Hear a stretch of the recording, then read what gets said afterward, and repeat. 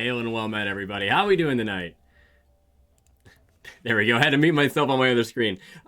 So we are playing D&D. It's going to be a fun time, and I am super excited. We haven't played in quite a bit, and a lot of my Roll20 stuff messed up, but that's okay. We're going to roll with the punches. I'm just happy that the map that we're starting on is not messed up. I had a ton of stuff to catch up on.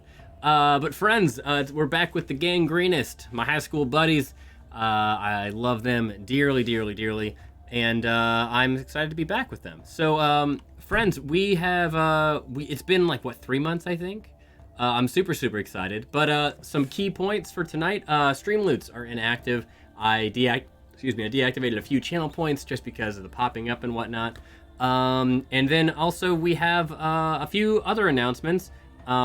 We have the SWOLE Initiative Network, which I absolutely freaking love. They are the backbone of everything that I have been doing lately. So go check them out on Twitch. We're also trying to get to 1,000 subscribers over on YouTube, so go check us out over there. I will put that in the chat as well. I think it's SynTube. Yeah, go check us out on YouTube over there. Catch up with the latest episodes. And it's a lot of fun. Again, we're almost to 1,000 subs, so please, every bit helps. I would greatly appreciate that. And then that's pretty much everything that I have. I just want to show off this really cool dice tray that I got. It's pretty dope. Check that out. Oh, wow, yes, very neat, very cool, very interesting. And it's got some really cool artwork on the bottom. Let me just put the cover on it so I can show you. There we go. Nice. Bam. It's super dope. It's awesome, and I love it. And it's super cool. It's got a spot for your pen, and it's got a spot for dice, and it's even got this right here, which you can write on. It's like plexiglass, but you can also use dry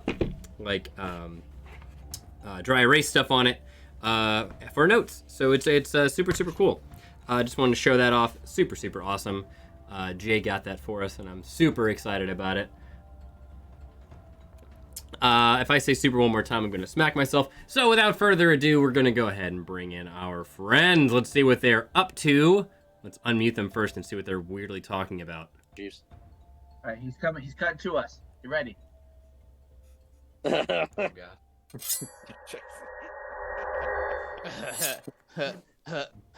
Oh. So hi, friends. That was the... Hey!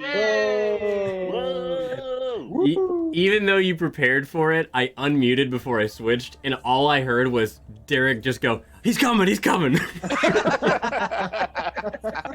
the first time we've ever prepared for it. Normally we completely wing It's it. too good. I'm glad I caught that part at least, because usually I come in and you guys are like saying something completely out of pocket, and I'm like, "Oh, guys." There was so much of that up until he was like, "He's coming, he's coming." Oh yeah. Oh, every now and again when I'm doing that intro, I'll like look over. Hey! Oh, it's Sean. Hey, Sean. So yeah, every now and again I'll look over and I see one of you guys doing something weird or laughing, and I'm like, what did I say or do that? Like I'm completely in my own head and self-conscious about it, because I just automatically go to like they're making fun of me in some capacity, and that's my hubris. But yeah. Face, man. Yeah, for real. Blame my mom. I take no ownership of it. That's all I got on that. I don't know. But yeah, guys, we are back in the saddle. It's been not our longest stint away from the table, but quite a long one. It's been what, 3 months? I'm close to that. Yeah. And we are all whole again. Yes. First time this year. First time this year we've been all Yeah. together since our trip, I think. Wow. Boy, that is. Wow. really Wow. And sad. that was basically a year ago. Yeah. Oh, Yeah, it near. was almost a year ago. Yeah. Yeah.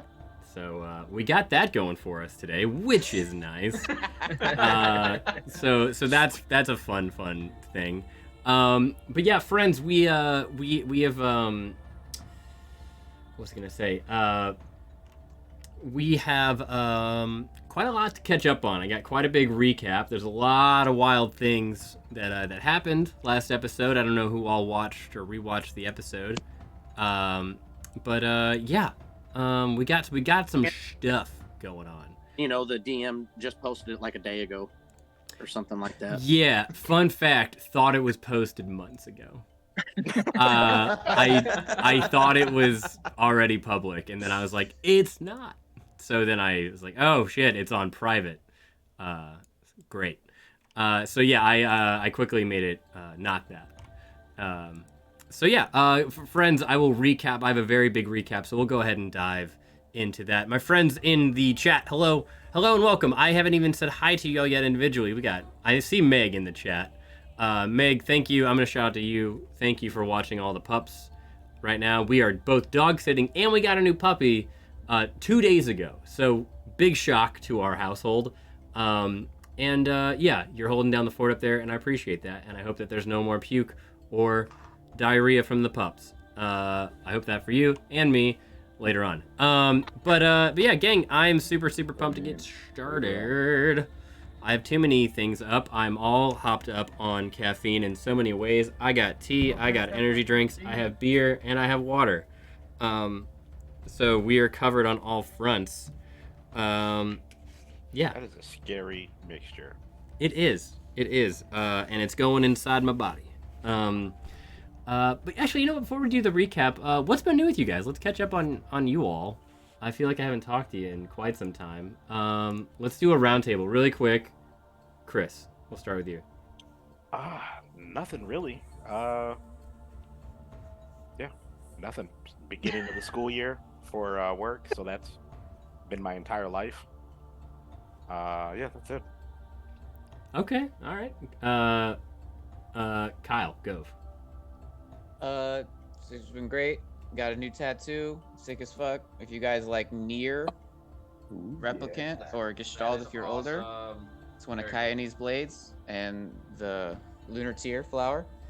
And I beat Final Fantasy 16 last week. I can recommend it to most people. Hell yeah. A specific subset of people I recommend it to, but I can't tell you who or why without spoiling anything. So fair enough. I don't know how I feel about that review.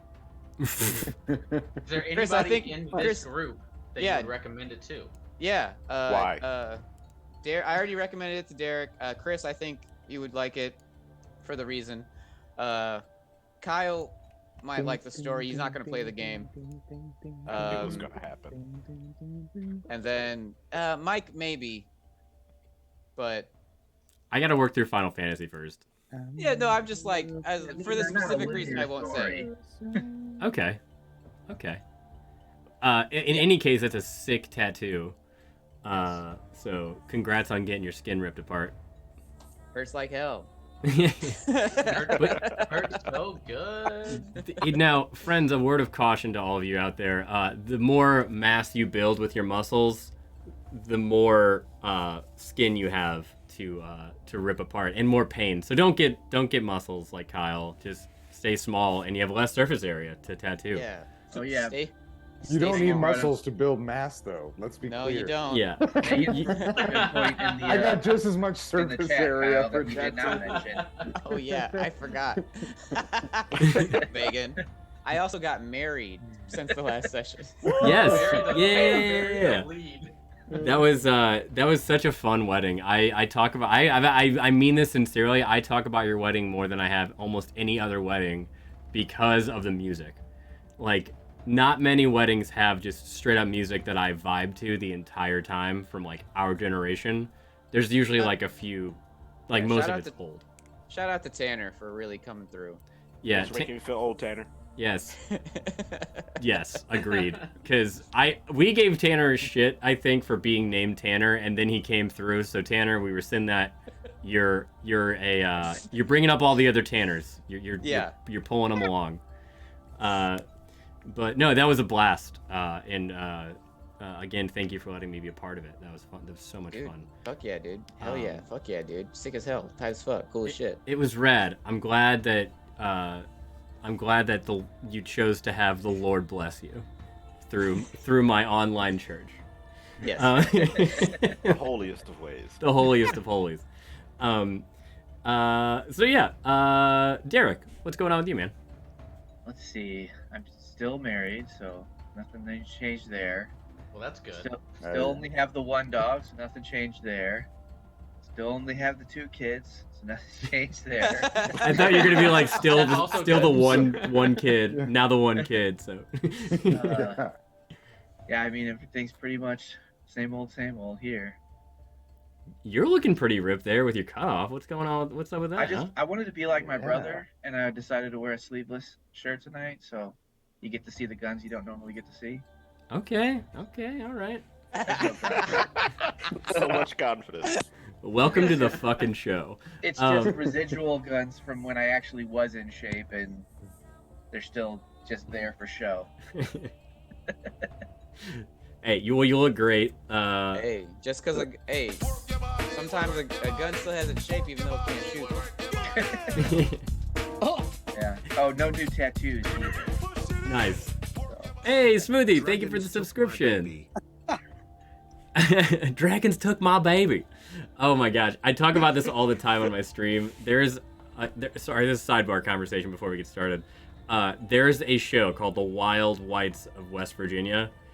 I've heard of it. And it's just a white trash family. They're the worst rednecks in the world. They're weird, crazy as hell. And there's a scene from that show that I love, and I think I've told you this story before. They're at a Taco Bell drive-thru, and the one lady who sounds like a goblin is ordering, and like, it's textbook crazy. She's like, y'all got any pizza? She's a Taco Bell. It's not a Pizza Hut Taco Bell combo. It's just the worst. And like, y'all got Ferraris? I mean fajitas, and like all kinds of crazy stuff. And then she's unhinged. And there's a girl super sad crying in the passenger seat. Okay, they're driving up. They're waiting in line. They see another family they know inside the Taco Bell. She is screaming, "Hey, Donnie! Hey, DPS took her baby. They took her baby. That's why she's crying. We're getting food because she's crying. They took her baby." And we're like, what the fuck? And the family inside cannot hear her, so they're just like... And the whole time this other girl's crying, and I am losing my mind. And now on the stream, I just go, they took her baby. Anytime babies get brought up. And that's why Dragons Took My Baby is in the chat. We need that added to the sweet rolls. It's such a ridiculous Dude, scene. we really need that added. But yeah, that show it came on like 15 years ago. Like, I don't think it could air now, but it was completely unhinged. They took her baby. It was nuts. Sorry. That was that. But Smoothie, thank you for the sub. Okay. Moving on from that. Sorry about that. Messi just scored. Oh, Messi just scored? Okay. Shocker. I've never seen that. Wow. Yeah. I think I'd be more shocked if Never if seen Messi that. didn't score. I don't think anybody's ever seen that. Wild. I can't believe that guy is actually still playing soccer.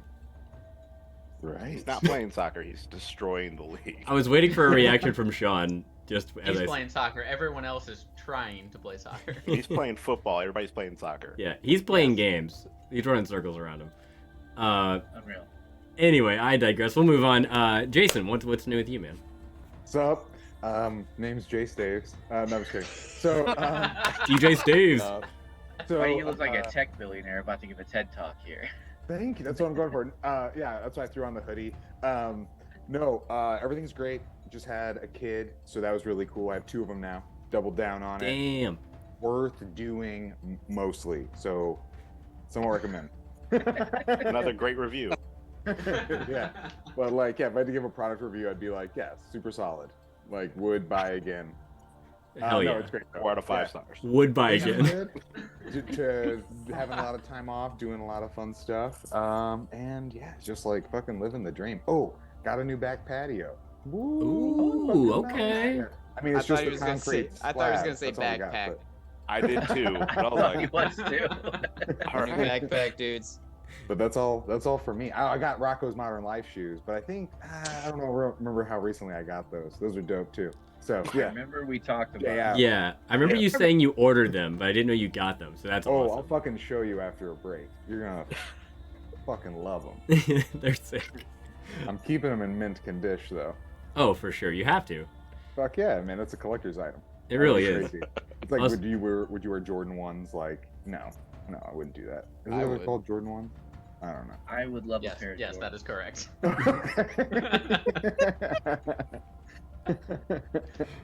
I'll show them to you though.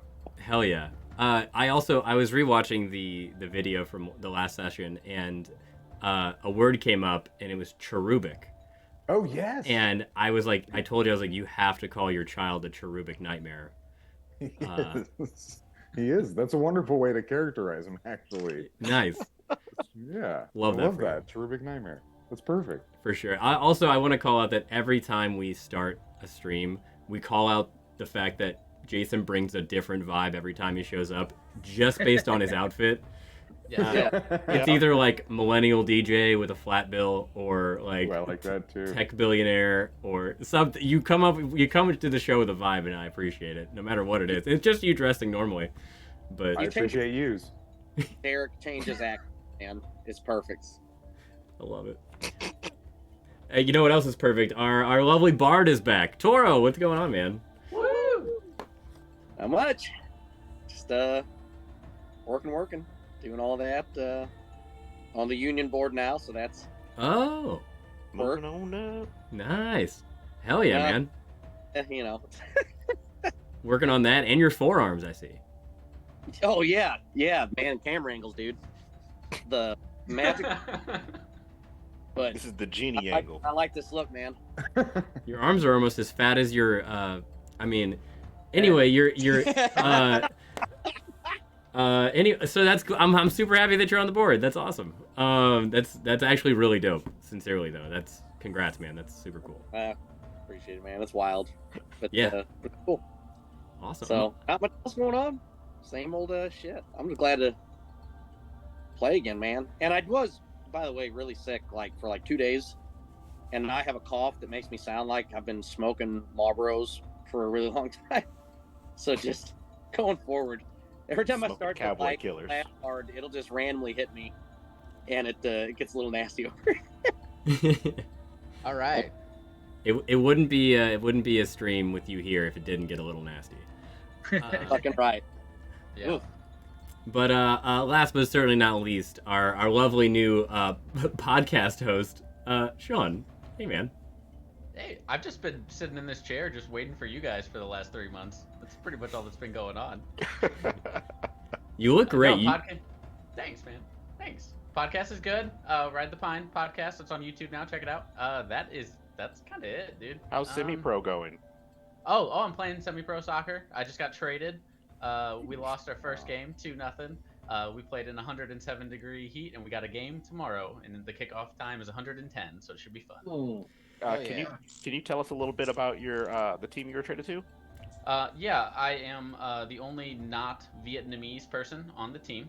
I'm not Vietnamese. I also don't speak Vietnamese, so it's interesting. Yeah. You're the diversity. That's amazing. I I'm the want diversity hire. Yeah. Yeah, I want to point out that Sean lives in Texas. Yes. I feel like that's an important fact to know. That is that's an important distinction. Like we to find make. out he's Yeah. been living in Vietnam, and we're like, that's actually.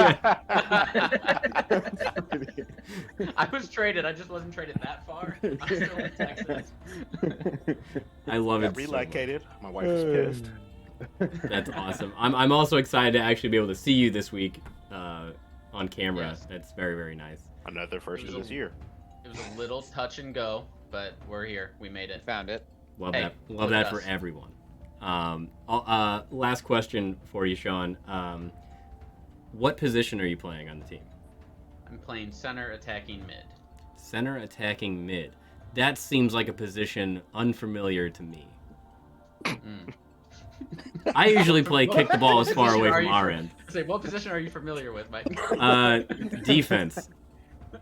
One word, no side, no center, right, none of that. Defense. Gotta experiment more. Backline kicker. Yeah.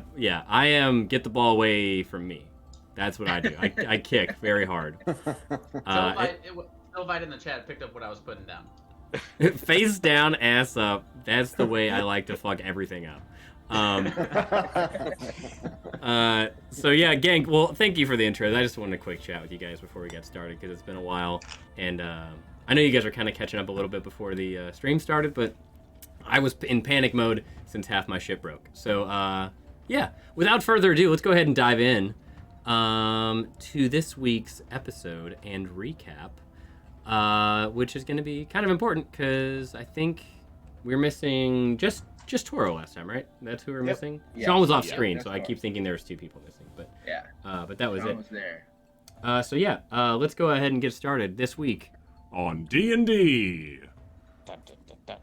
Last time on D&D, our heroes fought their way out of the misty forest after killing the green dragon, Chuth, and its dragon rider, Nirenvain, who the party learned was the elf king Melindrock's estranged son. As they made their way back to Waterdeep, after a night of celebration with the elves, they're set upon by several grotesque creatures in the forest that are still lingering in the now receding green dragon's domain. The Gangrenus battles a huge rot troll and a terrifying corpse flower, and during the fight, Cadmus casts a beautiful moonbeam. Kared remembers that his fingers are missing. Jean casts the most efficient salvo of scorching rays, but his wild magic renders him unconscious. Mira burns away the corpse flower with an enormous fireball, but the explosion of the corpse flower poisons the unconscious Jean. Chrysocrates beats back the rot troll with as many punches as he can throw, until the group decides that Malachi Oh, wait a minute. should cast Charm Monster on the rot troll, and he charms it into leaving them alone. Just wanders right off. It's actually really, really successful, to my frustration. Malachi succeeds in charming the monster that the group has him leave peacefully. The group searches through the mound of burned leaves and corpses that make up the remain of the corpse flower, and they discover a green glowing rapier that Mira identifies as a poison tongue rapier. That goes to Toro, by the way. You have it in your character sheet. Oh, no. Hell yeah, boy. Having exhausted themselves in battle and travel, they spend a night at the edge of the forest before they make their way back to Waterdeep without further incident. The gang heads straight back to the tavern to drop off a lot of their non-essentials, so they aren't carrying a ton of tents and travel gear. Mira has a short convo with Tibbs about his budding business, Tibbs Chips. Bolstered by Mira's inspiring idea of recreating the chips from Tibbs' magic chip pouch, Tibbs walks a little bit higher as the group heads to the Council of Waterdeep to report back on the venture to the Misty Forest. Our group meets Percival, the hulking Goliath guard at the front gates, and he leads them to a full session of the council that also has an interesting guest present. Chrysocrates hands King Melindrock his now dead son's journal that confirms that Nirenvain, the king's outcast son, was the dragon rider raising the forest and killing all of his own elves upon the back of a green dragon. The king takes the news pretty well, as well as he can, wanting to not believe the news. Eventually, he steps out of the room and calms himself, and the session of the council continues. The special guest in the center of the council meeting starts speaking, and she is commanding the room, which is no small feat considering that she's in front of kings, queens, and many other collective rulers of the Sword Coast. The group learns that this powerful woman with entirely silver eyes is a metallic silver dragon in disguise as a human. Here on behalf of the good-aligned dragons of the Sword Coast. Seeing that the council are better suited to their squabbling and separate rulings, she tells the council that she will take the council's champions, our dear Gangrenus here, to meet and decide what is to happen at the next Council of Dragons. The Gangrenus decides to take the rest of the day and night to relax before they join the dragon Elia in her journey to the Council of Dragons. Mira brings order to the squabbling council as Elia leaves by use of thaumaturgy, making her voice boom across the large atrium. Rihanna Nightshade and Mira have a side conversation about Mira's family and ties to Candlekeep with her friend Kay. Rihanna promises to investigate it and does her best. Cadmus has a good conversation with Delon Winterhound about how he and nature rely on each other to survive and even thrive. He leaves using a cantrip to both make him smell a fart and then a beautiful flower smell. I would also like to point out that when King Melindrock left the room, Cadmus just decided to salute him for no reason, and that is the funniest fucking thing I heard in the entire episode. I truly had to pause it. It was the funniest fucking thing I've ever Taryn the wizard gives Gene a ring that allows him to re-roll on the wild magic table once a day. Gene, that is in your character sheet. I think it's specifically under attuned spells, but you don't have to attune to it, or attuned items. The group steps out of the meeting and gets an invite to the Earth Sage Onsen. Specifically, Chris Socrates gets an invite to the Earth Sage Onsen by a small messenger boy, and they are forced to leave their weapons at the front of the onsen before entering it. As they enter the bathhouse, Kared booby traps their equipment in the lockers so that it doesn't get stolen. While sort of uneasy about leaving their weapons behind, it's a good day. It's an onsen, it's a bathhouse. They're intending to relax, and it makes sense. Why would you bring weapons into the water anyway? So, the group continues on in, and they also invited Myrna along because Myrna wanted to hang out with Chris Socrates, and she knows business a little bit, and they wanted to talk to Tibbs about that. So, as Myrna enters in, she's a bit apprehensive to be there, and most of the group decides that it's due to all the nudity, and she being one of the only women in the room. But some of them figure out that it's a little bit more than that. She knows that this is a common hangout for the extortionists in the Merchants Guild that Tibbs has been dealing with. But the group has a relaxing time in the onsen, and they play Naked Chicken.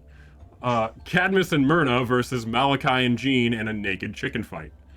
They each win one round after a lot of spells are used, and they call it a day after falling into the water. It is unseemly. Tibbs and Mira talk to Gustav in the corner about the potential for Tibbs' chips, and Mira asks about Ivan, the leader of the Merchants Guild. The cutthroat leader of the Merchants Guild.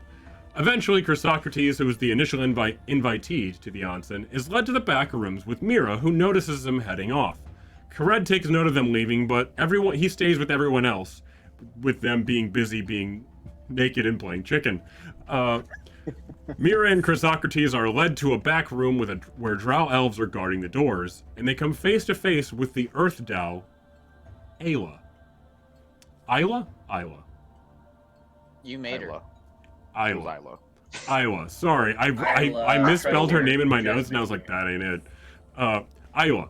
Sorry.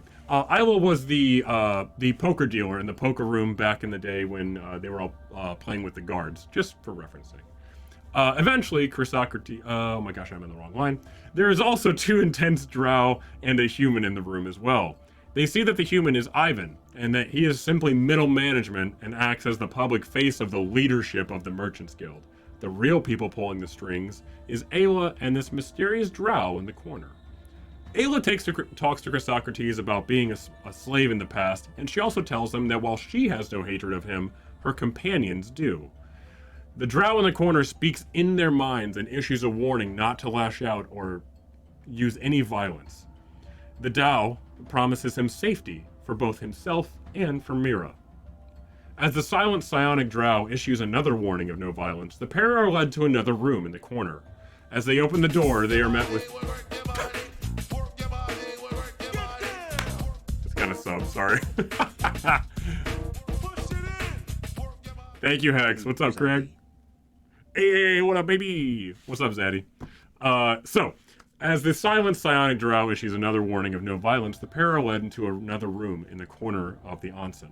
As they open the door, they are met with 3 faces that Chrysocrates knows all too well. His 3 siblings that were left behind as their tribe was ransacked and then later found at the monastery. So without further ado, and with no weapons, let's see what happens tonight on D&D. All right, I'm nervous again. Boy, you should be. Oh, great. JK, you're doing great. Okay, so we join our heroes back in the onsen, and we are in this corner with Chrysocrates' 3 siblings. And we see Chrysocrates and Mira with no weapons. Your weapons are back in the lockers, and as you walk in, you see your sister in the middle here, Aravine. She is a tiefling. You see your brother, Yoros, and your other brother, Dirge. And they are just staring at you, and your sister just says very snidely, "We've been looking for you." And what do you do? All right. I will tense up my body for a sec and then take a deep breath out and just go. I've been leaving you breadcrumbs. You took a little longer than I thought. Breadcrumbs? Obviously, you found me by following my heroic deeds, Chrysocrates of Junfan, throughout the land. Chrysocrates of Junfan, you dare wear that monastery's name? How dare you? We ransacked that monastery, and you fought against us. You nearly killed us. You fought for the wrong side. You know what they did to us as children was wrong. And we've since climbed their ranks and are now more powerful than you could ever imagine to be. Now we ransack those dumb monasteries. And you continue on their legacy. No changes. We make our own legacy. Chrysocrates, what have you done? Found some new friends, although this one is quite cute. I do give you credit for that. Like, I guess so. And Mira, you see. All right, come on now. You see. You see Aravine like throw you a quick like wink, and you see like as she winks, you see like she has super long, straight horns. Like they come out and go straight up. They are not curved at all, which is a little bit unique for tieflings. And usually the tiefling horns go up out of like the top of your head. These go straight out then up, almost as if she grew them that way intentionally. I thought you were gonna say eyelashes. Yeah, they curled. Yeah. Eyelashes. And you see this big brutish half orc dirge. He takes like one step forward and he just says, "Would that we could kill you now, we would, brother, and your pathetic pet here." Okay. These people are just all over the place. Sit down. You know anything you do without permission is highly unadvised. Permission? I need no permission. I restrain myself. And you see your other brother Yoros like roll his eyes, being very quiet behind a mask. And what have you have to say, brother?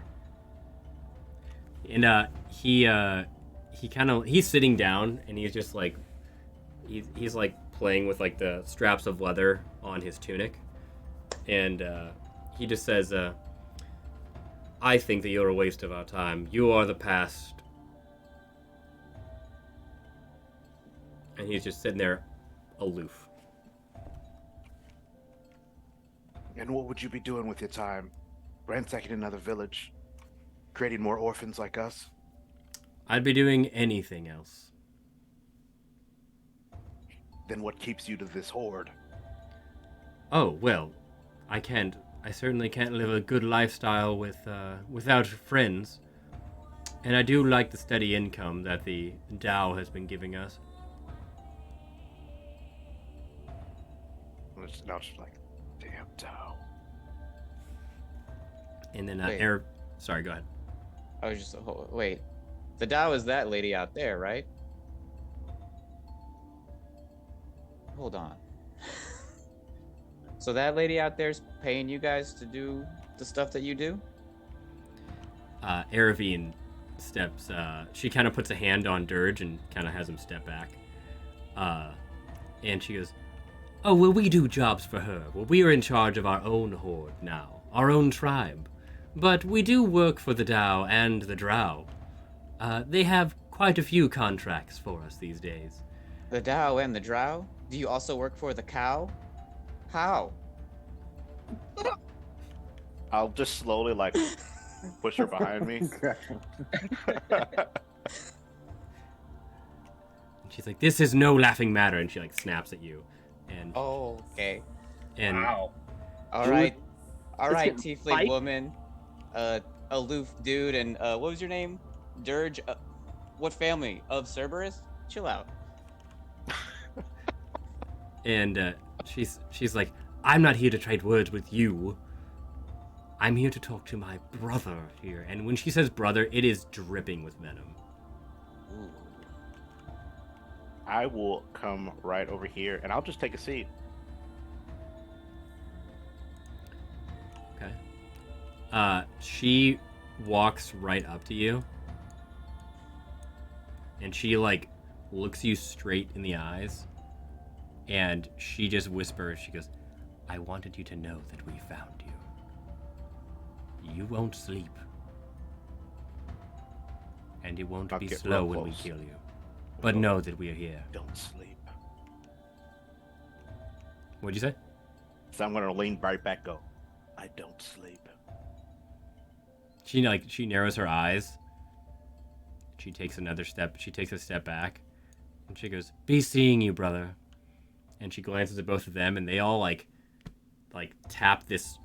They all have like this clasp, and it looks familiar for some reason, but you're not sure where you've seen it. It's not of their tribe. It's not of any monastery, you know. Chrysocrates, give me a history check. Cats has a cat. Oh, nope. That's a third. 1 second. History. Yeah, that's a 13. A 13. Okay, with a 13, you've seen this symbol before. It's like one of those things that's like on the tip of your tongue. It's on the edge of thought. Hey Marie, thank you for the sub. Sorry. It's such a lie. I need to like cut that down to shorter. Yay, D&D. Yay, D&D. Marie, what's going on? And Omega Thug. Omega Thug's here. Mega sub. So it was during your scene, Chris. So I'm not surprised you didn't see it, but I know you love to shout out Omega Thug. I do. Oh. It's my favorite. It's my favorite. How you doing, Marie? Thank you for the sub. I haven't seen you in a while. Hope everything's going really well. When you see this symbol, you really cannot grasp it entirely, but you know you've seen it before. This is just him that has a chance, like something he's seen. Yeah, it's Okay. something you've seen from your past. And actually, Mira, I would say that you recognize it as well, but I'd say you both like, No, okay. yeah, I won't make you do a history check, but you're like you've seen it before, but it's not as intense of a feeling as what Chrysocrates would do. Like, Chrysocrates could recall, you could be like, hey, I think I've seen that before. Can I take a note, take a note of what it looks like, or is there anything? Yeah, it kind of looks like a it almost looks like a house. Okay. Like it has like a really, here, I'll draw it for you. It kind of looks like this. Murder House from Final Fantasy VII. If you could draw like a picture of Hugh Laurie and like just put it up, that'd be so. Hugh Yeah, I'm actually drawing lupus. It's never lupus. Except for that one time it was. Dang it, I messed it up. Sorry. House. You can't mess it up. We don't know what it looks like. I do. It looks like a house. That's the wrong camera. That is not the right camera. Oh shit. Sorry. It's right. There we go. I'm showing Pull the back a little bit. Back it up a little bit. There There, we go. all right, Oh, perfect. okay. Got it. All right. I showed the stream, Oh, I not. know that. Oh, okay. Yeah, I have two Show- cameras up. Yeah, show the stream first. Sorry, I was like, yeah, I'm looking at the stream. I don't have you guys pulled up because I'm looking at my Streamlabs, and I can see you. I can see you all over here, so I have the actual zoom hidden. Yeah, there's for the stream. That's what it looks like. For you guys, that's what it looks like. I'll back it up. Maybe you all see it that way. Yeah, we got it. Okay, so that's what you see, and as they touch that, all 3 of them disappear. Like it looks like they just. It looks like they almost went like like they went inside themselves. Like they just like shrank and disappeared. Like an Nothing. implosion, and then There's the ocean. Yeah. Like when a tube TV turns off. Yeah, it looks like Jumper. Oh, okay. I wish you would step out from that ledge, my friend. What? And you 2 are left alone in this corner room of the onsen.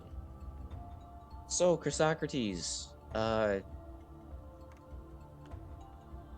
you'd mentioned people like this before.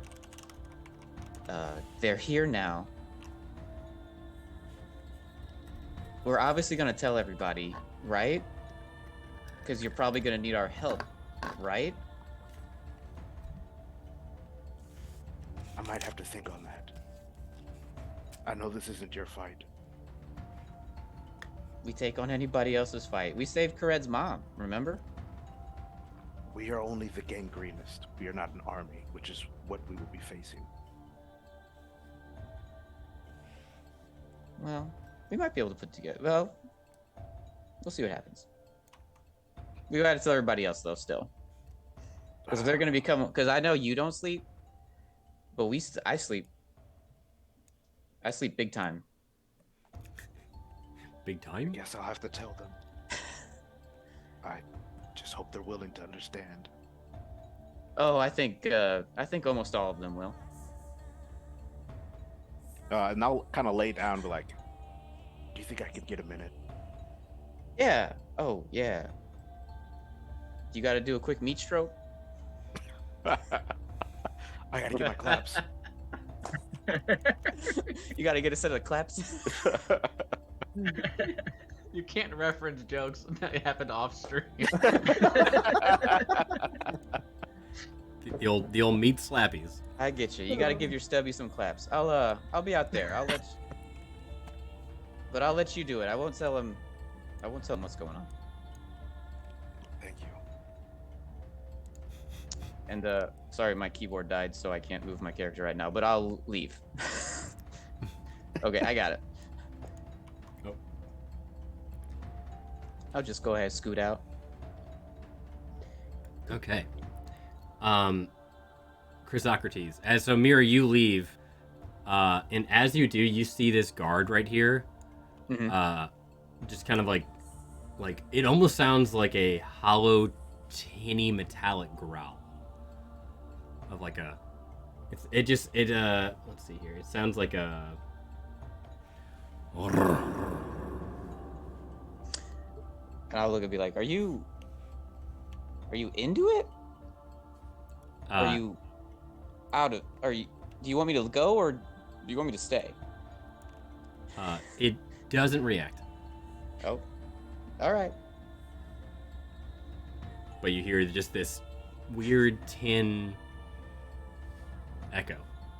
All right, Tin Man. Good to know. So Mira, you go back into the main room of the onsen. Chrysocrates, what are you doing? We're gonna come back to you in a second, Mira. Sure. I'll kind of just sit there for a moment, kind of collect myself. Yeah, I'll just sit there and kind of collect myself, kind of go over what's going on in my head and how I'm going to present it to the group. Okay. How long do you stay in there for?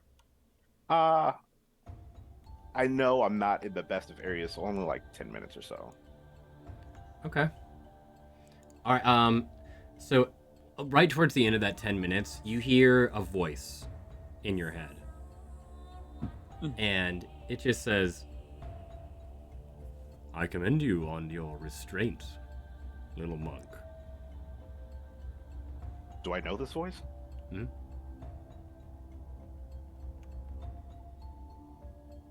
It is the same voice of the drow that was in the room before.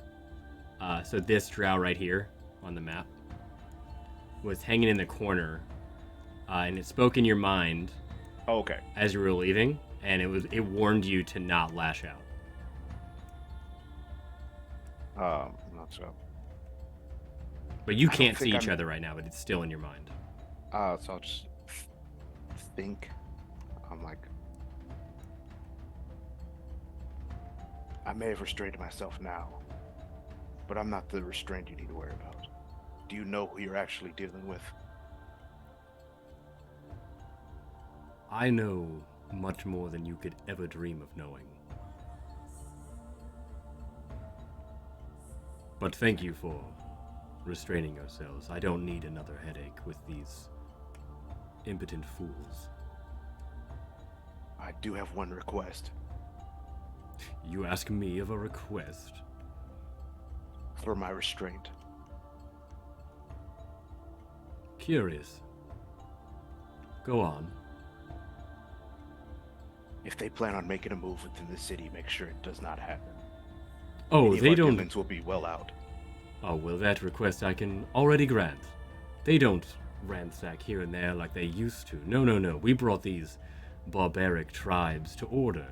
Now they are a knife, a tool, if you will, to be used by my associates.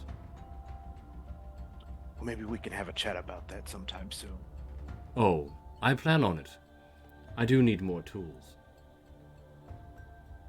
And I'll stand up and I'll push the door open much harder than I need to. Okay. And go, I am not a tool to be used, and I never will be again. And you just hear, like, as you hear that voice start to fade in your mind, and you just hear an ever-fading laugh of... as it fades from your mind, you get this, like, weird, creeping chill that, like, it's down your spine. It's like you feel violated. That this creature can enter and leave your mind at will. I don't like that at all. And again, you hear that as you slam the door open, especially you hear that guard right outside just.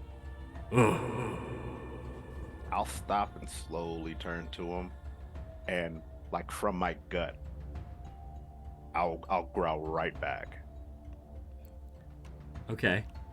And is it how loud is this? Is it like a dog warning growl, or is it like a loud growl? It's like a dog, like, dude, not right now. Okay. You see this where Mira before got no reaction. You see just the slightest like twitch of like almost as if the guard wants to square up with you, like just level set itself, but it just does a quick just a very faint thing. Had you not had the training of like a monk, you might not have caught it. Like it's one of those muscle things that you would notice in very precise training that you catch it, but it's just an ever so slight thing. But other than that, no reaction. All right, I'll finish walking out and be like, nice decision, Buckethead. No reaction. And you enter back into the onsen. As you do in the onsen, you see a very naked Malachi, Jean, Myrna, and Cadmus, still unknowing of what everything that just happened in the back rooms. They are still having fun with their games of naked chicken, as Tibbs and Gustav chat in the corner, and Kared keeps watch on the stairs. And in that 10 minutes that Chrysocrates was alone, Mira, what were you doing? Not too much. I think I was just gonna come back. It'd probably just sit next to Kared. Okay. And be like, and say, things are afoot. Kind of things. I have to let Chrysocrates tell you. Urgent things that are afoot right now. Do we need to retreat to the locker, or potential urgent things in the future? I mean, nothing in this house. Nothing in here. Okay. And I'll just relax a little bit. Yeah, you can sit back. Because I've kind of been tense waiting for them to come back. because I watched them leave, so I kind of relaxed a little bit now that she's back and he's back. So I was just content to wait. Okay. And they've been gone for quite a bit. So Malachi, Jean, Myrna, Cadmus, what have you guys been doing? You just been playing more chicken, or are you doing anything else in the onsen while this? Because they were gone for about 20 minutes. I'd like to. I turn to Myrna at some point and I tell her that my ass hurts from sitting on her shoulders for so long that I need to get down because it's been 20 minutes of naked chicken, and I'm tired of sitting up there. And then as I see them walk in, I want to go, "Ooh, you might need to check on your man. Feels like we're not the only 4 that have been violated." Ooh. What kind of chicken were you guys playing? Because I have like, you know, I That's sense a vibe when they walk back in. That's all. Okay, I feel you. She turns to you and she goes, "You know, I had always thought that a rock gnome would have so much rougher skin. I'll have to get some ointments from you, because I feel you must use some." Softer than a baby, my dear. Quiet. It's softer than a baby, my dear. Like Medea, but Medea. It's the. I just heard you mumble something. I'm like, what the hell Tyler is Perry character? Like that's the word. Yeah. Medea. Soft. Yeah. Yeah. I like it. She kind of just giggles and she just like floats over to this corner and just hangs out, relaxing. Malachi, Jean, anything for you both? I feel like during that time I didn't pick up on any vibes, and Malachi and I have probably just been wrestling and splashing this entire time. I think when Mira walks back in the room, I am trying to put Malachi in a full Nelson and dunk him. Okay. Malachi, are you gonna strength check? Oh yeah, Malachi, are you gonna take that? Wow. What a thing to walk into after missing the last one. Yeah, man. Yeah. A naked full Nelson in a hot tub. Yeah. When you left, you were in the woods. Yeah. This is great. A long way. Yeah, I don't know. Okay. So I'm in a full Nelson right now and we're both naked, right? Oh, you're about to be. Oh yeah. Oh. He's trying to put you in the full Nelson wrestling. So contested strength? Yeah. Contested strength. Yeah. Give me contested strength. Both of you give me a strength check, not saving throw, but check. Okay. Yeah.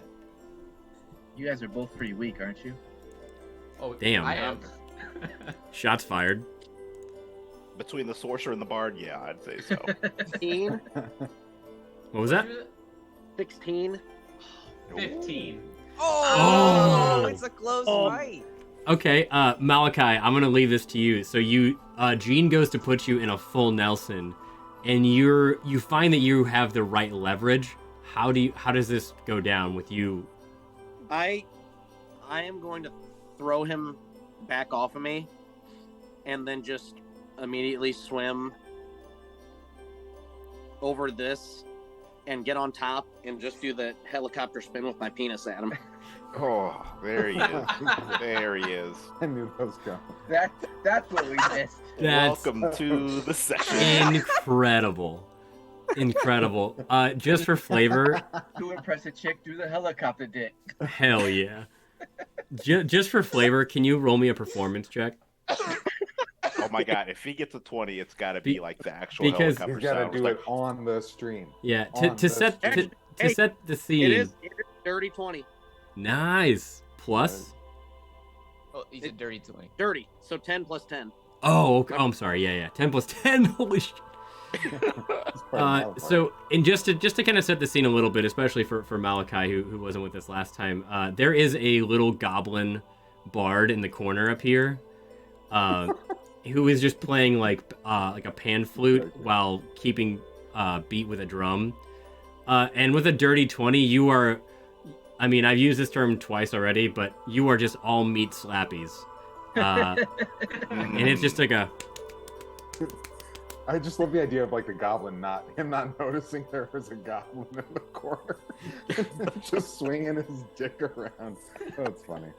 It's great. That's on brand though. That's totally on brand. Okay. Yeah. So that's what, having had the very serious reunion with your siblings, Chrysocrates, you enter into the room to see Malachi standing, helicoptering his dick at Jean. You see your paramour, Myrna, lounging nearby Cadmus, and you see a very concerned Mira and Kared talking quietly over on these steps right here. What do you want to do as you enter the room?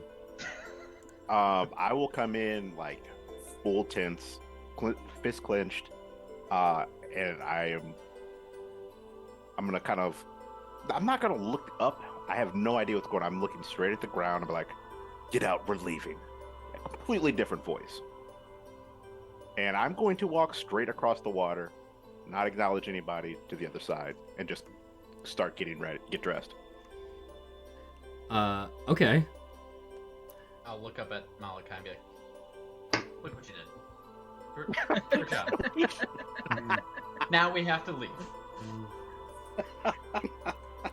The rest of you definitely see this. How do you want to proceed? Are you guys? You all definitely see Chrysocrates come out, like Chris said, dead serious, and he is beelining towards the door. Myrna is already up and moving. I'm just gonna look at Mira and be like, "Oh, that's what you meant. Okay." Yeah. Bingo. I asked Myrna to just hoist me out of the water. Just, you know. Help me. No. Help. I'm up to my chin. Help me. Myrna like literally like she literally grabs you like a baby out of a high chair. Cuz you don't have any clothes on. And so she just like pops you up and she's like, yeah. And she's not even looking at you. She's like looking this way after Chrysocrates. And she plops you right out of the water as she walks up the steps gracefully, quickly hurrying after Chrysocrates. Perfect. Thank you. You're welcome. I'm not sure if that was in character or not, but she says you're welcome. Okay, what about the rest of you? Mira, looks like you're headed over to Tibbs. Yeah. I will say also, I don't walk through. I still kind of do a lazy backstroke because, you know, while I was on guard, I still want to enjoy the bath a little bit. So Yeah. a lazy backstroke to the other side. Absolutely. Make my way. And as you do that backstroke, this passed out guy kind of pops up and he's like, "What?" And he's like, he sees you doing the backstroke and he's like, "Graceful." And then he just like sits there with his eyes closed. All right. Completely unnecessary commentary, but Really colors the world. Flavor. let's just add a little zest. We're just building out the world. Yeah. Everyone is super sexual Sprinkle and that flavor in here. yeah. Okay, How so deep, just out of curiosity, like how deep is this pool? I think we said it was like 5 feet, Something like that. Oh, okay. which is why Cadmus was on top. Makes sense. Yeah, I think it's like 4 to 5 feet, something like that. Okay. Yeah. I guess seeing Chris like that, I'm just gonna slowly slow down the helicopter spin. Yeah. And I'm just gonna like sink down into the water and just kind of like wander that way without saying anything. Yeah, you crocodile your way Yeah. across the water here to the Sounds edge. terrifying. Dick spinning and then just quietly lurking in the water. Chrysocrates really brought this. He really brought this this bath. He turned it into Lake Placid. Oh. Oh, no. That was a Flameo, sir. Flameo. That was a good one. That was a good one. So, Gene, are you following suit as well? What are you doing out there? Yep, I'm gonna go ahead and head on out. I'll waddle across the pool and head out. Yeah, your hair is just disheveled after losing that battle against Malachi. Your hair and pride. That's not out of the norm. For me, so. That's fair. That's fair. So as everyone else takes their leave, you see a bit of a morose Tibbs as he talks to Gustav. Mira, what are you doing over there? I'm just going over to say, hey Tibbs, we gotta get out of here. Things have gotten kind of complicated, and we need to learn about it. And he's like, yeah. Well, Gustav, I gotta get to going, but you'll be hearing from me for certain. And you see Gustav, he just laughs, and all he says is, he goes, huh, well, if you want to consider my proposal, you know where to find me. And you know how much it costs per week to run a business in Waterdeep. And he is referencing the deal that has to be made. The initial business startup fee and a weekly fee that has to be paid, as he's basically running it like a mafia. Mm-hmm. He's like, and Tibbs, please remember, it is not me that gets this money. It's simply my employers. It is how the world works these days. And Tibbs just goes, yeah, whatever. And he doesn't go through the water. He gets out and is sure to turn his ass towards Gustav as he makes his way out. Somehow Tibbs still has his chip bag with him.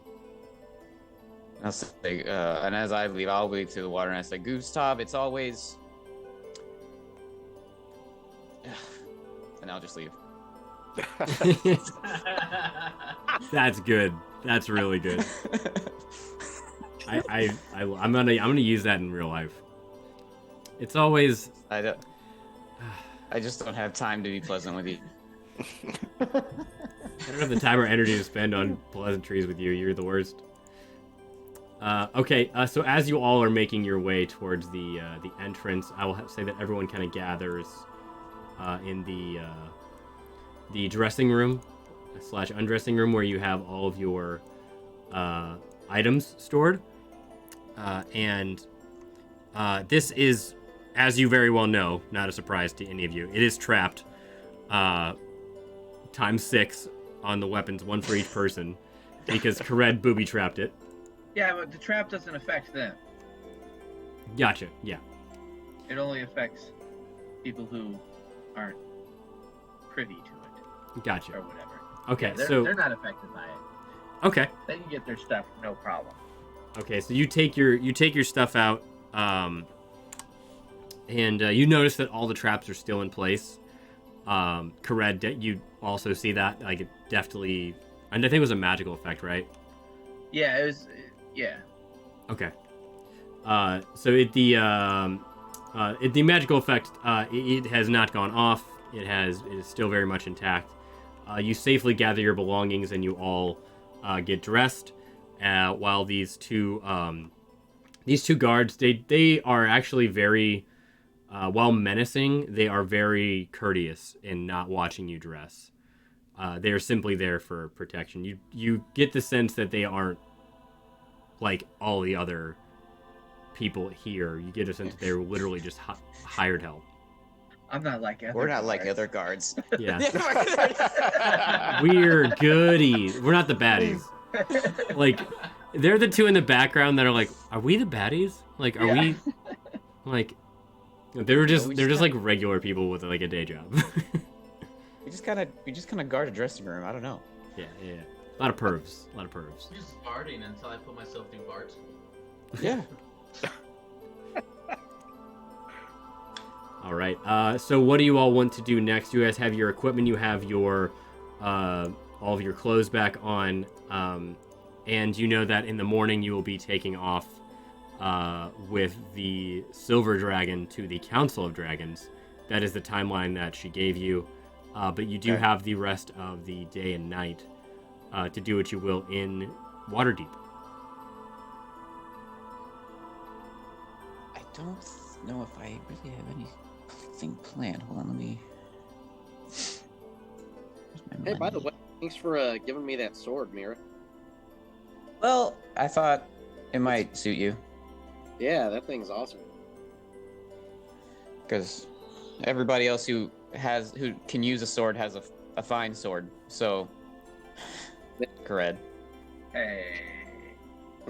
I think you have two really good swords. So, He doesn't have a fine sword. He has a fiend sword. Yeah, well, he had the magic sword before the one he has now. I mean, yeah, it was just a +1 greatsword. It was So magic.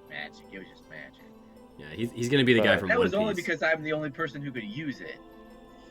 right, use it. but this was a dex sword, I believe. So this was more in line with. It was correct.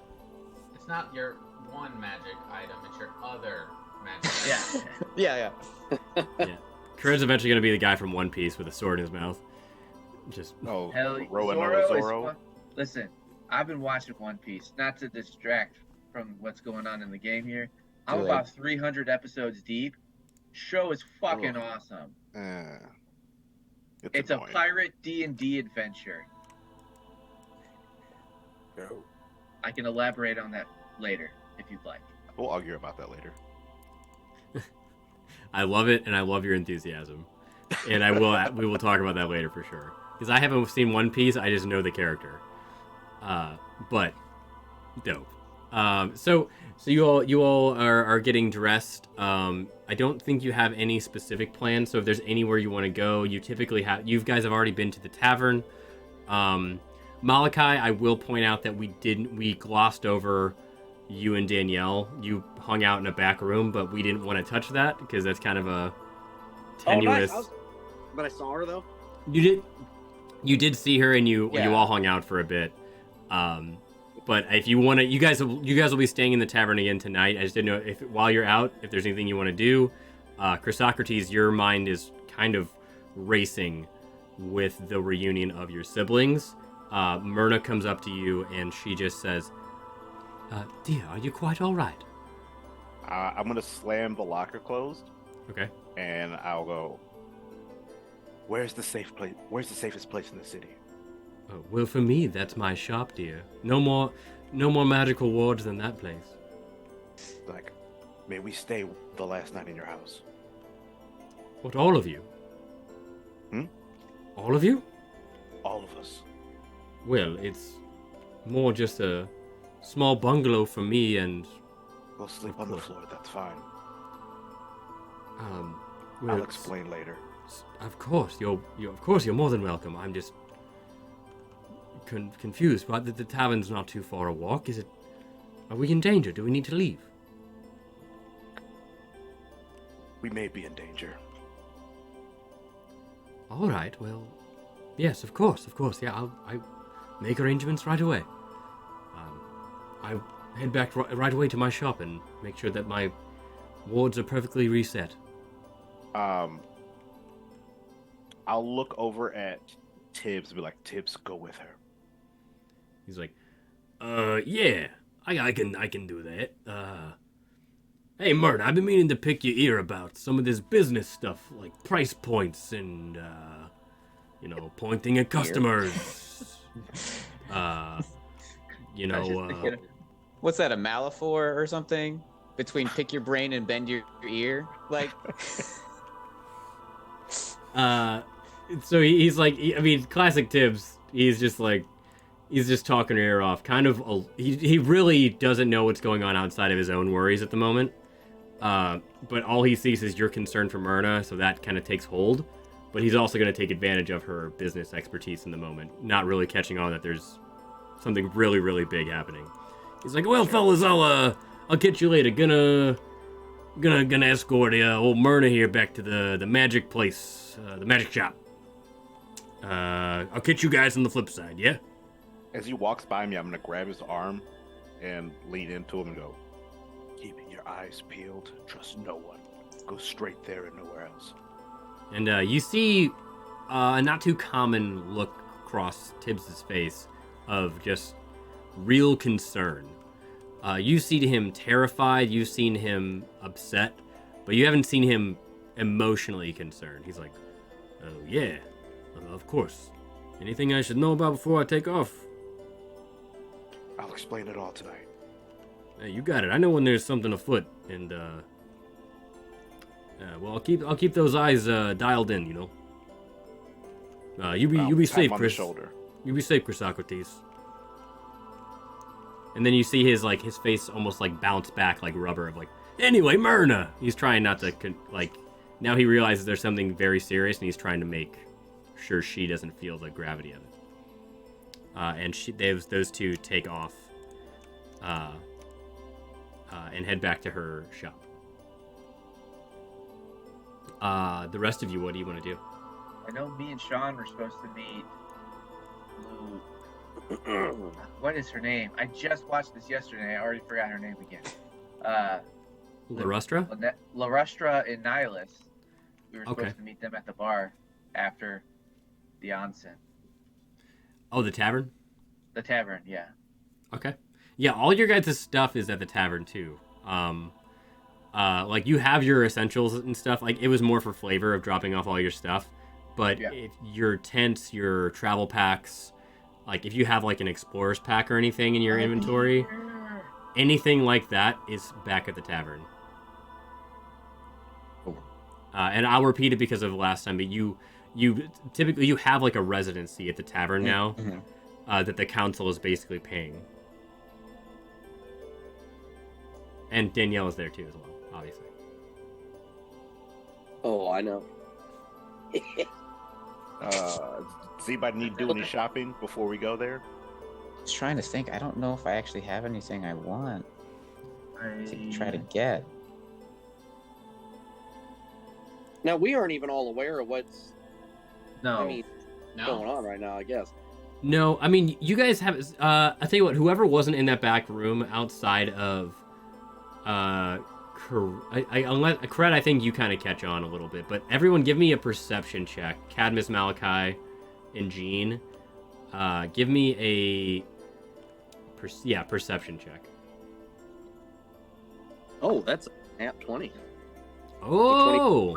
Big. 14. 17. 14, 17, nat 20. Yes, Okay. sir.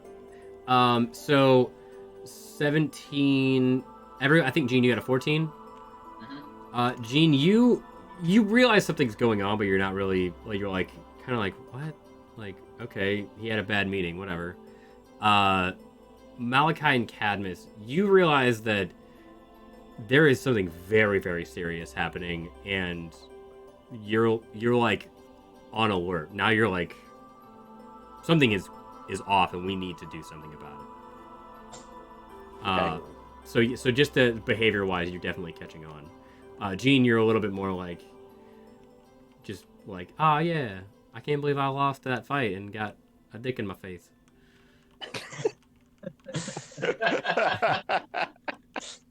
Oh, look at the pup. Oh no. Oh, Look at that pupper. Oh, cutie. Such small. But I think preeminently, not preeminently, and preventatively, I think I would use pass without a trace. It wouldn't shield us from the guards at all since they know we're there, but it would shield us like if we were to leave the room, right? Yes, it would. I mean, supposedly. So It would help. Perfect. I would like to cast that second level pass without a trace. Okay, second level pass without trace, so capturing all 6 of you. Yes. Okay, you got it. You cast pass without a trace. You're all. I think you have advantage on stealth rolls and a +10. I It's believe. just +10. Oh, just +10, not advantage, right? Yeah. No, you're correct. Yep, that's correct. Just the +10. Okay, so you have +10 to stealth rolls. Are you going to tell them that that's what you're doing? Yes, dexterity and stealth. I'll tell everybody I'm doing that. Okay. As you cast that, you kind of see the guards like kind of give you this look of like, what was that about? Like only one of them notices like almost like he can't see you as easily. Just like, the hell was that about? Like, a weird look. So now you all have a huge buff to your stealth. What would you like to do from this point?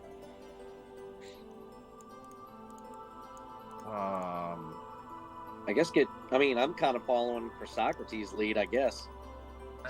If Socrates wants us all to stay at Myrna's, I think we should collect the other 3 people that have ties to us in the city and also get them to Myrna's. That's exactly what I was trying to say.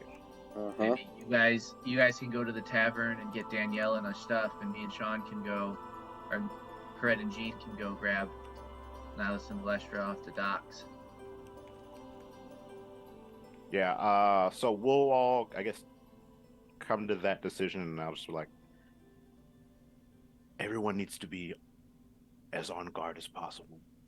I can't tell you now, but when we're safe, I'll tell you all what's going on.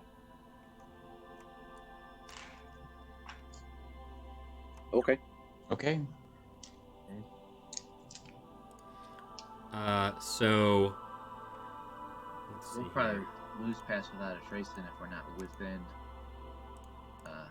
Cadmus's range. And then also I'll say like I got a really bad feeling because that's the feeling I got. Oh no, don't say it out loud. Gotta tell you. And then I knock on. It's only stone around me, I think. But then I just knock on stone. Nice. I like that touch. Jason, I can't stop thinking of the text you sent me earlier now. It's like rattling in my head. Oh, yeah. I love it. It gives me so much more depth into like everything that you do. Oh, fun. It's very, very cool. Sorry, I'm not trying to be coy, but it's just like it's very, very funny to me. So you all you split the party with the best of intentions. Here's how we're gonna settle this. First, we're gonna go to the tavern with Malachi and Chrysocrates and Cadmus and Mira. Yeah? Yep, that's perfect. Yeah. Okay. So, you 4 head back to the tavern. So let's go there. Yeah, man. And as we leave, I go, "You're visible now." Yeah, you all can roll stealth if you want, but it's gonna quickly dissipate once you get far away from Cadmus, which Cadmus is going with you to the Great Drunkard Tavern. Alright, I'm gonna roll just see how high I get. I have advantage on stealth because of my boots, and I rolled a 3 and a 5. Oh. You get plus a 10. I mean, that's good. Yeah, so after the plus 10 in my modifier, it's still a dirty 20, but it's real bad. I rolled a 31. Oh my gosh. I rolled a 9 on the die. Damn, a 31? Okay. Well, 9 plus 22. I know, that's fucking ridiculous, though. Jeez. That's fucking ridiculous. Okay, who am I missing?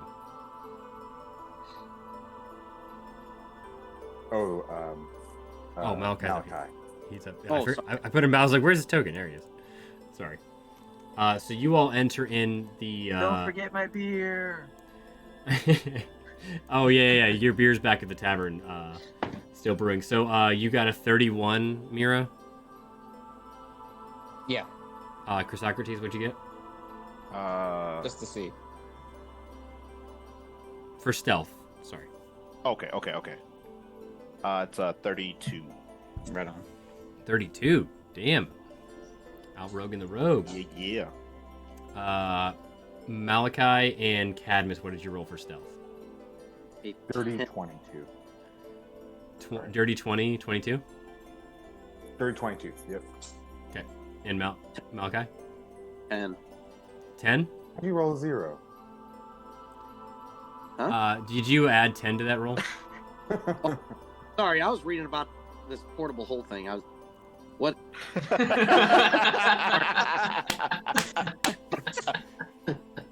I love it. I love it. I know it's I'm adding 10 to Whatever you roll. Stealth roll. Stealth roll, yeah. So whatever you rolled for stealth, add 10 to it. So I rolled a 4, plus 10 would be 14. Do I use my stealth modifier as well, the plus 6? Yes. Yeah. Oh, so okay, so dirty 20. Nice. Okay. So yeah, you all have very good.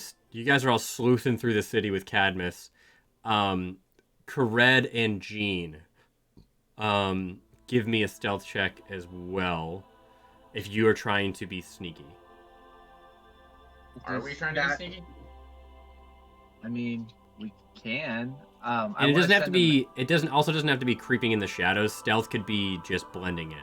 Trying to blend in, not draw attention to ourselves. I do want to send a message to Lestra that we are on our way because I have the sending stone.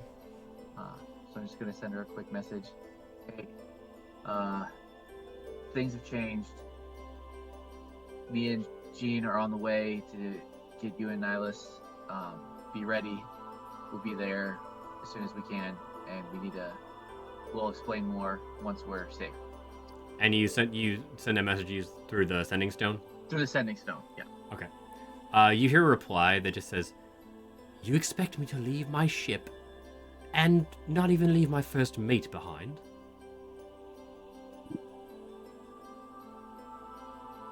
It's a good question. That's a good question. Yeah, that is a good question. Making some good Like, points. damn, left on red? That's going to be harsh. Doesn't respond. Hello? I'll just. Can I respond back, or is this? Yeah, it's sending stones work like walkie-talkies. Okay. I know it's a big ask. Get your number 3 in charge. I guess I can't say more now. I will explain more later. I'm still not exactly sure what is going on. Okay. Let's see here. Yeah, but her number 3 is Slappy, and she doesn't trust him. You mean Clappy? She's gonna put old Stubby in charge. Classic. That was good. That was a good. It was lost, but it was good, Chris. Flappy. She goes, "Fine, I'll leave the ship to my quartermaster, but just know that you have some explaining to do once you get here." Yes. Nihilus says hello, Jean. Can I hear the message? No, the way I imagine sending stones to work is the bearer of it is the only person that can hear it, unless you're like touching that person also. Okay. I'll lean over to Cred and say, "Tell Nihilus I said hello." Hello back. She's like, "Why don't they have their own?" Never mind. See you in a minute. I have message. I love that. I love that so much. Why do the Okay. work when you could have someone else do it for you? You know. Oh, for sure. Pass with Gene. So yeah, you're heading that way. Did you guys roll for stealth or for sleuth? I have none. Rolled the 13. 13. Okay. I'm rolling very mediocre so far. I need to find a good D20 12 because I plus haven't 1, rolled. 13. You rolled a 13. Mm-hmm. So 2 13s. Okay. Okay. So you you all are heading to Just the. to put this out there too, my passive perception is 19. Your passive. As- Okay. Thank Yeah. you. To be fair. Just so you know. Yeah. To be fair, I never look at passive. I hardly ever look at passive. Yeah, that's why I'm reminding you. I appreciate that. Not something that people think of. I I'm like looking as we're like trying to blend in, and I guess still we don't really know what's going on either. So I'm just trying to be as vigilant as possible. Like I'm fucking Professor Moody right now. Just Yeah, looking around. Just yeah. Okay. You got it. Well, with a 13, you all are trying to blend in, and you do a decent job at it as you make your way towards the docks. It is still daylight. It's like mid-afternoon, mid to late afternoon, and as you're heading towards the docks, we'll follow your story here in a minute. We're gonna jump back to the tavern with Cadmus, Malachi, Mira, and Chrysocrates, and with getting all those higher rolls, you make it back to the tavern. I'm looking at all your passives. 1 second. 16. Yeah, I have a 19 passive perception too. I didn't even realize that. Oh yeah. Mine And a sucks. 20? I don't notice anything around me. I Okay. got a 26 passive investigation. Oh yeah. Nice. Oh yeah.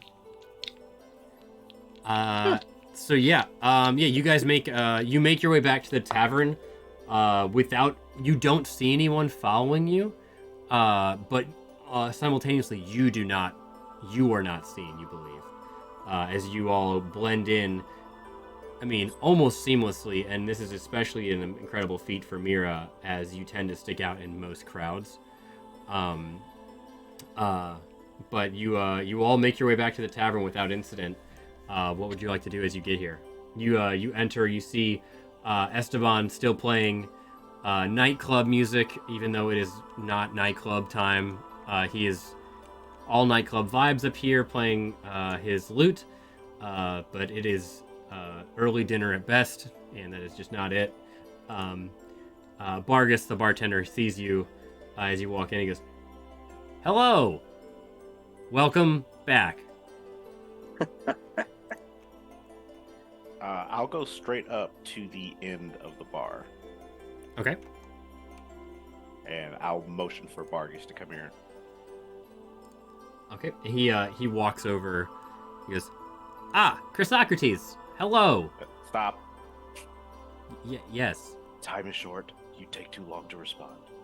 I slide him 5 gold pieces, and I go, "If anyone asks, we're heading towards, I don't know it. I don't know the name of it, but whatever the worst inn in this town is." The worst inn in this town? Yes, that's the. If anyone asks, that's where we're heading. You got it.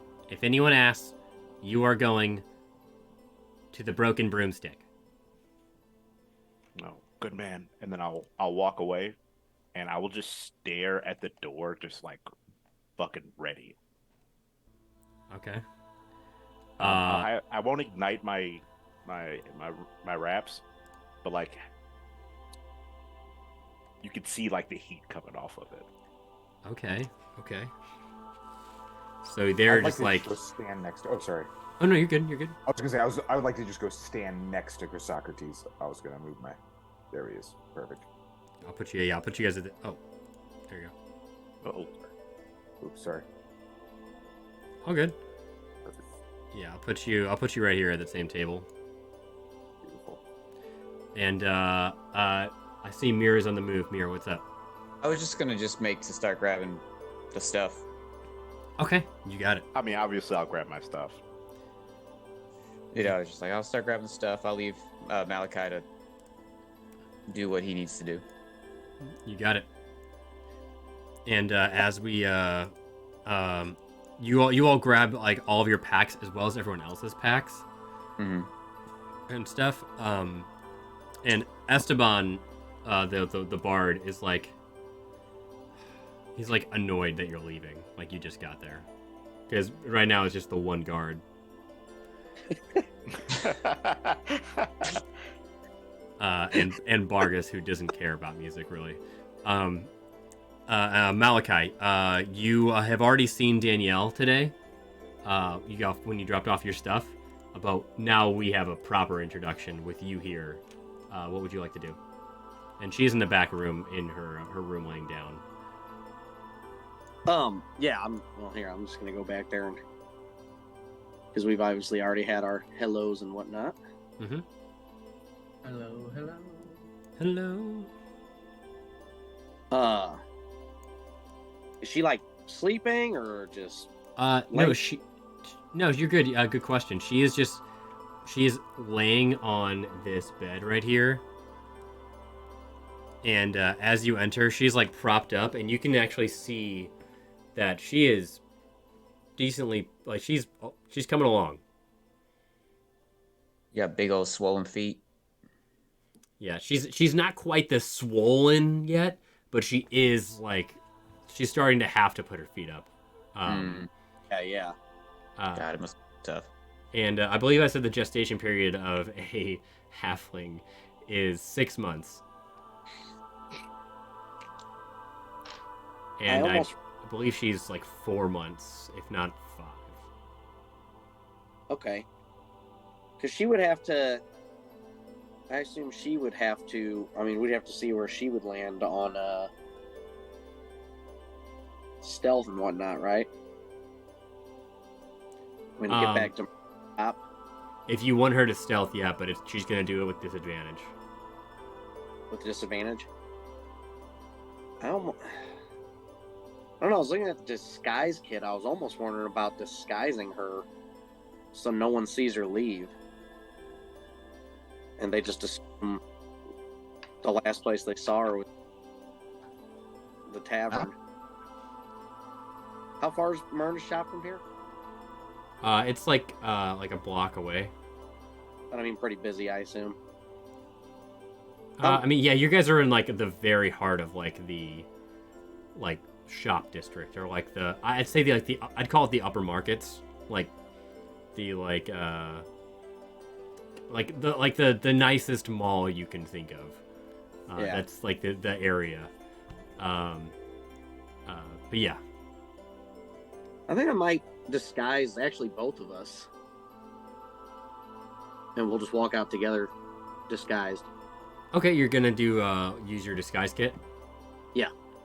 Okay, give me a I believe that's when you use a disguise kit, is there a check associated with that, or is that just the kit? It just says kit contains all that. Proficiency with this kit lets you add your proficiency bonus to any ability checks you make to create a visual disguise. Okay, so yeah, you're going to be doing a performance check, and I think you already add your proficiency bonus to it.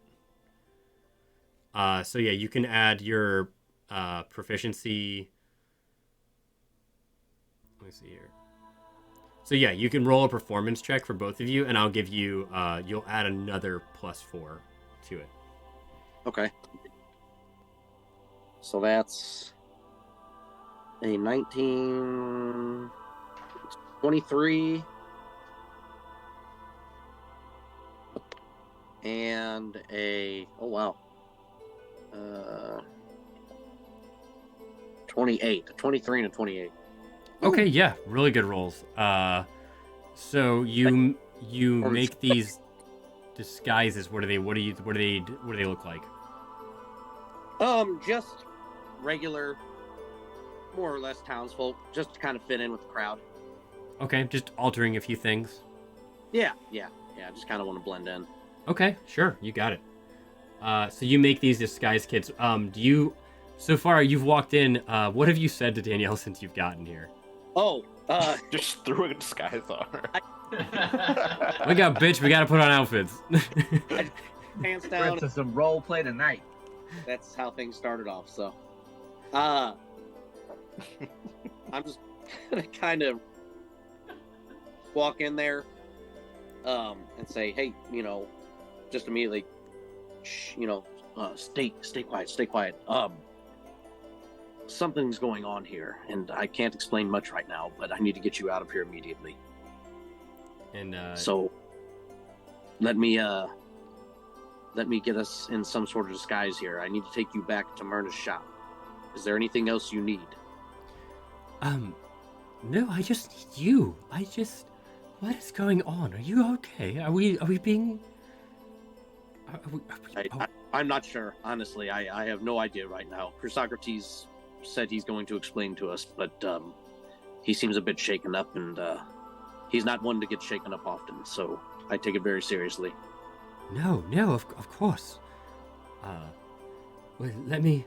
I'm a bit slow at the moment. I am disguising for two. Sorry.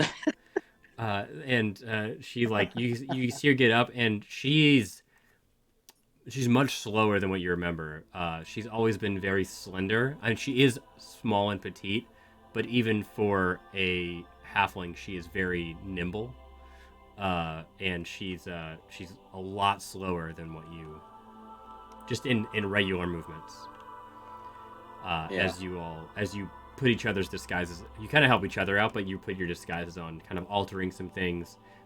She has like a little bit squarer of a jaw. She does some contouring to make her eyes seem a little bit more sunken in. She dishevels her hair quite a bit to make it look more unkempt, which is not like her. And you do the same. You hide all of your hair in a hat. You make sure that you are a little bit like you unbutton a few things, look a little bit disheveled. Both of you being professional bards, typically that's your bread and butter, is looking like dressing to not the nines, but you're very well kept. So you kind of undo that cleanliness a little bit. Cool. Is Mira still? Is anyone still back there, by the way? Because I don't think I told anyone that this was the plan. I mean, they might kind of figure it out just knowing us. But... I mean, I don't know. How good was your disguise? Will you be unrecognizable to me? I don't know. That's what I'm. Yeah, I think you would recognize that it's him. Okay. Yeah, but I would say that Mira, you would kind of see that from the back for sure, as you're grabbing stuff. That would be very funny though. So yeah, you all disguise yourself and you make your way. You pack up all your stuff, and then you see just worry over Daniel's face as you are packing up your things. I just pictured Malachi walking into the room, like, put on this disguise, we gotta go, and he hands a pregnant woman like a fake mustache and a ball cap. Just gaucho glasses, just like yeah. Just the glasses, the nose and the mustache. That's incredible. Oh my god. Your name's Dan now. Get in. I love it. Get in, loser. We're going sleuthing. Yeah, Brian grabs the stuff so she doesn't really have to carry much, and oh, I can call an animal to help.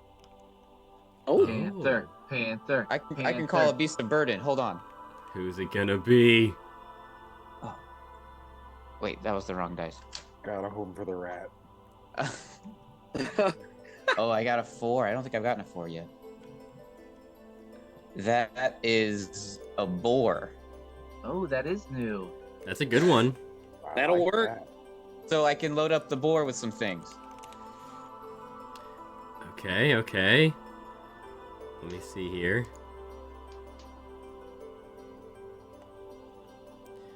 Oof. There's not many boar choices. That's fair. Let's I'd see. be a little surprised if there were. Yeah. I'll throw this one in there, and I think it's meant to be like a rug. That's fine. Whatever you Boar choose. expansion pack. That's kind of like a rug, doesn't it? Yeah, you have extra capacity in your pack now. Yeah, I'll throw some things on the board to try to help. Okay, you got it. A boar, and this is from your bag, right? Bag of tricks, yeah. Yeah. So you, how does this work again? Visually, how do you want it to work? I reach into the bag, I pull out like a fuzzy ball, and I just throw it, and it like flashes into an animal. Okay. Luckily this time it was one that fits inside. And Hooper didn't come back. Is that the moose? That was the big thing that quickly ate it in the ice cave. Oh yeah, the elk. Yeah. The elk. Yeah, the elk. Elk. Yeah, because like I think it was like I remember us talking about that when you had the elk. Like, yeah, elks are always like majestic creatures in stories and stuff, and I was like, I'm gonna kill it, like immediately. It was a giant elk. Yeah, a giant elk, and you're like, yeah, those are like we had just got done talking about how they're always used in stories of like they're very regal, and I was like, breath attack. He took one breath attack and was swooped out of there. Yeah. So what's the name of this boar? David. David. David Boreanaz. Yeah. Okay. I like that. You want to go with Alexis Borstein? He's had that one in the chamber for a while. I could feel it. I had it pretty soon after rolling the boar, and I was just like, I'm just waiting for somebody to ask me its name. I'm always gonna ask. I really thought it was Boris. Boris, yeah. Boar, no. oh, that's a good one. Really was. Okay. So we are packing up all of our stuff, and we have extra carrying capacity with the boar, a lot of extra carrying capacity with the boar. You can strap everyone else's stuff to it that is not present, and that includes Danielle's stuff. Great. So that way none of you look like you're overburdened or carrying too much.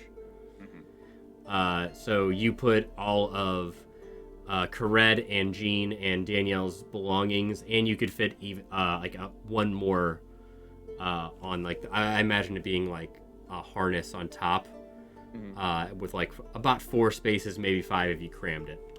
Sure. So yeah, you have 3 of the 4 slots filled. If you want to add more, you can. Okay. So as you pack up all your stuff and you're about to head out, I'll offer a spot for Cadmus if he wants to ride. And I just like salute him and just try to mount that boar. But I'm a little short. Yeah, so it takes a while. Okay. Mount it from the rear. Yeah. Oh boy. So There's yeah. someone on it. Somebody's already on the front, right? Nobody's on. You're the only one on it. Oh, perfect then. I thought you Holding said. stuff. I'm just offering it to you because you're the smallest. I love the that only one idea. small enough to ride it. Yeah. It's perfect. Yep, I'm on it. Uh, All right, I'm trying to get on it.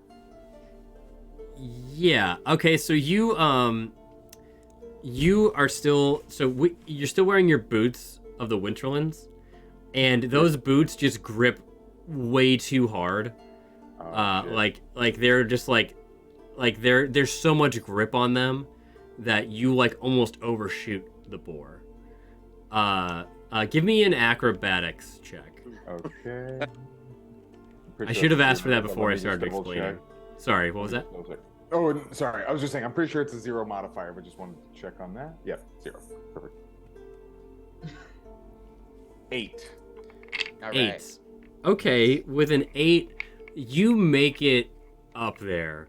But like you go so far, it's like when you jump up, it's like you went too far, and the boar just like snorts straight up into your nostrils. As you're like Spider-Man. It looks like you're about to do the Spider-Man kiss from above and behind it. Yeah. So you get some boar butter in your nose. All right, the Cadmus. I know you like animals, but jeez, man. Right. Oh, God. Yeah. Come on.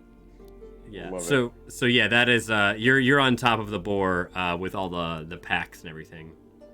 Perfect. No problem. Chrysocrates, stoic as ever by the front door, staring at it. You see that everyone else is now ready to go. What would you like to do? Anyone? Or I guess I should ask. Anyone else want to do anything before you leave the tavern?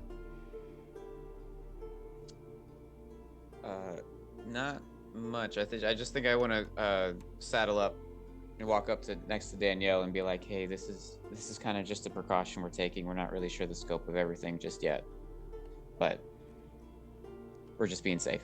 And she was, thank you, Mira. Mhm. I'm just worried is all. Thank you. You're gonna be fine. And she kind of like grabs one of your hands and just does like one final breath, and she's like, "Shall we?" And Yes. everyone kind of turns in unison to you, Chrysocrates. I'll kind of double check over everybody, make sure everybody's here. Open the door and kind of take a look out, and then, without saying anything, just Okay. And you're all making your way to Myrna's, Mm-hmm. and if you want to be sleuthy or somewhat disguised, go ahead and give me another stealth check, and I will say that it hasn't quite been an hour, so you still have Pass Without a Trace. I believe it's an hour, right? Yeah. Yes. Okay. So if everyone wants to roll, I'll roll for Danielle for her stealth. I rolled an 18. She also rolled an 18. 18 plus 10 is 28. Plus 12 is 38. Plus 2 is... Okay, so who wants to go first? Chrysocrates, what'd you get? oh, my bad.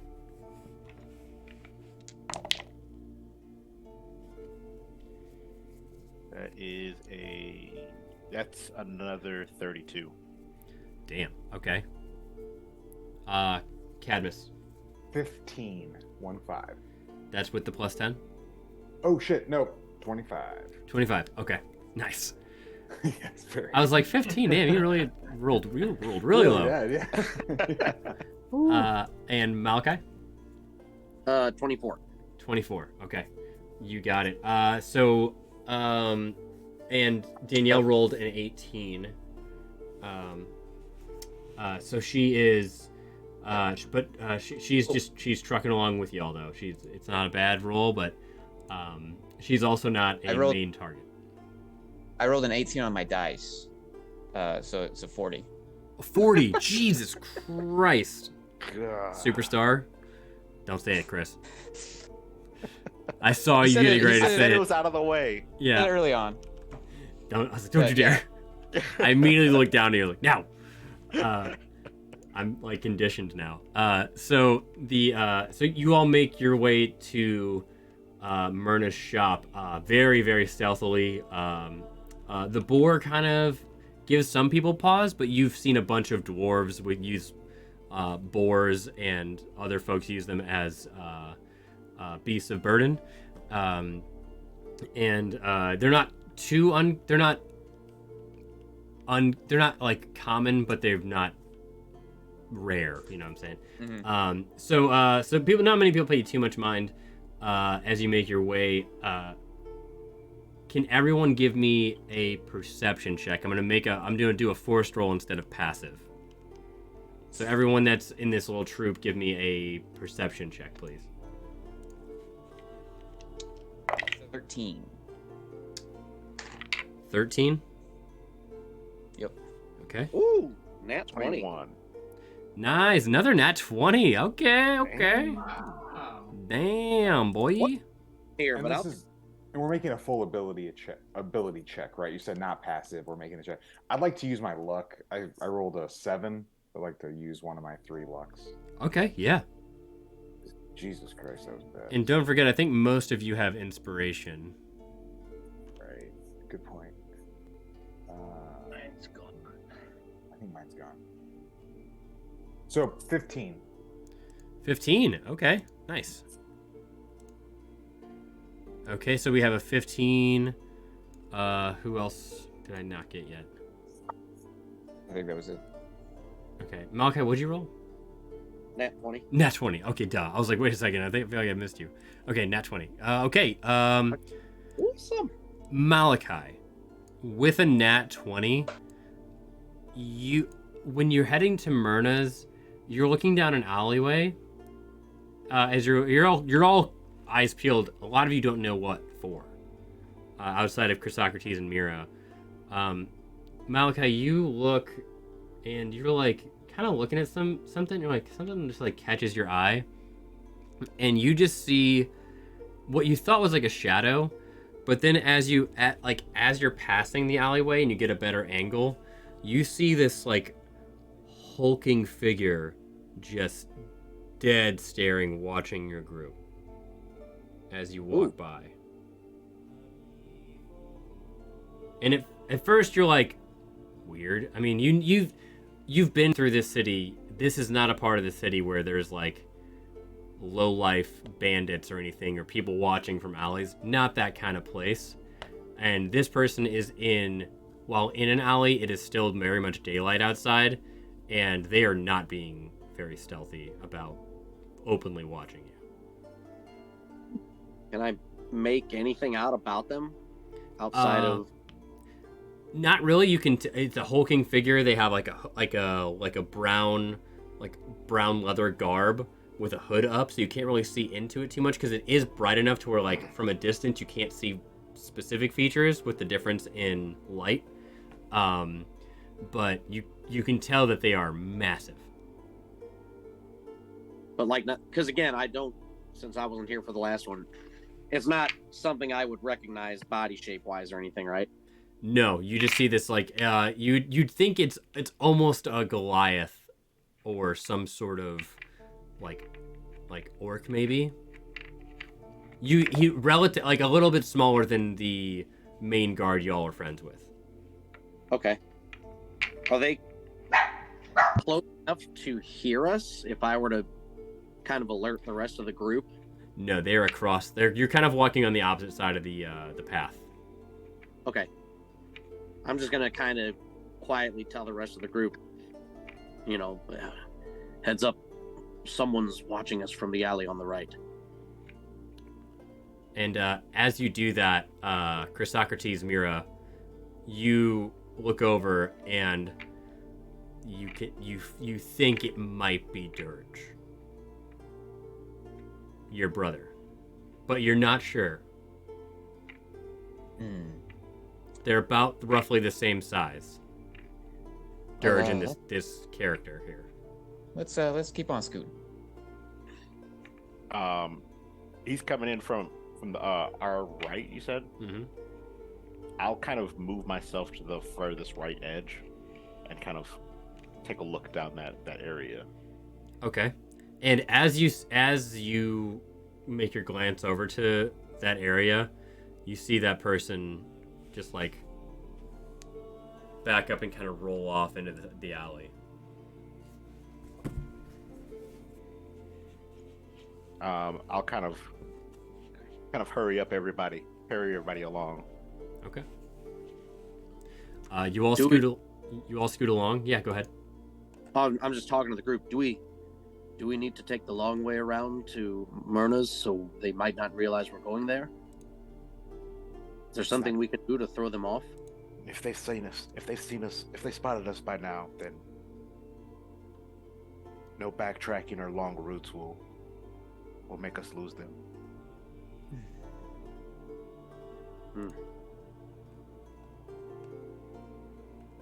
And then I'll kind of actually take notice of Danielle for the first time and then be like, who is this?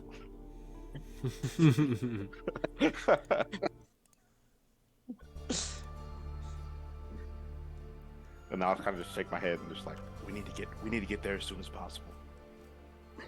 Okay. I'll just let him continue stewing on that. I love that choice.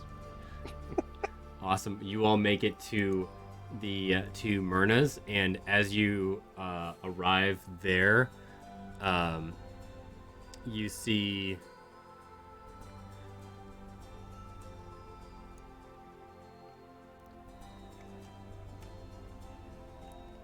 I forgot to bring her over.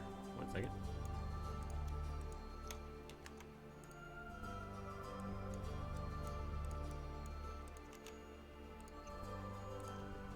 Damn, those are good. Fuck. So you see you see Myrna, and she is like pacing throughout the entire store. And Chris, actually, when she sees you, she like runs up. She goes, "Is everything okay? Is everything all right?"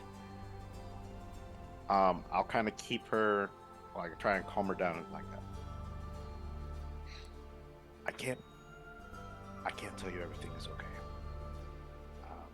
You'll understand why once we all get settled in, and I'll explain.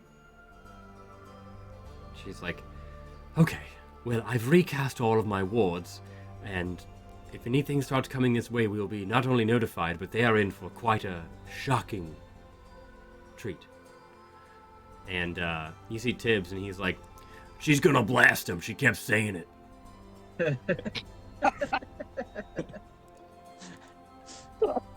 So anyway, I started blasting.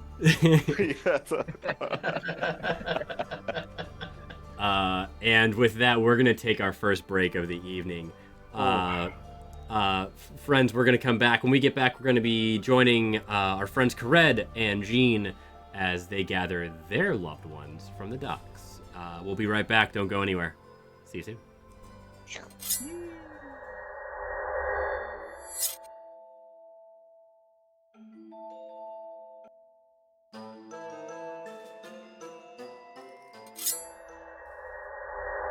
Hi, friends. Not gonna be wishing high. Damn, you got that in my head now, Chris. You're welcome. Oh yeah. I didn't know who was singing because you were covering your mouth. I was like, who's doing it? I was a little I thought it was confused too. Sean. All of us. When one of us does it, we all do it. Sean, I can't believe you got a blue dog. In the tree, part of the tree. It's black and white. What?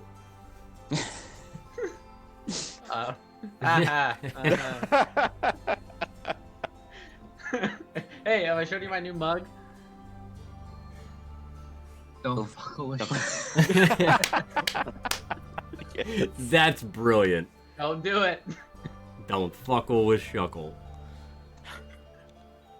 I love that.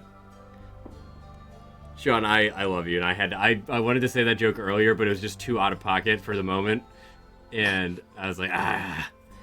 It's ridiculous that I had no idea what you were even talking about. Yeah, that actually lends credence to my joke. And I know you're probably like, enough with that fucking joke. I've been hearing my whole life.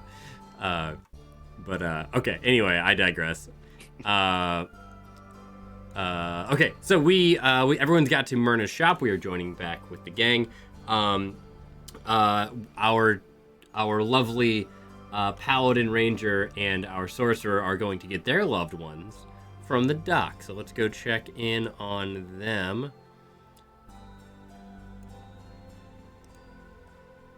Really quick. There we go. Okay. There are these.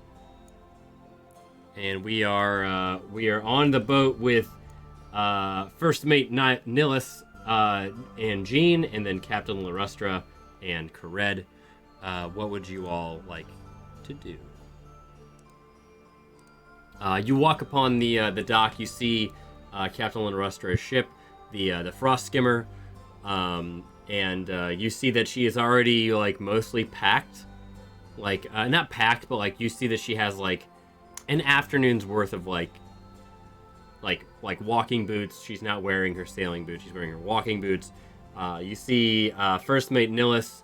He's dressed for like a date because he's not sure of the concept of what he doesn't understand what's happening for today.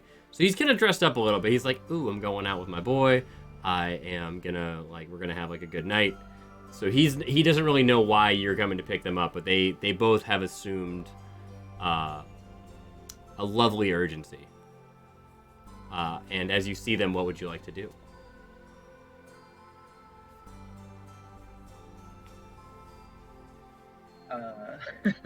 It's I don't just like to know because you guys got to say something. I was waiting for Sean to go. Well, this is awkward because I'm waiting for you to go. How did either of you get NPCs to like you? We may never know. We're coming for you. We can't tell you why. It's an emergency. Hey, we're here. What's up? So, You're very pretty. Okay. You working on homework over there? Or You like water and stuff, huh? Have you ever seen a fish? Boat's So, still yeah. floating, huh? All right. I Homeboy? guess I will go up to Lanesh. God, I still can't get her name right. That does not put you in a good light. Yeah, I know, right? I always want to say Lunestra, but I know that's not right. Lunesta. Yeah, Lunesta. Lunesta. That's a medication. Lunestra. Yes. One of those is Yeah. a medication. Pretty sure we made that joke last time too. I'll make it again if you keep saying Lunesta. Yeah. Hey, so, yeah, What's her name? Hey, what? we Hey, you. happy to see you. We gotta go. And I can't tell you more because I don't know. Man, you sound like the last person whose life I'd put my hands in. Like, this is major emergency. We're on our way. Be ready to I'm asking the 6th grade girl out to the moonlight dance in elementary school. What I can tell you Wow. is Chrysocrates and Mira had a behind closed doors meeting. I don't know what was said or what happened back there. But when they came out, Chrysocrates was a man possessed, and he has something he needs to tell us, and apparently we're in danger. I don't know if you guys are in danger, but I want you guys to be in the loop for what may or may not even come to you guys, because if you're associated with us and us being associated with him, it may fall on you guys, and I want you guys to be prepared for what may be coming your way or not. Clear as mud. And she looks at you and she's kind of looks quizzically at you, like, so you want me to leave the protection of my ship to join you somewhere else? I assume you have a place in mind? Yes, we have a place we're going, Myrna's shop. It's warded by a bunch of magic and protection spells. It's the safest place we can think of. If you want, you can come back to your ship after you're in the know, but I want you to have the information available to you before you make that call. Well, I don't want you to be blindsided by something that I dragged you into without your knowledge. your concern is very, very touching. And she goes to, she steps up to you and she grabs your hand, and then her eyes start getting bigger, and she looks down at your hand and it's missing fingers.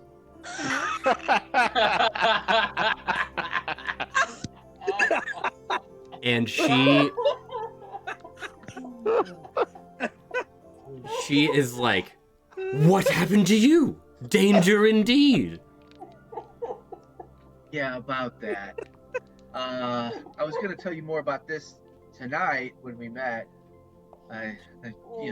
It's we killed a green dragon and his rider. They had a demon working for them, or a devil. I'm not sure the specific nomenclature. I picked his sword up because I was all hopped up on adrenaline. They had my mom. They were torturing her. I grabbed the sword. If it wasn't for Malachi, I'd be dead. This is a severe reminder to think before you touch. And is this part of the urgency for today? Because this seems very dire. Strangely unrelated. Who are you? Hey, we're the king greatest, baby. Hey. And she I'm doing that from the other side of the ship.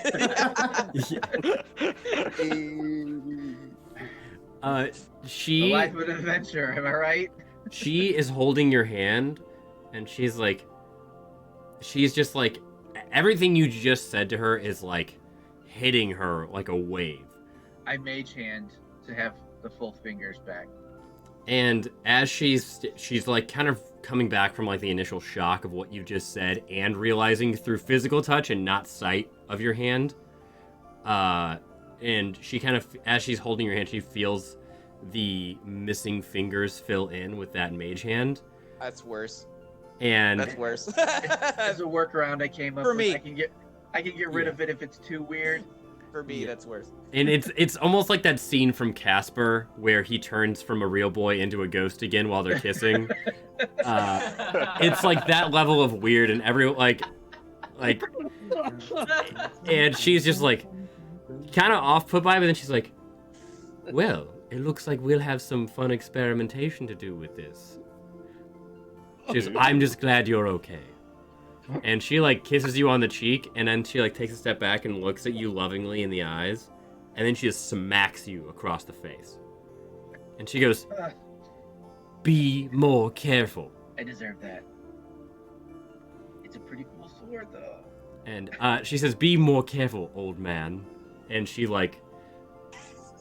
she makes it a point to like call out like, you're old enough to know better. Yeah. Like, you're more than old enough to know better. And then she kind of like starts like, she goes, let me grab one or two more things. I'll need my best sword, not my decorative sword. And you see like the sword that she has, the hilt is like way more ornate than what you usually see her wearing. Again, she was kind of dressed for like a night out. Not like a big night out, like a ball, but better than her ship garb. Anything else you want to tell her before we jump over to Jean and Nillis? No, I think that covers it. Fair enough. No, say more, please. I don't want to dig myself any deeper than I already am. I do love that every episode, that any interaction you have with any woman, everyone's like, what are you doing, homework? I heard someone say it earlier. I don't know. It's only because he said it. Yeah. It's so good. Oh my God. So in my head at that time, it sounded good. Sounded great, man. Sounded great. No, it sounded really good. Yeah. We still talk about it. Definitely left an impression. It worked. It did. It did work. Different. Speaking of leaving impressions, Jean, you see First Mate Nillis kind of helping tie off a rope on the dock. There looks like they're readjusting, trying to like get one more ship in, so they're kind of moving down the dock a little bit to get two ships in. And as they're kind of shuffling along, Nillis turns around, and he's dressed in sort of middling garb, but you can tell it's his best outfit that he has. That's not like night ball, like going to a party kind of thing. And he has a new bandana, and it is laced with this like blue trim that makes his like icy white eyes just pop. And as you see him, he just goes, well, look who dropped in. Nillis, first of all, you look fabulous. Oh, I know. Second of all, you might need to grab your weapons. Unfortunately, this is not just a date night. He grabs you around your hips and pulls you in, and he goes, Head to head. I'll be grabbing more than that. God damn it.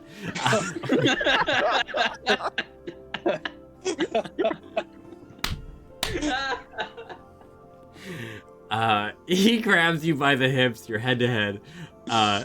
He pulls you in, and he just says, I'll be grabbing more than that.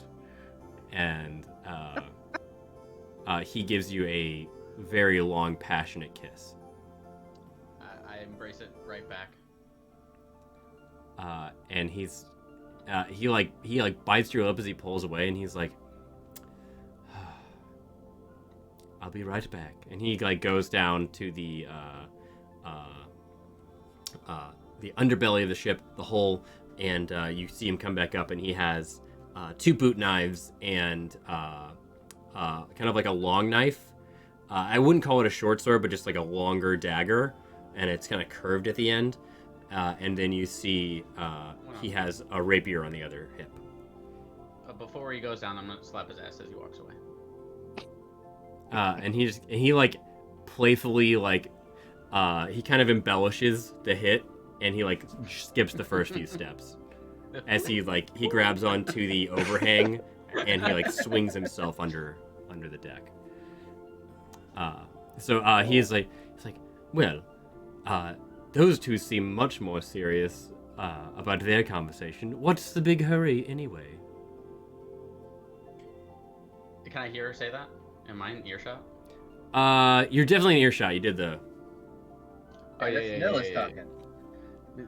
Listen, we actually don't know what's happening. All I know is that Malachi started swinging his dick around and Chrysochrates got mad. Past that, I have no idea what's going on. Was it covered in pimples? You know, I got pretty close and I don't remember. So It was I'm gonna moving go so ahead and fast. say no. You see a very quick flash of jealousy. A flash of, like a real quick flash of jealousy come across his face, and then he kind of shakes it off like, no, it's Malachi. Not that. It's Malachi. Like, Man, I'm getting me in trouble. Unintentionally. like for so many reasons, it's Malachi. Like, it's his personality. He's a jokester. And he also has Danielle. Like, all of those facts roll into his head as he kind of shakes it away, and he goes, well, an unknown danger, a night out with my boy, count me in. And he just he grabs up like a part of your cloak and kind of pulls you in a little bit, pecks you on the cheek, and holds your hand and says, so where are we off to? We are off to, well, I don't want to say it out loud, but we're off to an enchanted store to hold out for the night. Fair enough. Is it, I assume, much safer than our ship that can leave?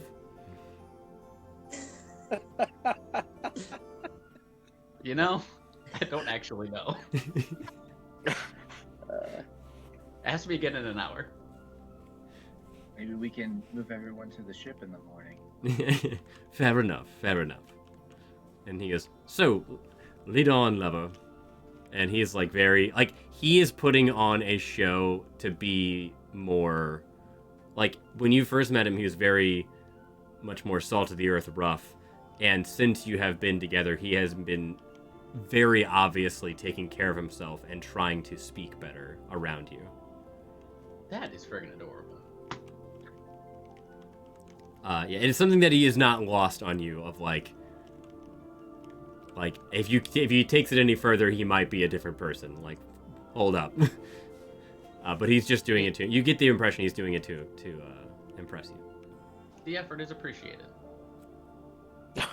And he compliments you. He goes, "Oh, is this some new finery? What is this?" And he looks at the ring on your hand.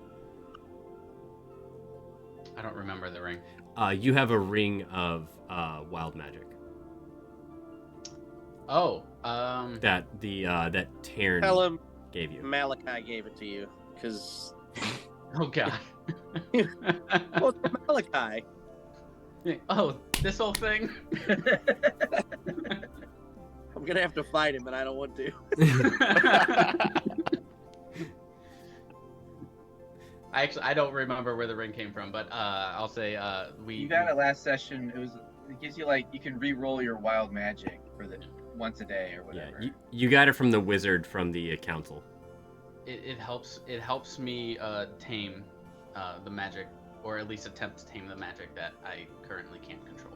Oh, well then take it off immediately. No more taming you. And he rolls it around your ring as you hold hands, or he rolls the ring around your finger as you hold hands. And you anything else that you all want to do on the ship before you head back to Myrna's? I can think of one or two things, but I feel like we gotta go. Just keep an eye out and see if maybe anyone followed us or if I noticed anything. Yeah, as you make your way off of the ship, you kind of like it's a definitely like you're in a port, so it's bustling, whether it's through trade or just people. It is a very busy area. I mean, there's like everything from fish stalls to people unloading crates to families telling each other goodbye. It is like you are in the port of the city. There's not much you pick out from the crowd, but if you want to give me an investigation check, go ahead and roll one for me.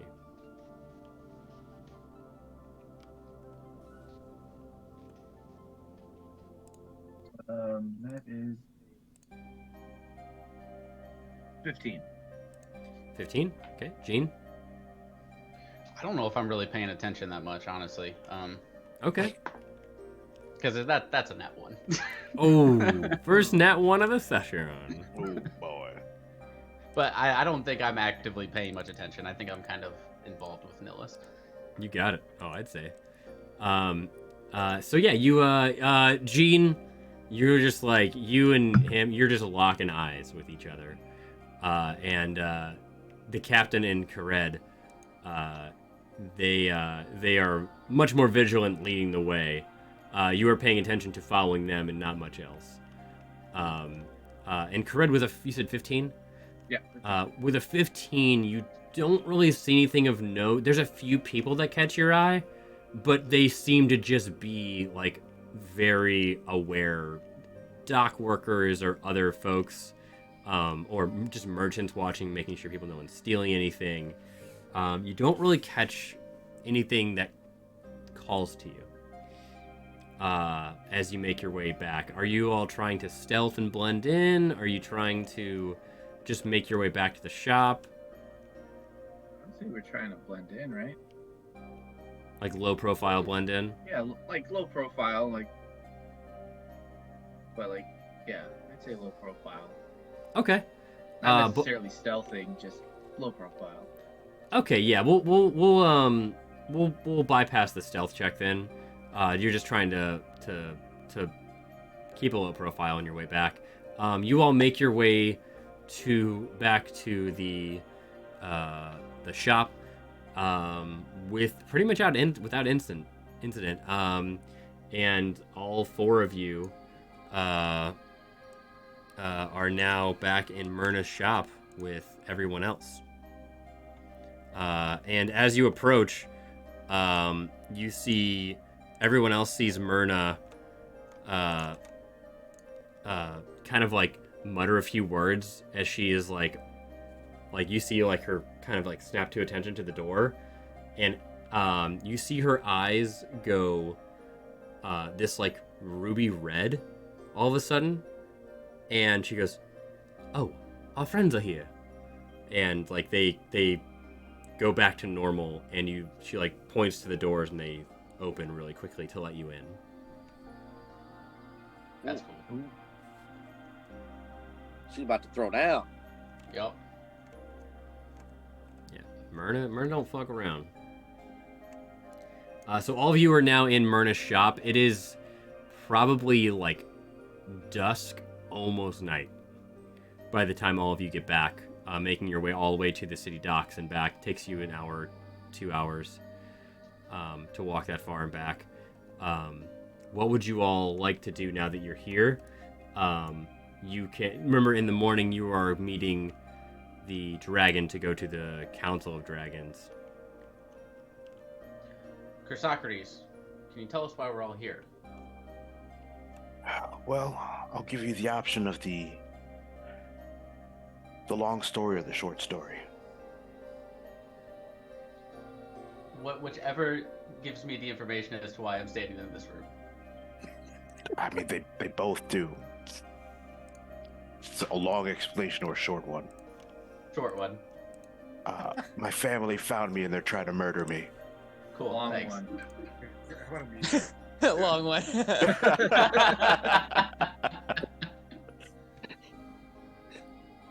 Interesting. Tell me more. It's not long enough. Deeper. No comment. So, I don't remember much of my childhood other than battle, beatings, and wearing chains. I don't remember my parents, and I don't remember where I come from. I was taken from my family by force. I assume that they're murdered.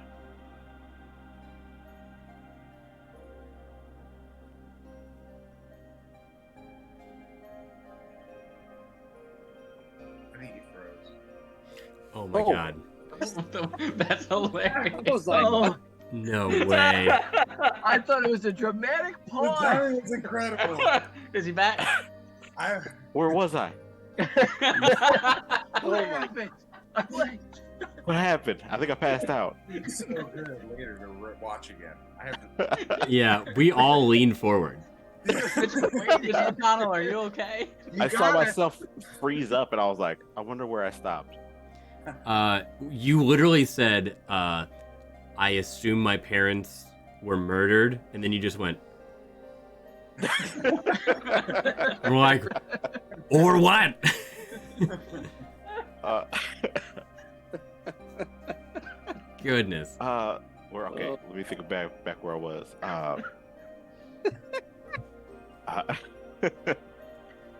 I was. I assumed they were murdered, and I was taken in by this barbarian horde that goes from village to village, and basically, that's how they make their living, by destroying other people's livelihoods and leaving nothing but chaos and destruction.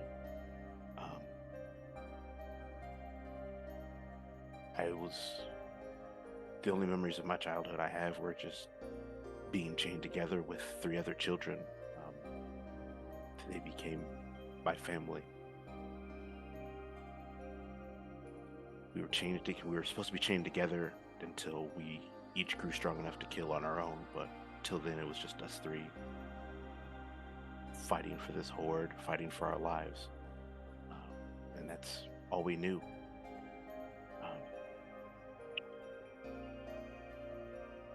I met with those siblings in the back room, but it's a little bit more to that too. During our pillaging, we came across a monastery. The horde was forced to retreat for one of the first times in the horde's existence, and in that attack, I was unchained from my siblings and captured. I thought they would kill me, because why wouldn't they? But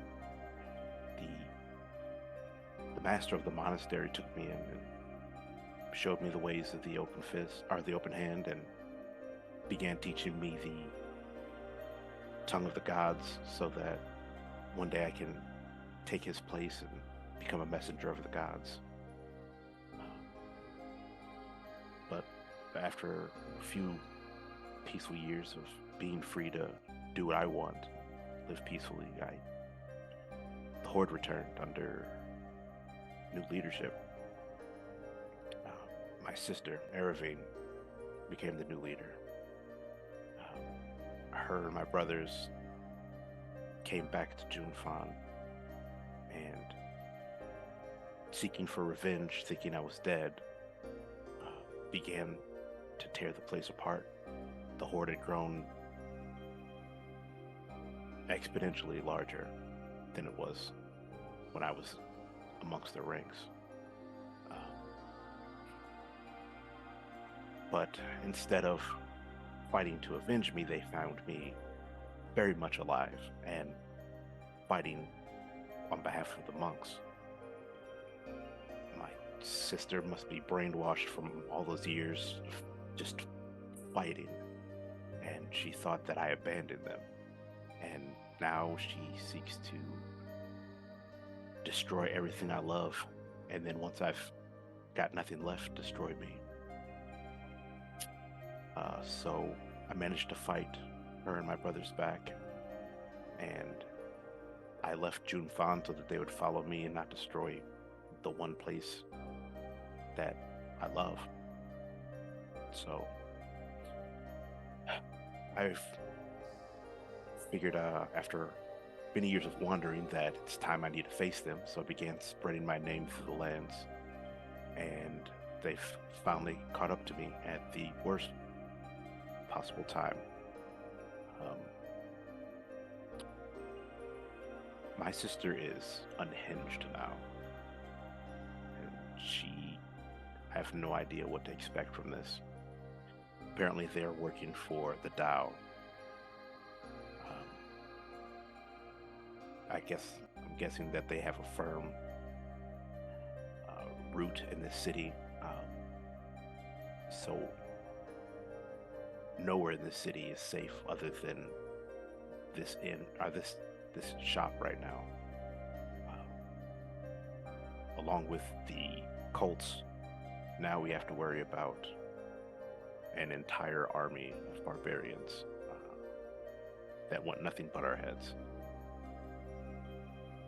That's why I wanted to get you guys here safe. I'm sure us leaving in the morning, accompanied by a dragon, will keep them at bay, but I want everyone to know that we need to be on high alert. No one goes anywhere alone. No precaution is too great.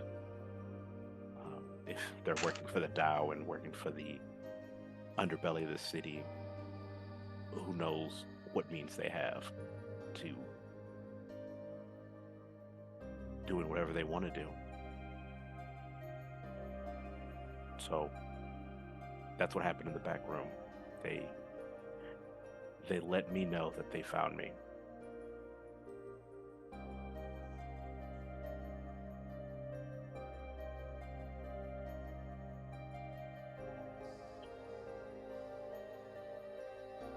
So that's the long story. I walk in the room from Myrna's bathroom and say, "So what are we doing here?"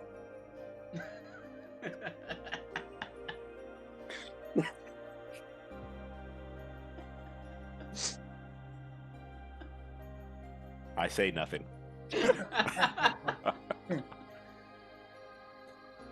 Hey, that's bathrooms.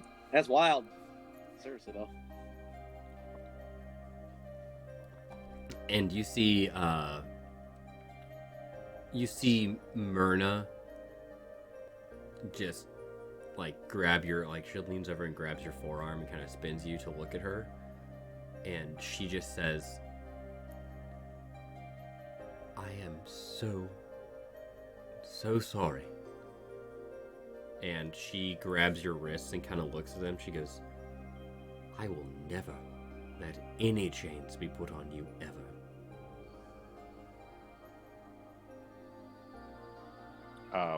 I'll grab her arms and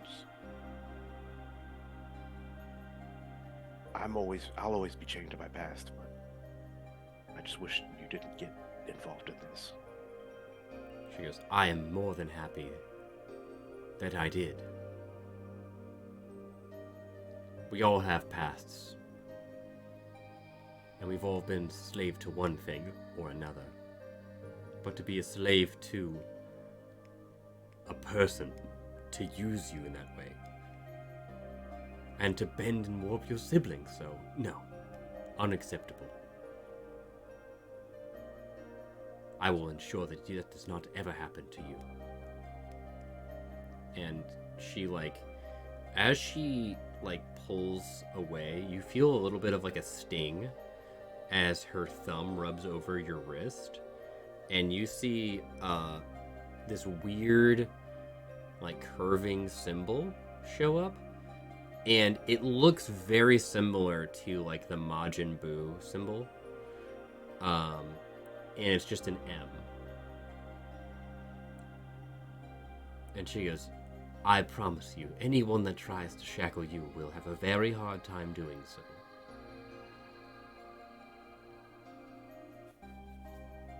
I'll Yes, look it's back. well on you. Now you're hers.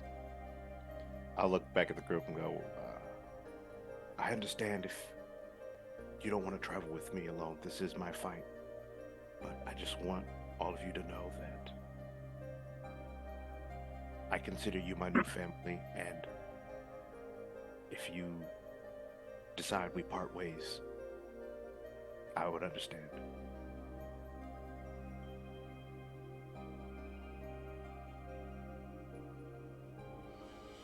And you're saying that to the rest of the group or Myrna? Yeah, the whole group. I will walk up to you, and I'll put my gimp hand on your shoulder. And I'll kind of just go,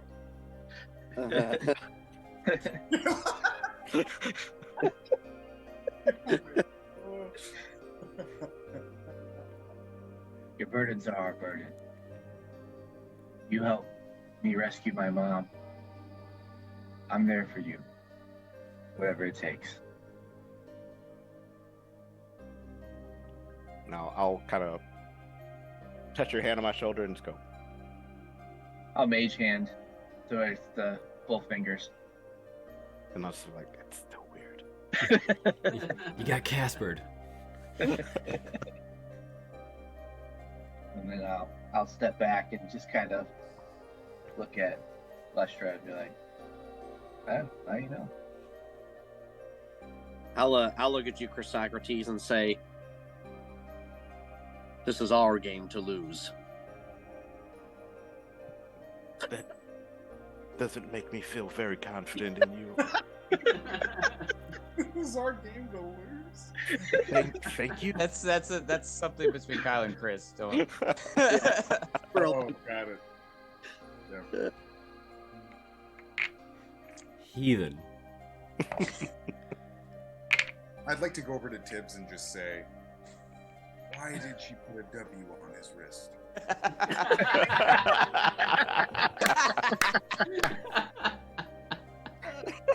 And you see Tibbs as you're talking to him, you see Tibbs he goes, because he's gonna win.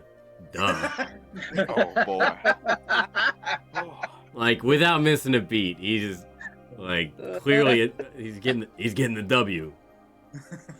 You sweet big dumb boys. Like to walk up to Chrysocrates and say, listen, I'll be your crying shoulder. This won't be love suicide, all right? You'll be better when you're older, and I will be the greatest fan of your life. One tear. Oh, wow. Incredible. I don't know. But no, honestly,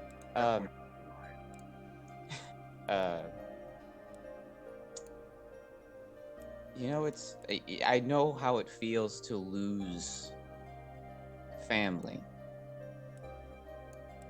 So I don't want to do it again.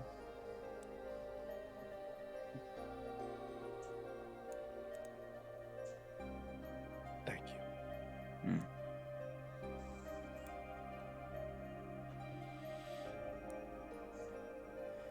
And you see everyone else, Danielle, the captain, Nillis, they all just kind of like nod, like they're not going anywhere either. Like they understand that they're not part of your main group, but they know that they're like, you came to get us because you feared for us. And your concern for us is our concern for you. That's the sort of unsaid understanding in the looks that they all give you, and the collective looks that they give you. And the boar is just over here, like Cadmus. I forgot about the boar. Cadmus is still atop the boar, I would assume. Unlike Cadmus, unless you're like, you definitely got down. I'll leave that up to you. I like that. No, I think I almost used beast sense with him, but then I was like, wait a minute, I'm on it. Like, It's not gonna pick up anything I'm not picking up. So yeah, no, I'm just still on it. I love that.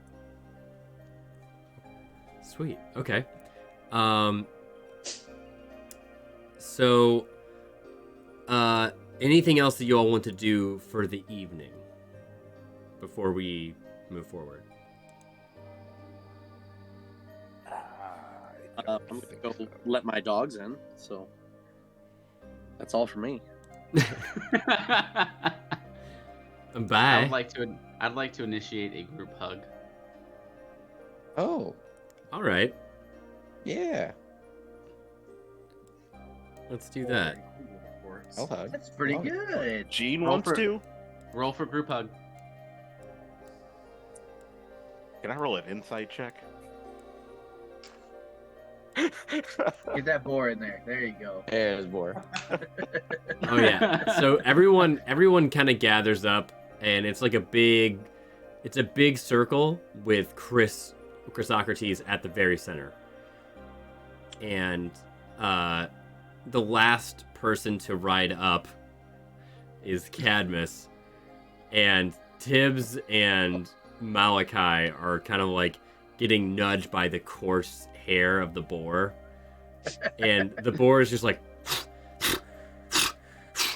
and like trying to like, you know, like when a really tall dog leans its weight on you. That's what's happening to Tibbs and Malachi as Cadmus riding on top grabs around like your necks in an embrace, and that boar is just like, it is just farting from the nostrils. It is grotesque, but the boar is clean, but its nostrils are just a gaping, gross, wet environment. And Tibbs just looks over and he goes, I mean, that's a lot of love. Back off, pork chop. Like,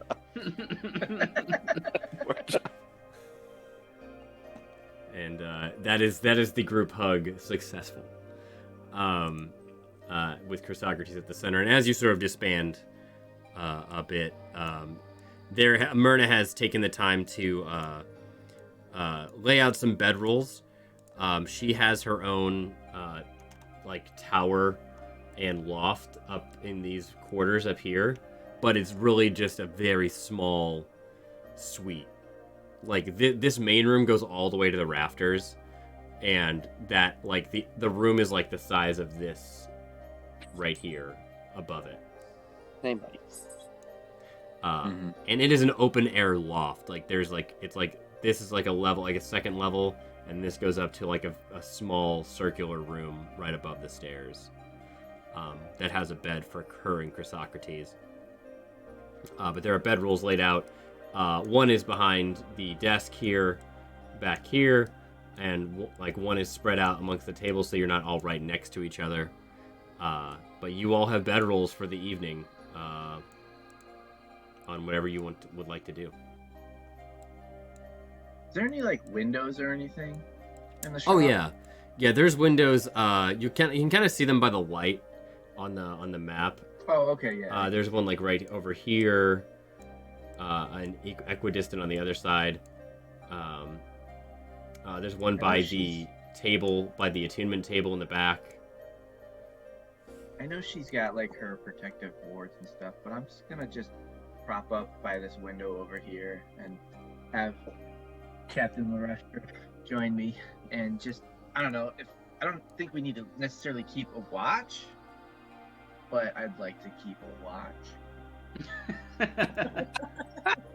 Just because I know the shop's protected, but I also think it would be in our best interest to just keep a lookout while we rest Okay. for the night. Yeah. So yeah, you can keep watch for sure. Do you want to take it in shifts? Yes. Sure. If you don't take it in a shift, you'll gain a point of exhaustion for staying up for more than 24 hours. Yeah. Yeah, I mean, I'll take a shift. Okay. So you're on first watch. Well, there's a lot of natural pairs here, in a sense. Yeah. So I'll shift up with Cadmus.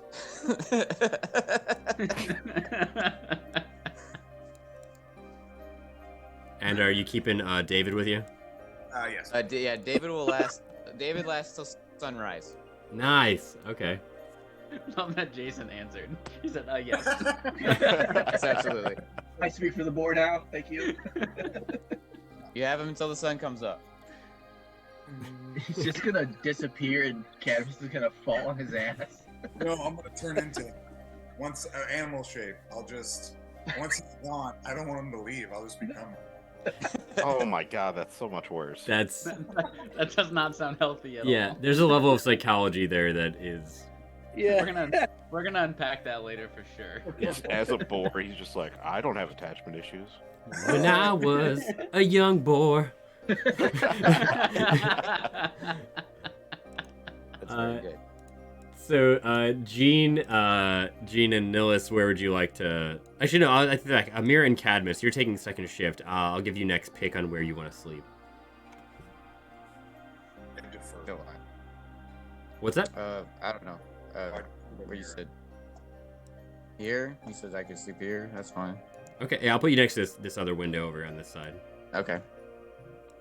I think that makes the most sense. Then Gene, Nillis, where you want to sleep for the night? I need three shifts. I mean, I'm gonna stay up all night. You're gonna gain a point of exhaustion. Okay. we have the shifts covered then? Technically, yes.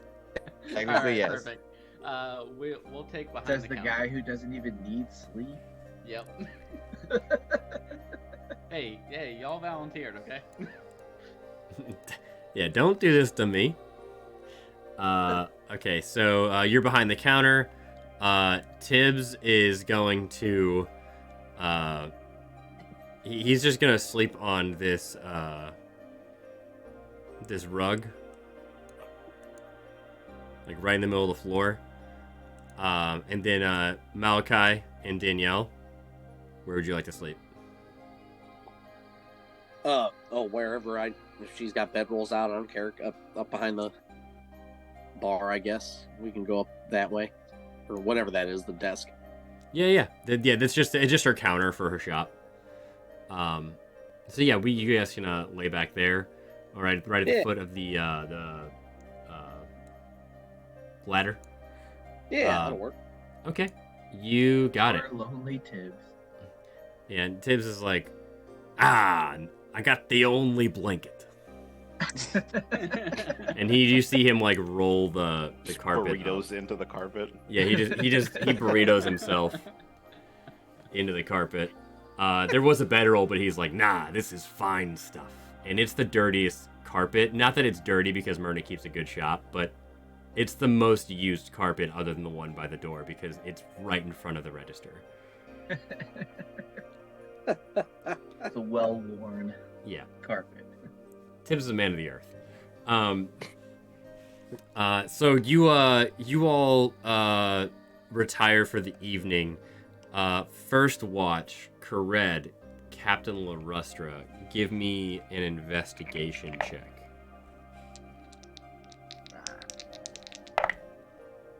Oh, nat 20. Okay. Woo! Nice. 25 total. She got a 13. Nice.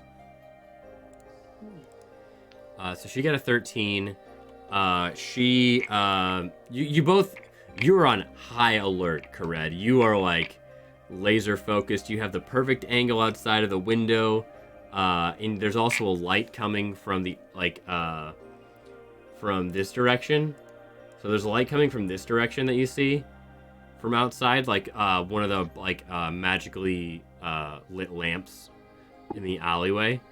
And so you're watching this wall that you're facing on like the inlet for the window for shadows, and you see everything from like a cat to whatever go by, and you can tell that if something comes by from the other direction, you're gonna see it in the light. With your nat 20, You see a few figures walk by, but nothing that like approaches or is like slinking around. And the captain, I mean, notices most of the same things you do. And as things go by, you kind of like grip her thigh or like kind of like let her know there's something there, but it ends up being nothing for the first shift. And that takes you into like midnight-ish. And that is the end of the first shift. And as you end your shift, you go over to Mira, David, and Cadmus, and let them know that it is their turn for the other shift. Okay. So Cadmus, Mira, and David. And then, yeah. real quick, Yeah. before I go retire, I'm gonna just touch Mira's shoulder and cast guidance on her. How long does Yeah, guidance he- last? A minute. Okay. So I guess it doesn't. I thought it was gonna last Oh, longer than that. A minute. But she can add it to. She can add Really it to banking a on D4 things to her lighting up next. the next minute, huh? Yeah, to her my next. my DM brain went, I think that's a battle spell. Like, Yeah. but hey, Never for the mind. next minute while they make a perception check, it will help. So is guidance? It sounded good in my head. I was like, Yeah, is guidance with a D4? Oh, actually, hey, change that. I will cast less. Oh, okay. No, That lasts an it's only hour. up to a minute too. Oh, it's a minute. I thought it was an hour. It says duration, concentration, up to a minute. You Oh, bless it's a 3 battle creatures spell. of your choice within range. Yeah, fuck. I thought that would be better. Is guidance advantage or is guidance a D4? It's a D4. Okay. I just thought maybe since bless was a first level spell and guidance was a cantrip, it would last longer, but it's the exact same. Yeah. Well, bless you can do it to multiple people. I think. But yeah, that's why. bless you can do the multiple. And it hangs out as long as you can keep And it it's a distance spell, not touch. Yeah.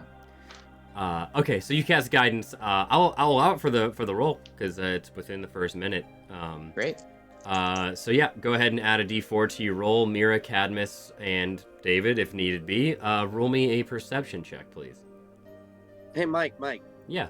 real quick here. I don't even know if this is possible. Possibly retcon this. Yeah. Am I able to? I guess I might be able to cast scrying. One more time. Scrying. I can Scrying? see scrying. You can see and hear a particular creature you choose that is on the same plane of existence as you. Yes. Do you have to be familiar with this creature? It says, so it looks like there's a save modifier. If it's secondhand, I've heard of the target, then the save modifier is +5. Okay. If it's first hand, I know them, the save modifier is 0. If they're familiar and I know them well, it's -5 on the save. So I guess you'd get +5 on the save. Okay. Who are you trying to scry? One of Chris's relatives that he was talking about. Okay. This is gonna sound arbitrary, but choose one. Okay. They have different stats. That's why I ask. I'd like to see the one that I caught eyeballing us. That's the best one. That makes sense. For you specifically, because that's the only Yeah. one you might have seen, right? Yeah. Okay. Obviously, that wouldn't knock it up to first hand. You've met the target. Since Right. I didn't- No. Okay, just want to make sure. But it says I can see and hear a particular creature I choose that is on the same plane of existence, and you need to make a wisdom saving throw. Okay. If a target knows you're casting this spell, it can fail the saving throw voluntarily if it wants to be observed, which obviously I don't think is the case. Yeah. Okay. Let me pull this. And it gets a up. +5 because you don't know it personally, Mm. or you get a. It gets a This +5. probably isn't work. This probably isn't fucking work, but it's worth a shot. Worth a shot. Hey, I like this. This is a good idea. Wisdom save. Yes, a wisdom save. Okay.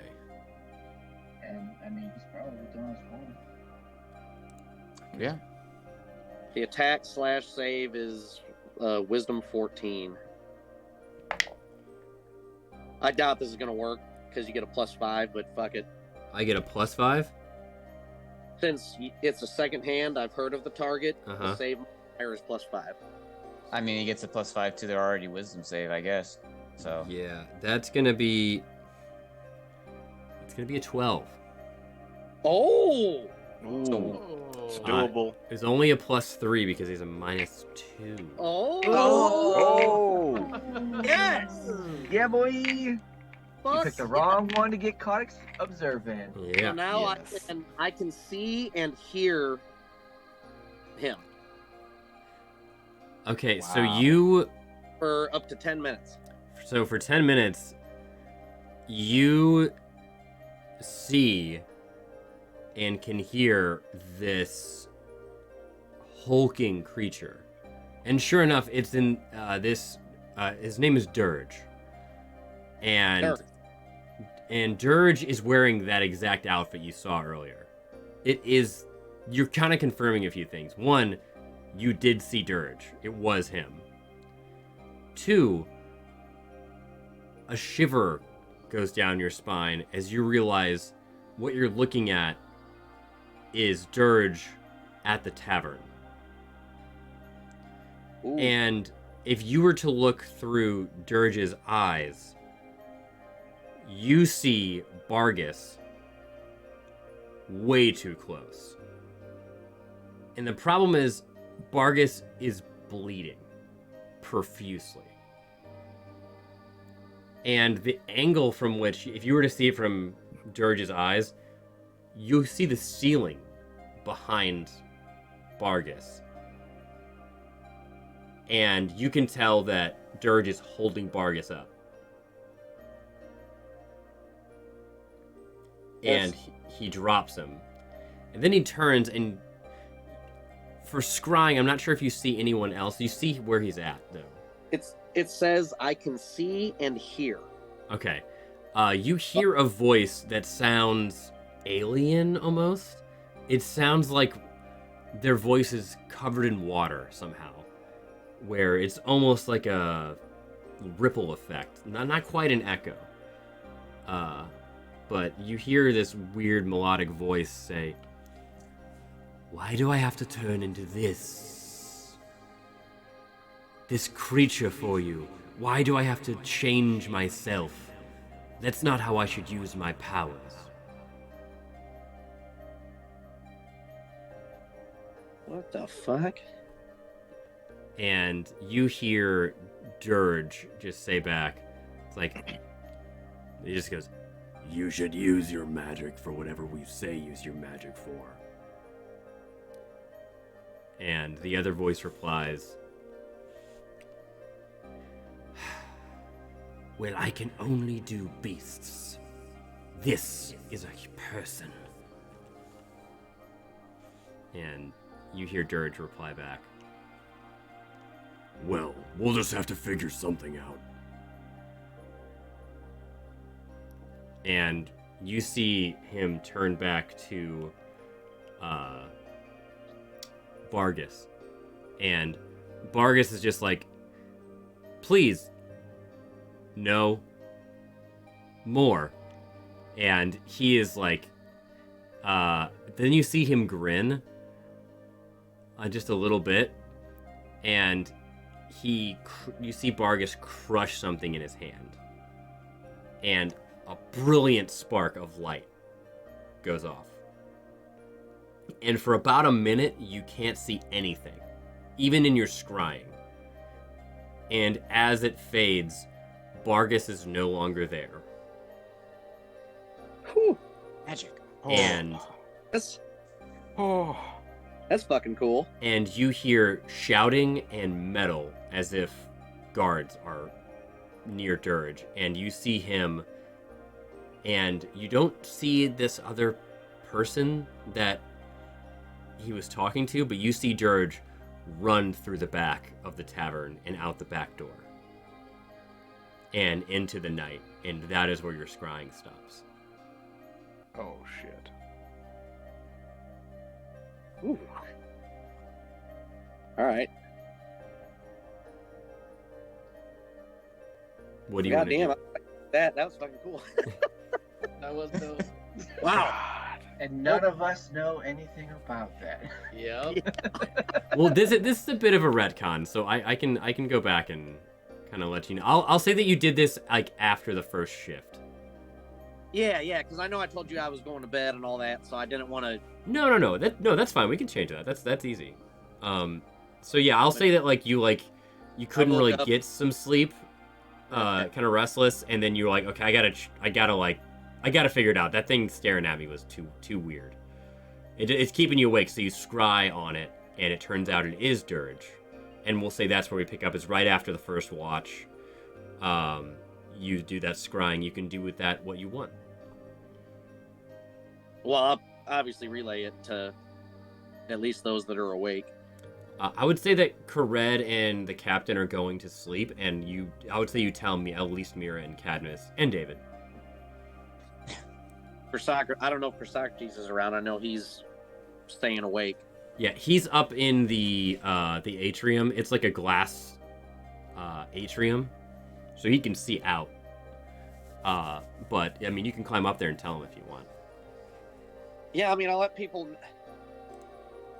I would like to tell them. Yeah. I mean, you can totally do that. Oh yeah. Well, there was so much in there, but we'll just say I relayed it to them Okay. just now. But I don't know what that means. I mean, if that means that they're close to, if they're headed this way or what. I want to know who the fuck that other person. That's really weird. Gotten too many people involved, and I will. I'll kind of go through my things, and I will pull out. I'll pull out all my weapons, and kind of pack up and get ready to go out. Like, if they're going after Bargus like this, we need to get our friends to their ship. And they need to leave port immediately. Or they may not have a ship to sail anymore. I want to. It may be too late for that, and there's no safer place in the city as right here.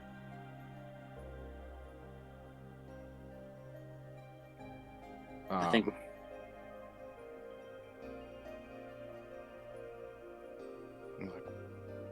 I think this is something we need to talk to them in the morning about.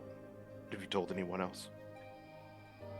Just you said Mira and Cadmus were on the next round, right? Yeah.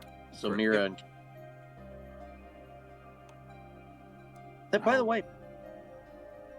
Go ahead. Oh no! Go ahead, and then I'll ask Mike. I'm just gonna relay what's going on to everybody as they're waking up for their shift. Okay. So you take that in stride, and so Mira, Cadmus, David, how do you react to that information? Need to do something now. Can we wait at all? Well, Hey.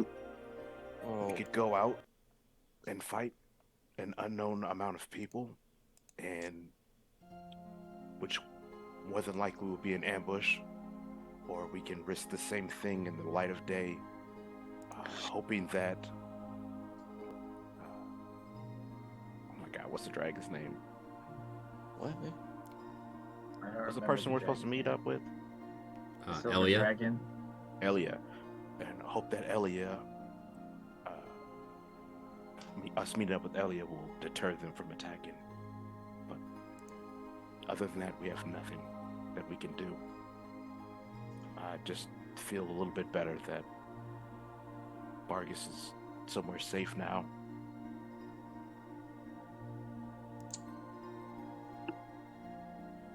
Yeah. Fuck. Hey, Mike, is there any sort of...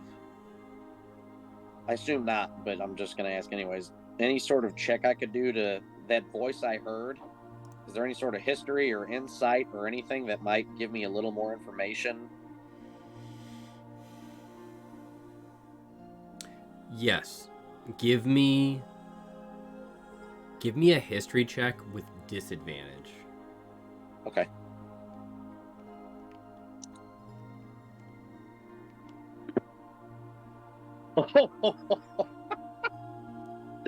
I rolled a 19 and a nat 20. Damn. So No what's your fuck- what's your history modifier? Seriously, that's badass. And history is +5, so 25. Damn. Oh, Well, 24. a 24, yeah. Or Or Damn. 20. Okay, No, so oh yeah, it's 24. Because 20, it's disadvantage, so. yeah, 24. Whew. so still amazing. Damn. Still amazing. wow. Yeah, man. You I don't can't know. ask for much Very better. well. So with a 24, you've heard tales of people who can change shape, of like Cadmus with his wild shape, which kind of alludes to what that voice was saying, right? But the way the voice spoke, it reminds you of another story that you've heard playing through different towns and cities as a bard. You know that the voice is not matching what you think it is, and that is nagging at you in some way, and you don't know if it's something dangerous or if it's something that you've just heard a tall tale of. But I will say that with a 24, you know that it's, if I'm trying to do this the best way I can. You know that if it's something that can change shape, it should only be able to change into a beast. But you've also heard tales of things that can change into other people. And you're not sure what this is, but you do know it's not human, or even humanoid.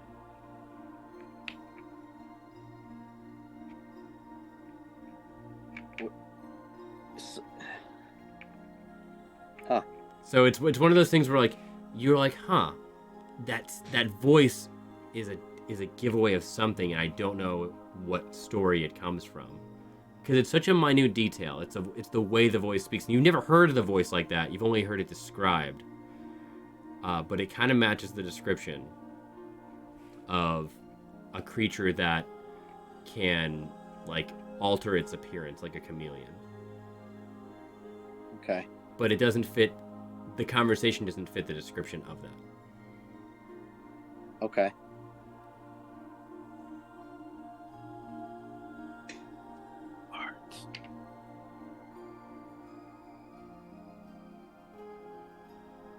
Hmm.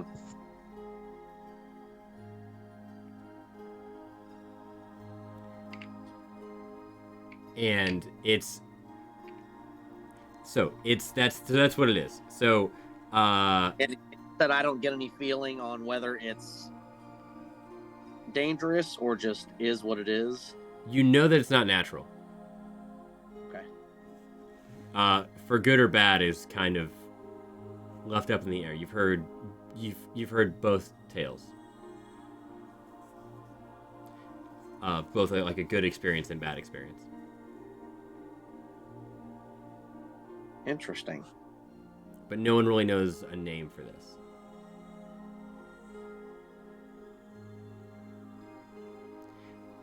So yeah, with that, Mira, Cadmus, David, did we already roll perception checks for you?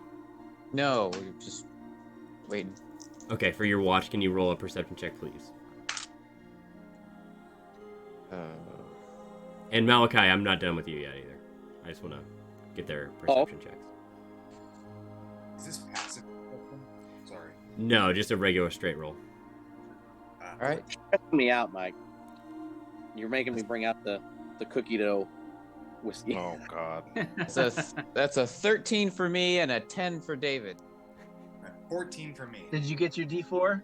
Yeah. Oh. Oh It was boy. a 10 plus 3. I don't have a modifier. Damn. So, David essentially just fell asleep. Yeah. it is. David's chilling. David's just like, yep, it's nighttime. Cadmus and Mira, you're very, very close to each other in your perception. And it's very similar to where, like, you can tell, like through, like, you're kind of looking through the window, but it's a little bit more obscured. This alleyway is a lot closer to the next building, to where someone could shift through sideways. So you don't see anyone come through. They usually use the other one. But you both shake in alarm as you hear a yelp from upstairs. And Chrysocrates, you are the most alarmed because Myrna has shot straight bolt upright in bed, her eyes glowing red, ruby red, like they were before.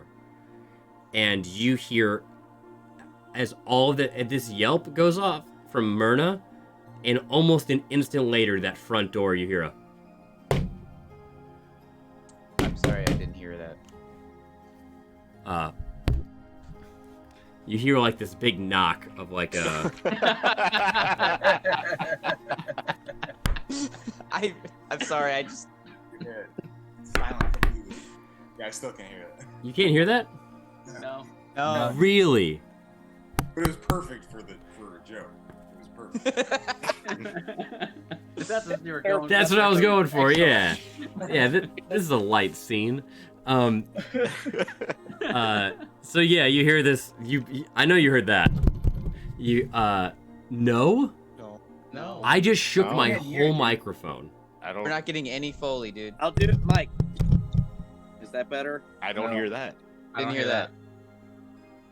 What microphone am I using?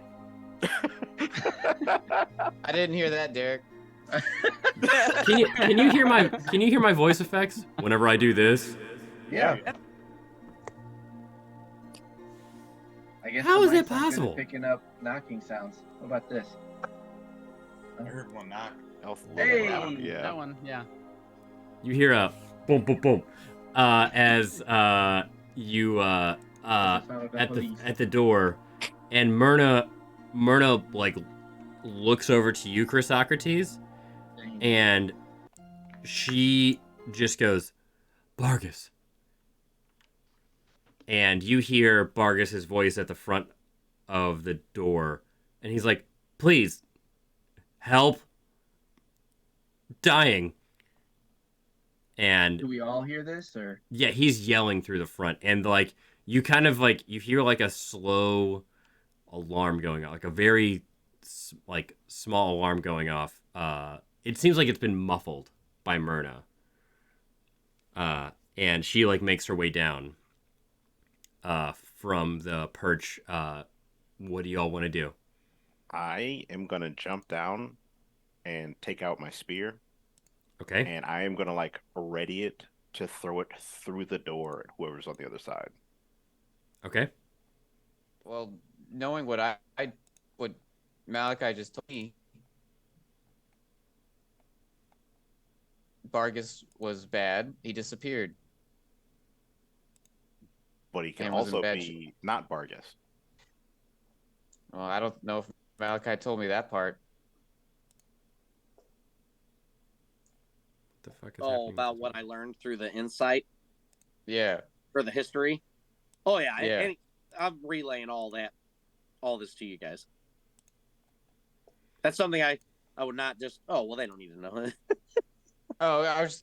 Yeah, no, sorry. Yeah, I meant to say yeah. No. We all make some decisions sometimes, you know. Okay. No, I've relayed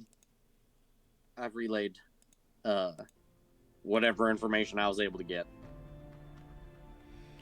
Okay. We're all awake now, then, right? Yeah, I would say that everyone is awake at this point, and So we we didn't have get our long rest, then, did we? not yet. If Myrna thinks it's Bargus, I mean, what did you think she would see through? Am I able to do a check just to see if it seems like it's actually Vargas? You can't see him at all. I want to yell, who drinks for free under my tab? He goes, Myrna. Can I do an insight check? Yeah. At Brooklyn Nine-Nine. I might have made that a little too easy. Yeah. Yes. Queen. I bet the bar. I put the bar a little low on that. It's my fault. I set the bar too low. Insight. That's a 16. Okay.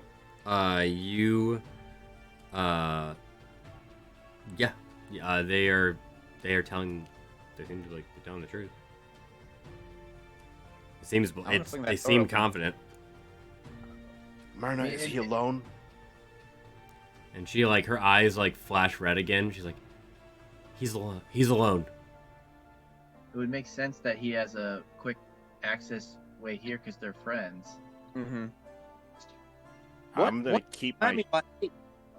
Just out of curiosity, timing wise, because I did that scrying. So this is like a half an hour to 45 minutes later. Oh, that much later. I'm gonna keep my spear ready. After I saw Vargas disappear, he's now at the door a half an hour later. Half an hour to 45 minutes later, yeah. Ooh. Well, who knows?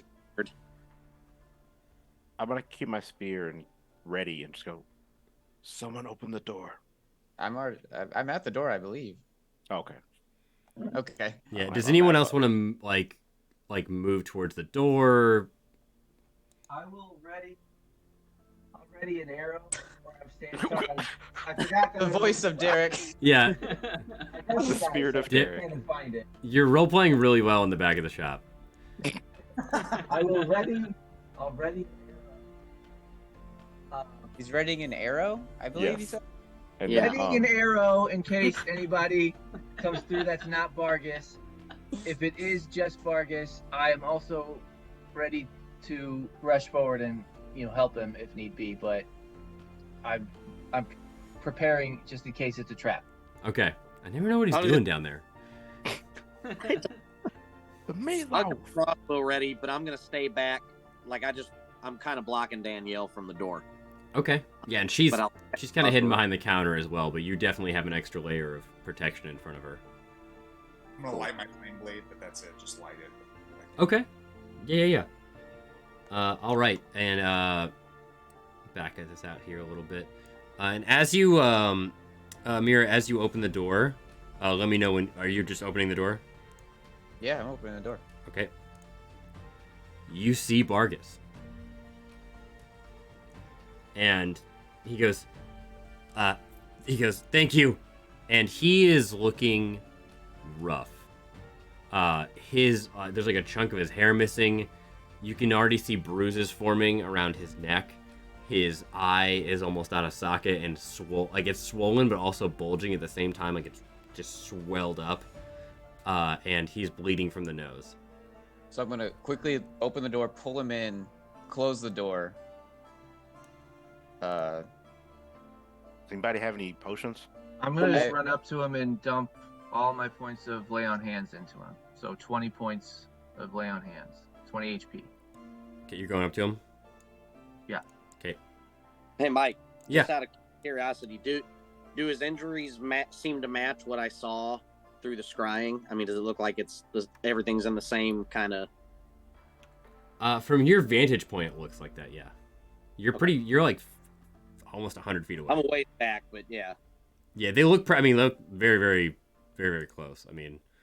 It's not like, his right eye was black in the scrying and now his left eye is black type thing. It's all... Yeah, it looks... Yeah, it looks the same, yeah. Okay. I just want to make sure no one's pulling any funny stuff. Yeah, you definitely see him, like, shuffling. And as you go to use lay on hands, Kared, you go to do it, and nothing's working. Like, you like he's not getting any better.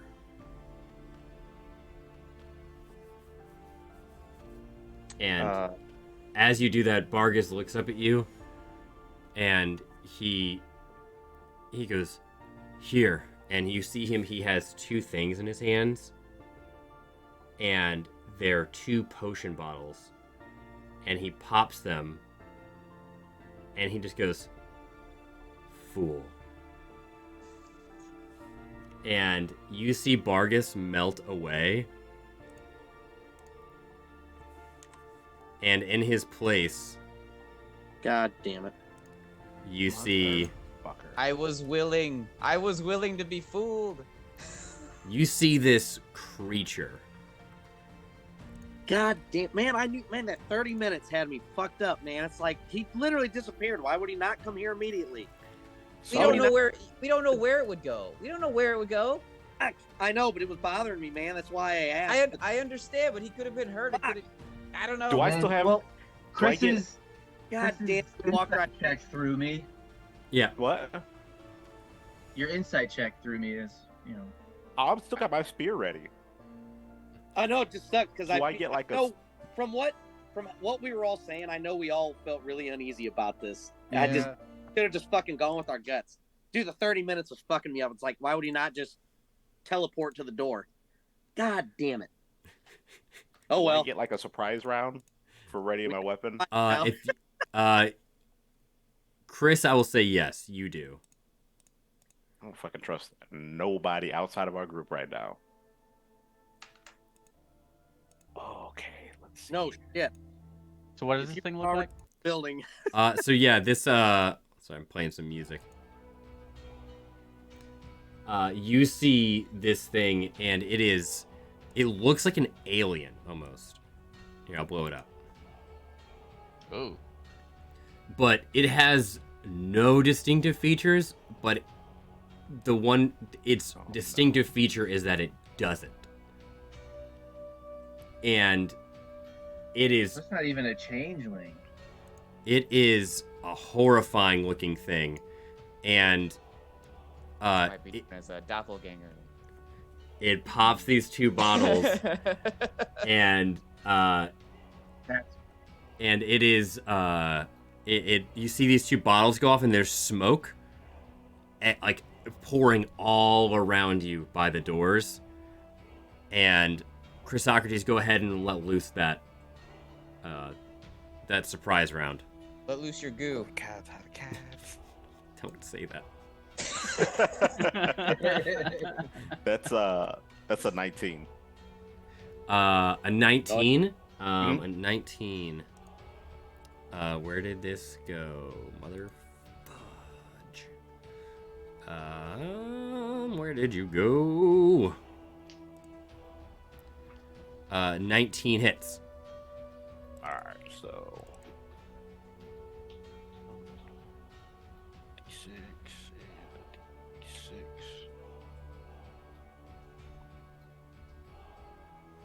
Alright, so that is 6 piercing damage. And then that is 4 cold damage. 6 piercing, 4 cold. Mm-hmm. Okay. Oh. 7 piercing. I get +1 to my attack. Okay, so it's 11. Mm-hmm. Okay. And You see then- this thing hiss, and where the cold hits it, you see its like skin stiffen, and then immediately like goes back to this weird blue, smoky blue. And it hisses at you, and I need everyone to roll initiative. Hell Bingo. yeah. Did you say we know? I said bingo. Oh, I thought you said, yeah, we know. Oh my god. Hey, that's fine. My one shitty roll, I'll take it for this. Okay. Shit. I'm gonna get fucked. Okay. Yeah, I didn't roll the hottest. I can't remember, do we add anything for initiative? Your initiative bonus Your at the top of your initiative page. bonus. One. Cool, boy. Well, 1 + 3. Hey, if I'm gonna roll a 1, let it be on that shit. That can't hurt. Yeah, that's fair. Had to happen at some point. Okay. This is a bad roll. Oh my god. I mean, we got a lot of firepower in here, so this thing's probably gonna be pretty beefy. Well, you know how these things go.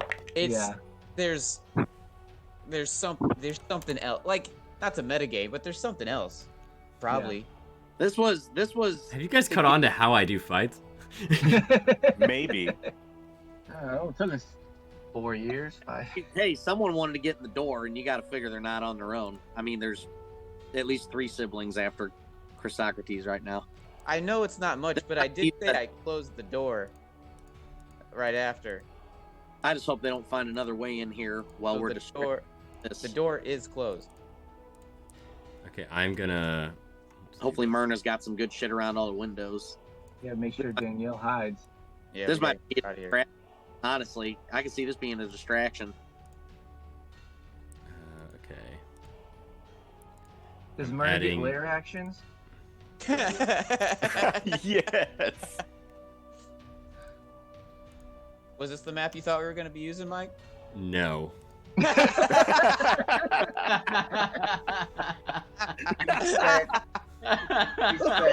half an hour building a new map, and we're not even gonna use it.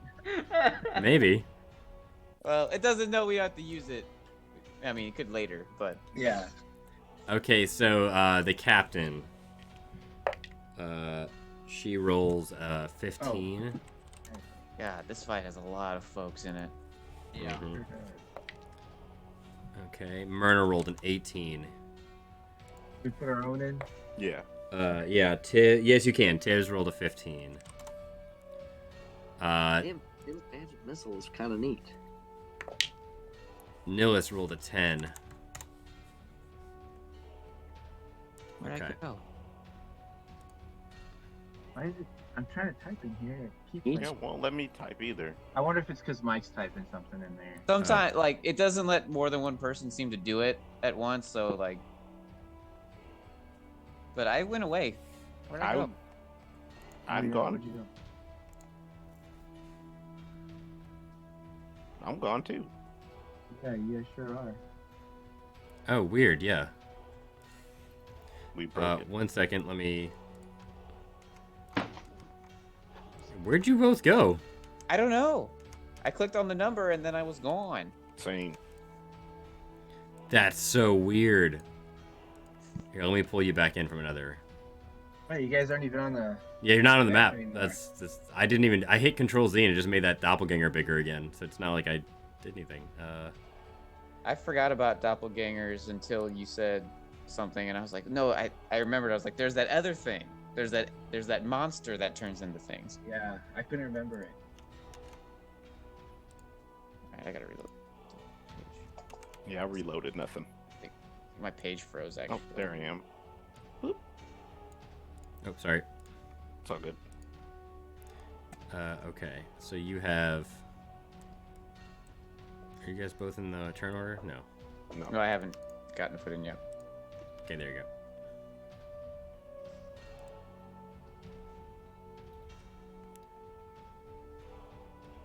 There we go. A lot of people rode pretty well. Good for them. D4. No, I'm Yeah, I not the typically lowest. don't Just run tied for it. high on initiative. That was weird. Yeah.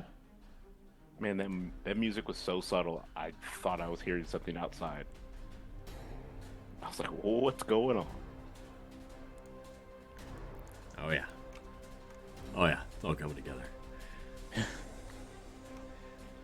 Okay, everyone in? Who's good? What's Yeah. up?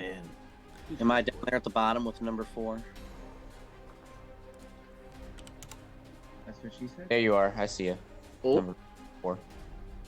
Okay, so we got 3 15s. I'll put Cadmus at 16, and then I'll put Ruster at 14, and then Tibbs at 13. Okay, so Yeah. We start this off. You see that there is just a ton of smoke as these two bottles are just causing this billowing cloud to appear in the front of this shop, and it's getting a little bit harder to see as the smoke starts to spread.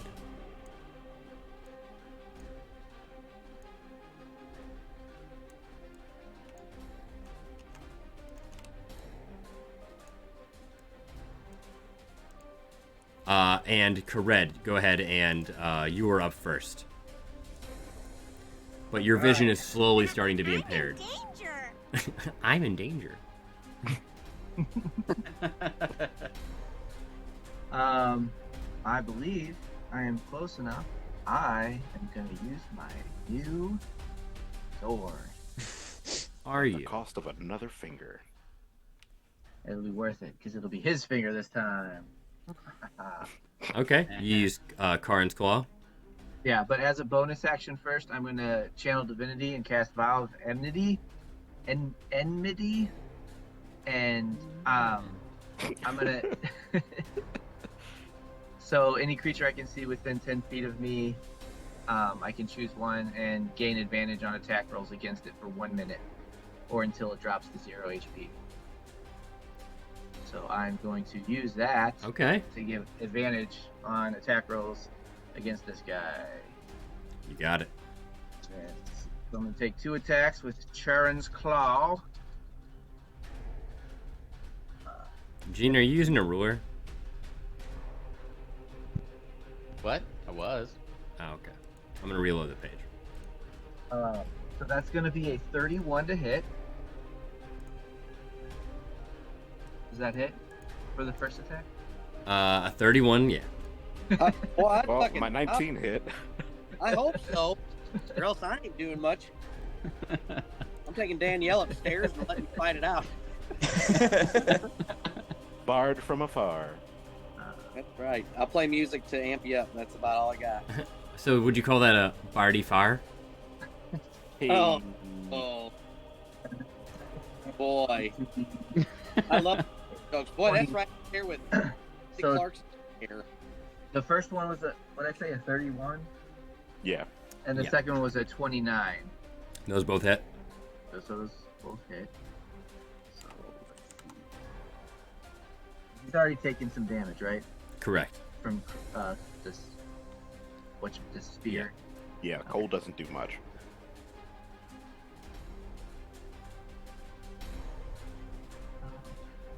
Just trying to figure out what the extra dice are.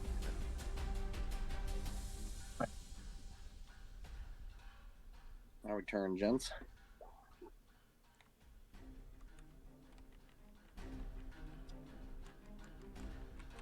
So for the 2 attacks, the first one is going to be +8 plus 2, so 16 damage. 16. Slashing damage Okay. from Charon's Claw. Okay. And it says any creature touching the weapon must make a DC 17 Wisdom save. Is that only when they touch it, not when I slash them with Yeah, it? that's like Not when when they you try to touch wield. them. When they try to Yeah. wield it. Yeah. Okay. That'd be wild. Yeah. Toss it to him. So 16 Catch. on the first, and then. Oh, wait. I did that wrong. It's a D8 plus 8. I rolled 2 D8s for some reason. Did you roll an 8? No, I rolled a 6, and a 2. What did I say? 16. Because I rolled a 2 D8s, added that together, and then added the D8 for Colossus Slayer. Uh huh. So I rolled 3d8s and added that all together instead of rolling 1d8 and adding the damage, or adding the 8. So it's 16 plus So it would have been 6 plus 8, 14. 14, plus another 4, I think it was on the So Colossus Slayer. 18 instead of 16. So 18 instead of 16. Okay, I got you. I got the right And math then- now. For the second attack, that would be an 8 plus 8, so another 16 Okay, slashing. you got it. This thing's looking not great. Nice. Okay, yeah, there's definitely more to this fight then. Yeah. This thing like it's like hisses at you with its sword, and it's like, and it just goes, cursed sword, and the sound is just ethereal. Isn't enough to explain this sound. It sounds like you put a snake hissing in an echo chamber. And it's almost like when you hear something in your mind, that telepathy, it sounds like that, but with your actual ears, and it's unnerving. Like it should be coming from inside your mind as a thought, but it's not, and you're like, what the fuck is that? That noise shouldn't come out of a creature. Yeah,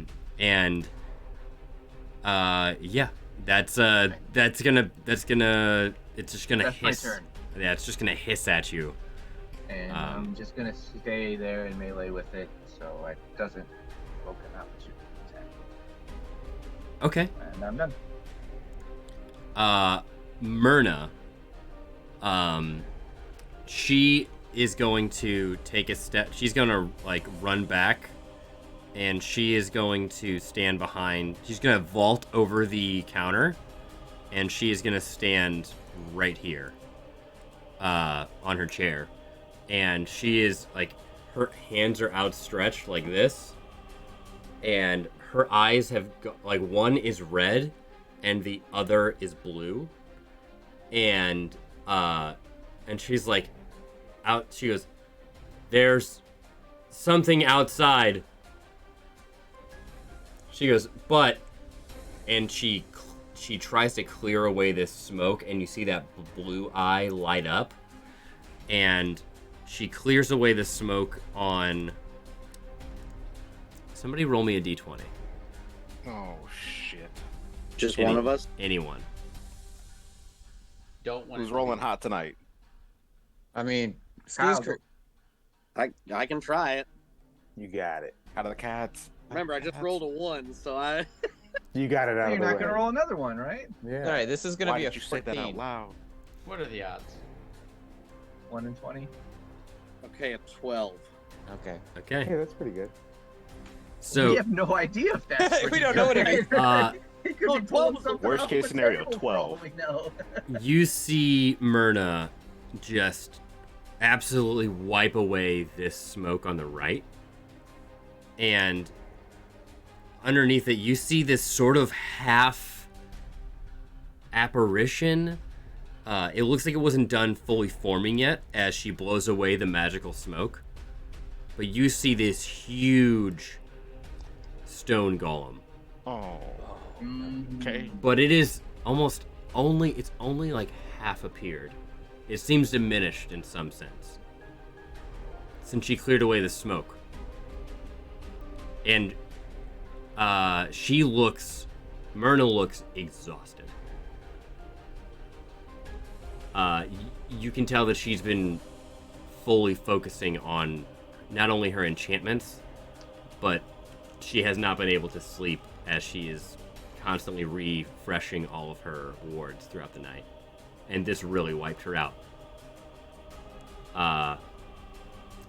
That's going to be her turn. Cadmus. Still atop David. So if I cast a spell, I lose my flame blade, right? Like No. I can't keep it lit and spell. I can do both. Cool. Say it's so- concentration. Yeah, is Green Flame Blade... It's Well, Green flame blade is different than green flame blade. Is it? Yeah. Yes. Green flame blade is something that like fighters do to their own blade. Flame blade is a blade that they create out of nothing. Ah. It's a conjured blade. Oh, I see what you're saying now. Yeah, I haven't used Flame Blade. So Flame Blade is concentration. Okay. Got it. So you can cast other spells. It just can't be a concentration spell.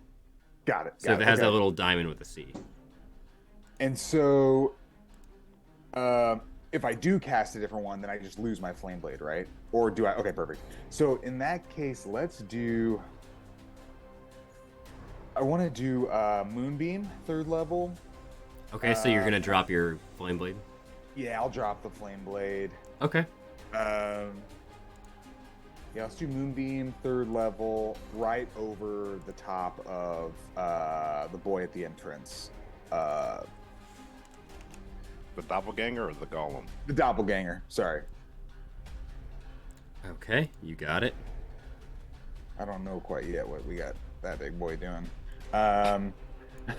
And so, yep, I'll put that there. And then I would like to also use my bonus action to step just a little bit forward and towards him. I mean, kind of like diagonally down towards the entrance. And I would like to use my magic stones. Okay. Yeah, boy. Magic Stonu. So, do we want to just give I'll just give David to Cadmus to ride if you want. I would love to write him down if I can. Yeah, he's got. I mean, I'll totally submit his movement, his use to you. He's got 40 feet of movement. Oh, perfect. He can really Damn. trot. Yeah. You know, I like that spot a little past Chris Socrates, but relatively Behind close. Chris Socrates. Yes, a little bit behind him, exactly. Yeah, that's good. And then, yeah, I'll just try my magic stone. Let me roll for that. Okay. Oh, shit.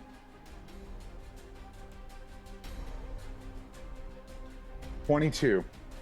22 on the magic stone. Because I should have a +5 mod. Oh, wait. I don't. I do have a +5 modifier. So Okay. I don't. I just rolled again. But oh shit! Whoa, that's trippy. If you're in D&D and Beyond right now, I just rolled again accidentally. 22 again. So, that's pretty dope. And so stars. so let me do it now. I got to roll a 1d6 +1 and 2. Got a 2. That's with the +1, so 2 total. Okay, you got it. Don't you try and mess with us, man. Yeah, 2 damage with the but the moonbeam's coming. It's coming. Like, oh yeah, sure, like right now. Yeah. Get ready. Anything else for your movement? Do you want to be closer? No, I don't want to be closer. In fact, no, it's, yeah, right there's perfect. Okay, you got it. And I'm just gonna keep him next to you, but you're on it. Beautiful. So Cadmus David, Cadmus trots up a little. Cadmus and David trot up a little bit. You see a beam. It looks like it just ghostly comes through the ceiling, and just crashes around this doppelganger. And then as like the light starts to surround it, you just see it, like get hit with a stone, like through the haze of all that. And it's going to have to make a save now, I believe. Yes. Has to make a against- Constitution save. Yep. Con save against Moonbeam. Yep. Of 13. 13. It's cocked. That is 12. Yes. Yes. Yeah. So it'll Damn. be 3d10 Whoa. and roll 27, baby. Not even lying. 27 on Damn, 3d10? dude. Oh shit! Did I Almost lose you max guys? Damage. Can you see me still? Yeah. Yeah. Yeah, we Oh, can cool. see I you. can't see you. Something got disconnected on my end. But I wanted to show you because I'm using this website to roll. Oh, okay. So I want you to see it for sure. Yeah, I can't see shit. Looks but I great. believe you. Well, it's Looks it's great. It's dnddiceroller.com. Nice. Hell I couldn't yeah. figure out how to do it here first. So yeah, 27. That Oh, was I feel so incredible. good. I feel so Wow. good. I love it. Awesome. Damn. Cadmus, one more thing from you. Describe its demise Ah! Yes. So excited. with You the got with the roasted. moonbeam. So what I'd like it to be is it almost is like popcorn popping, like on the skin of this thing. And so it's like you kind of hear like a little bit, like you hear pop, pop, pop, pop, and then it just starts building into where it's just this rolling boil all over its like skin. And then it just kind of ends up in a putty on the ground. And then I dim the beam a little bit, and then I brighten it again just to make it like really sizzle. And then it ends up in that like kind of gook you can't even scrape off anymore because it got too cooked into the ground. And he's on a carpet. That's the end of that. Yeah, we just roll the carpet up. Yeah. Yeah, you eviscerate this thing with the moonbeam, and its skin is sizzling, popping. It becomes this charred, just gross thing, like the bottom of a pan that you left in a sink for a year. It is disgusting, and you just hear this terrifying as it just like crackles to a crisp.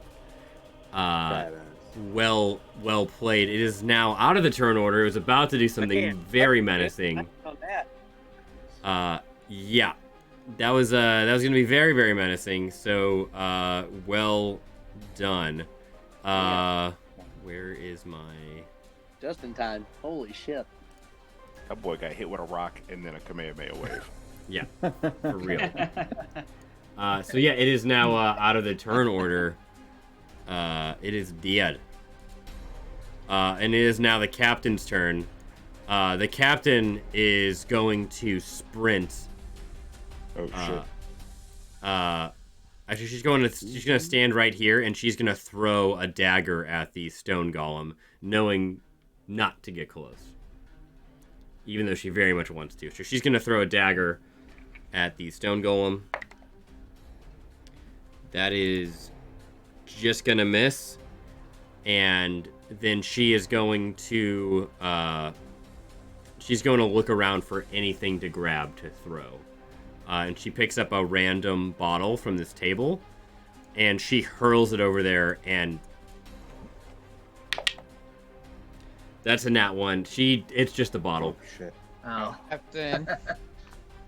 But I'll say let's roll for damage. No. It doesn't hit. The bottle hits over there, but it doesn't hit the stone golem.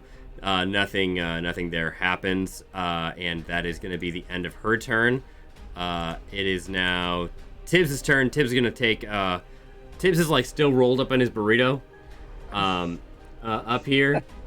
He just unrolled himself. He stands up and he's like, fuck, oh shit, and he just fires an arrow, 2 arrows straight over to the stone golem. One of those hit. He's going to take a second attack. There we go. Okay, that's going to miss. So he hits one with 1 arrow. And that is going to be... He has a better bow now, doesn't he? Yes, he does. Yeah, you guys gave him a good bow. He's going to use his long bow. Okay. It's going to be a D8. That is going to be an 7 plus 3, 10 points of damage to the stone golem. Great work, Tibbs. Okay, and then we have... let's see here. Where is this at? Where'd it go? Hello? I'm so sorry, gang. Stone golem... There it is. Disappeared on me. So it is... Okay. It takes... it doesn't seem like the arrow does too much damage to it as it hits it. As it tries to do more piercing damage. But it is no longer Tibbs' turn. Tibbs is actually going to duck in back here by this table, take a little bit of cover, and Chris Socrates, it is your turn. All right, I am going to run up to this golem, and I'm gonna hit him with 2 unarmed strikes. Okay. Oh no, I miss both.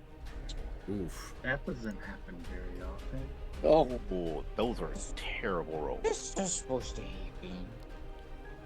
That was really interesting. Well, I'll say it anyway. I'm pretty sure they're gonna miss. So that's a 11 and a 10.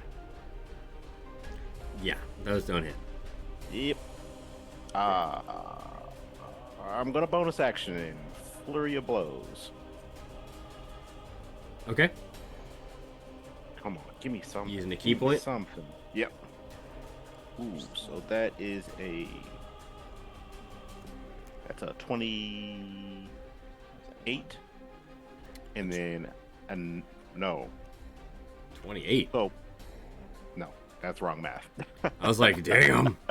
No, that's a 22, and then I got a natural 20 for a 28. Okay, so that's 2 hits or 3 hits? Flurry of blows is 2. Okay, 2. So a 20 and a 28. Yep. Those both hit? A natural 20 at that. Okay. Yeah, The nat 20.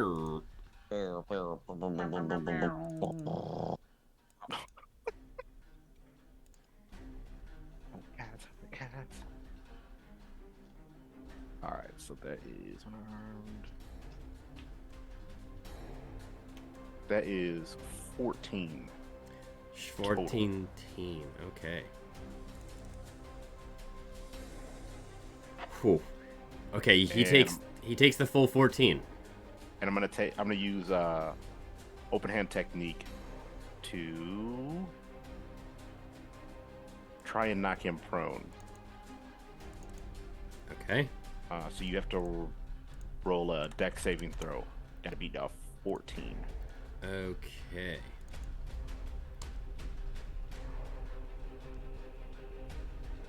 Okay. Need a dex save? Yep.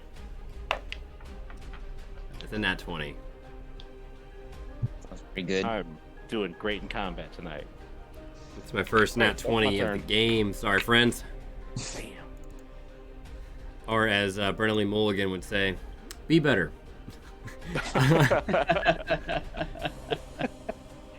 my turn. All right.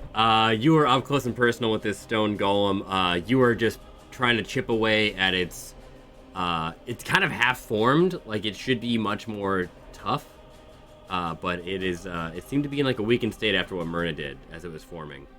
So, Chrysocrates, at the end of your turn, we are back up to Jean, who is standing next to Nillis behind the counter, and Myrna up here.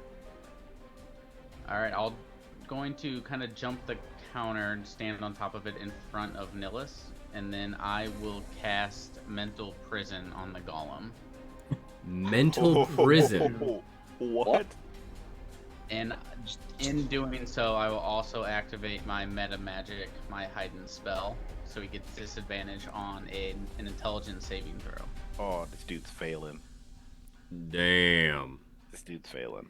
Mental prison. Ooh, I have not seen this spell used. Ooh, nice. What's about to happen? What is it? What I actually don't know. I don't know what the spell does. We'll find Yeah. out here in a minute, hopefully. It's from, I think it's from Exandria. No, it's from the Xanathar's Guide of Everything. Okay. Sorry. Okay. What does it do? I have to make a intelligence save? Saving throw with disadvantage. Oof. Okay, let me look here. Oh no! They're not smart. Good. Well, that's good. Is there a minimum that it needs to have for intelligence? No. Okay. Mind whip? No. Hey, what's up, War Master? No, they're doing what was this? Prison. Yeah, mental prison. Mental prison. That's with disadvantage? Yes. So that's gonna be a 2 and a 0. Okay. Perfect. He definitely fails. So he's gonna take first 5d10 or d10 damage. 5d10? yeah, 5d10, nice. What the? Is that My psychic God. damage? Yeah, that's psychic damage. Cool. This spell is sick. So that's 31 damage. Then Fuck. only the golem can see this. but the floor around him turns to molten lava, and then up from the floor, the lava grows into basically a cage made of lava that wraps around it and is slowly starting to shrink. On Lava top of cage. Oh, Okay.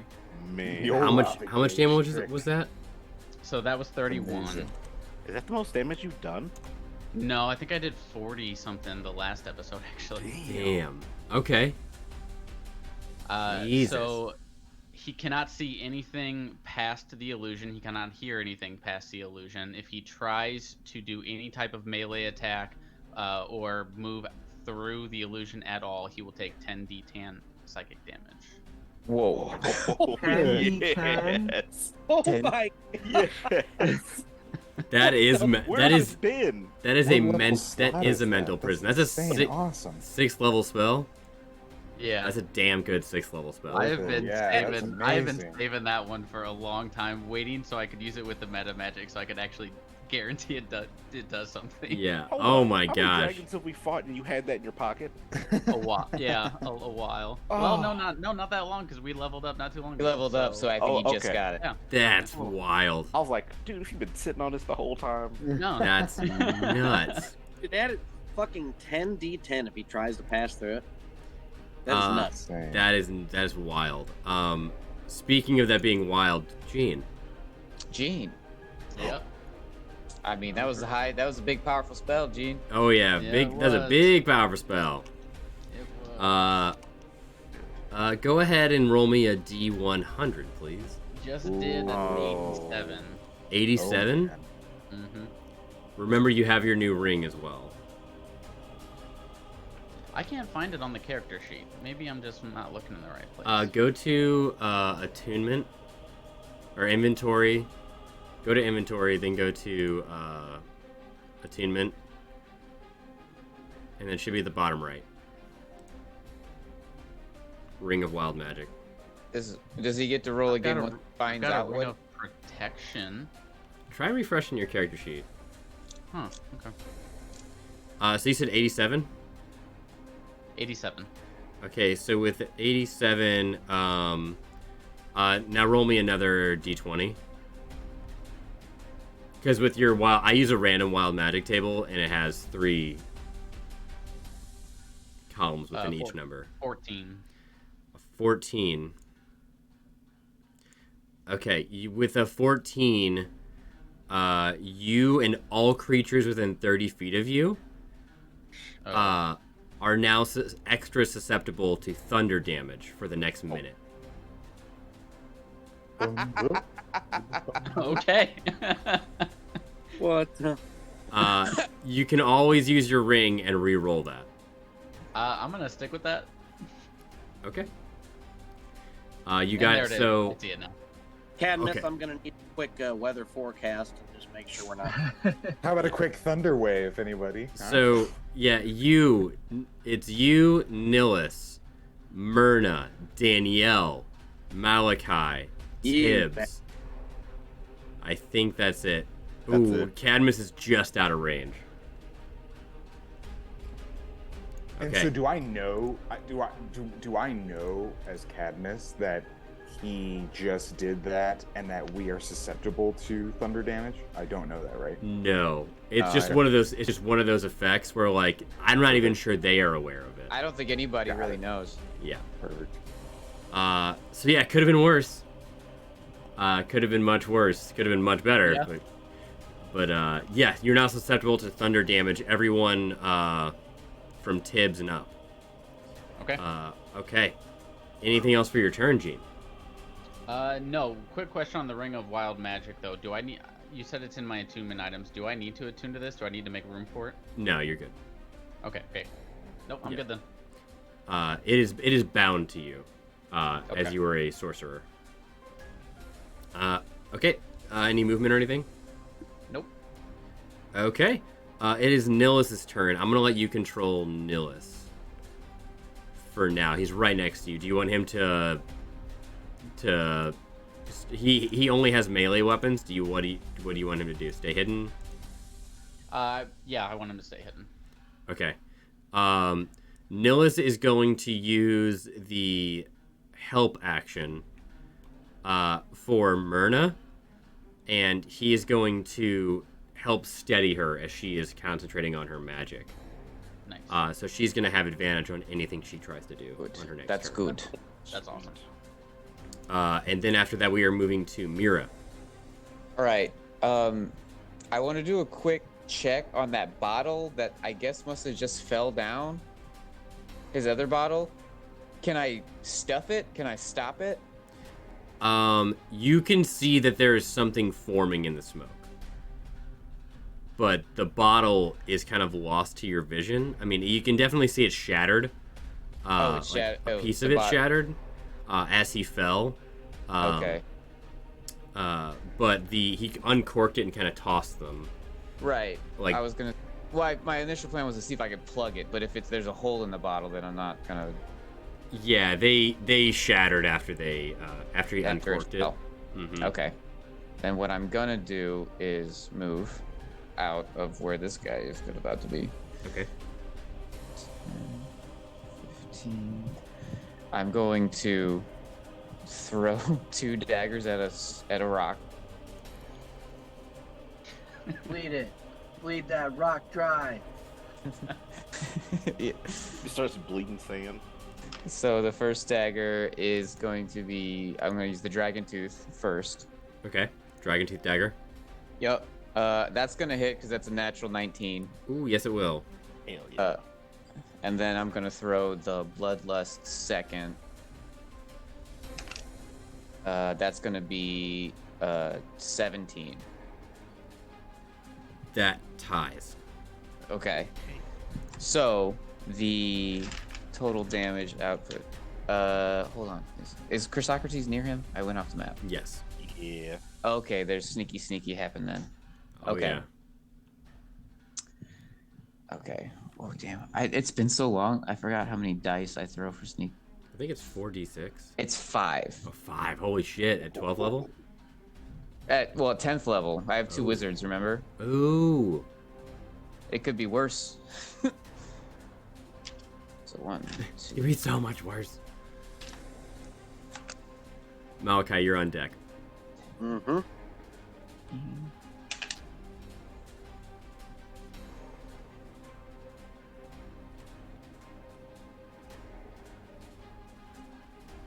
I see Cadmus scheming down there. I'm just thinking, but I don't think any of these options are gonna work. Have faith. How do I get through to these kids?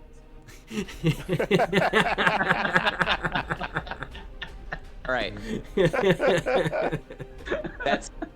That's a total of 29 points of damage. Holy shit! Oh, yeah. 29? Almost all of it. Yeah, 29 total. Almost 24 of it is piercing damage. 5 of it is acid. Okay, so it takes most of... How many were acid? 5 points were acid. Okay, it takes all of the acid. It doesn't look like it takes all of the other damage. Right. But it's not looking great. And then I'm going to use. Let's go back to the map. I'm going to. I use 5, 10. I don't really have anywhere. 15, 20, 25, 30. I'm just kind of like leaning here. I don't think this is adequate for me to try to hide on. This is just like a table or something. I don't know. Can I hide there, or is it? Oh wait. You can. I'll say you can hide like under the table if you want to move one space over. Just want to use my bonus action to try to hide. Okay, yeah, you can hide under the table if you want to move right 1 square. Or hold on. Am I using the action economy wrong?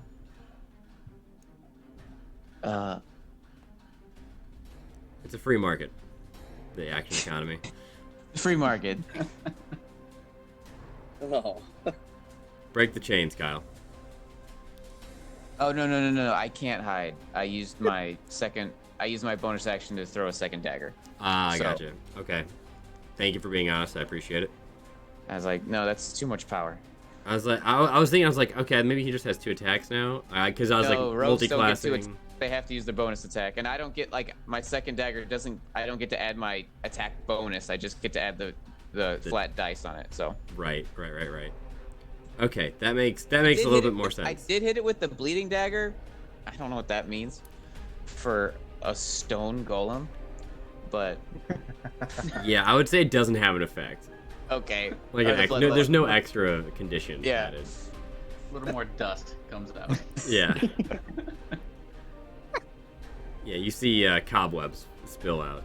Yeah, the dagger doesn't say anything about that, but it makes sense to me that it can't really have that effect. Yeah, I think it'd be immune to blood damage. Much like I think of it in like vampiric terms of like if a vampire tried to bite it, it wouldn't do anything. Right, and that's a pretty good rule. Okay, so yeah, you do some decent damage. It's not looking too great as it's sort of already half diminished as it was trying to appear. Anything else for your turn, Lady Nope, Mira? that's it.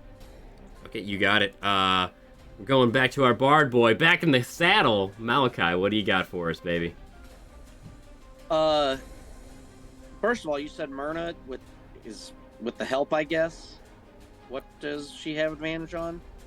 She has advantage on anything she does on her next turn. Oh, just the next turn? Yeah. Okay. I'm gonna give her a bardic inspiration Okay. for one. And then does it take any sort of, I don't know if I can use it as movement or if it takes some sort of action or if I got to do a check to just basically grab Danielle's legs and kind of swing her underneath the counter? Wait, hold on. You trying to fling your pregnant girlfriend? It's alright, she's got a ring of protection on. There's a few other words that might make a little more sense. I'll let you do it as a free action because it's a crime.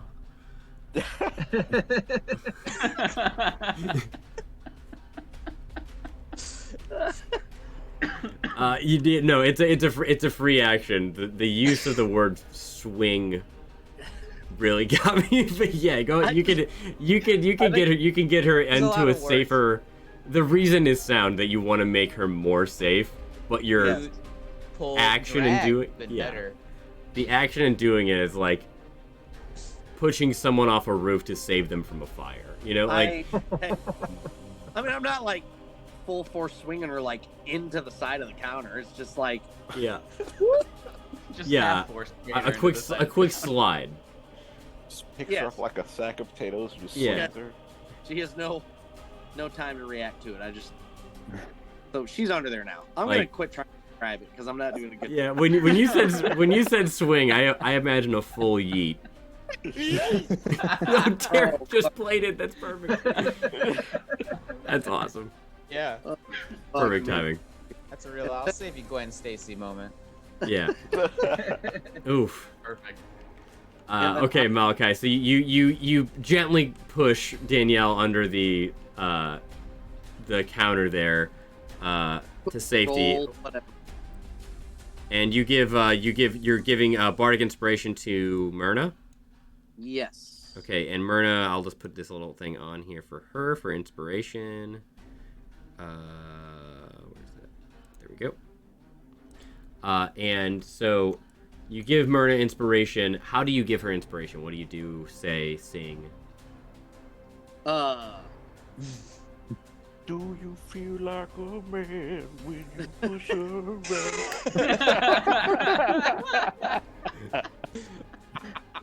I've never heard it sung that way. Yeah. It wasn't Like interesting. Barry White? Is it Barry Yeah. White singing You- that you- Jump Zapper? Suddenly you see know that was Myrna. originally his song. You see Myrna in some sort of like jumpsuit apparatus. It's fully red, and Oh god. it's Okay. no, I'm kidding.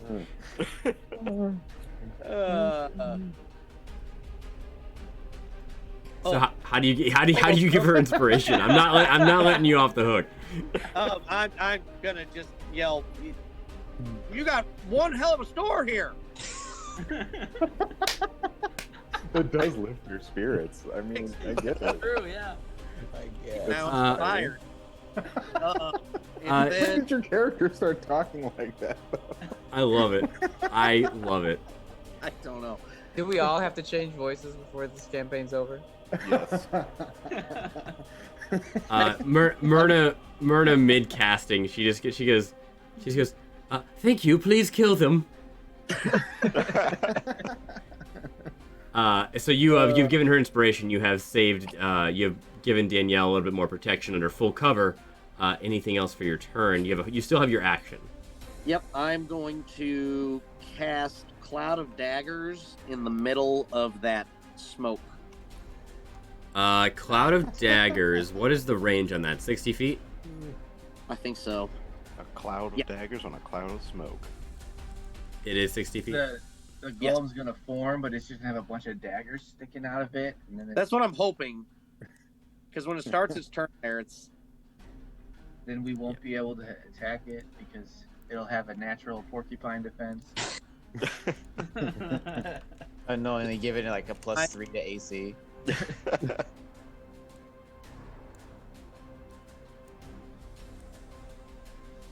Like right here?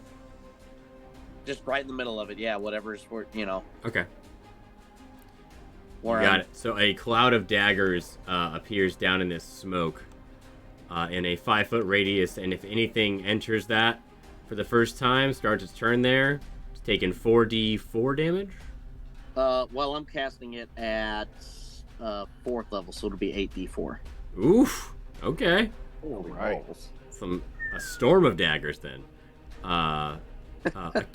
So it's a cumulonimbus of daggers. Oh god. Okay. Hopefully not a thunderstorm, thanks to Gene. I'm assuming I'm not in the range, right? No, you are not. I Oh, put it on right, the yeah. other side. I assume that he's smart enough to not put it right next to you. So yeah, you cast Cloud of Daggers, and while there is no effect at the moment, it is definitely not good for anything that appears in that space.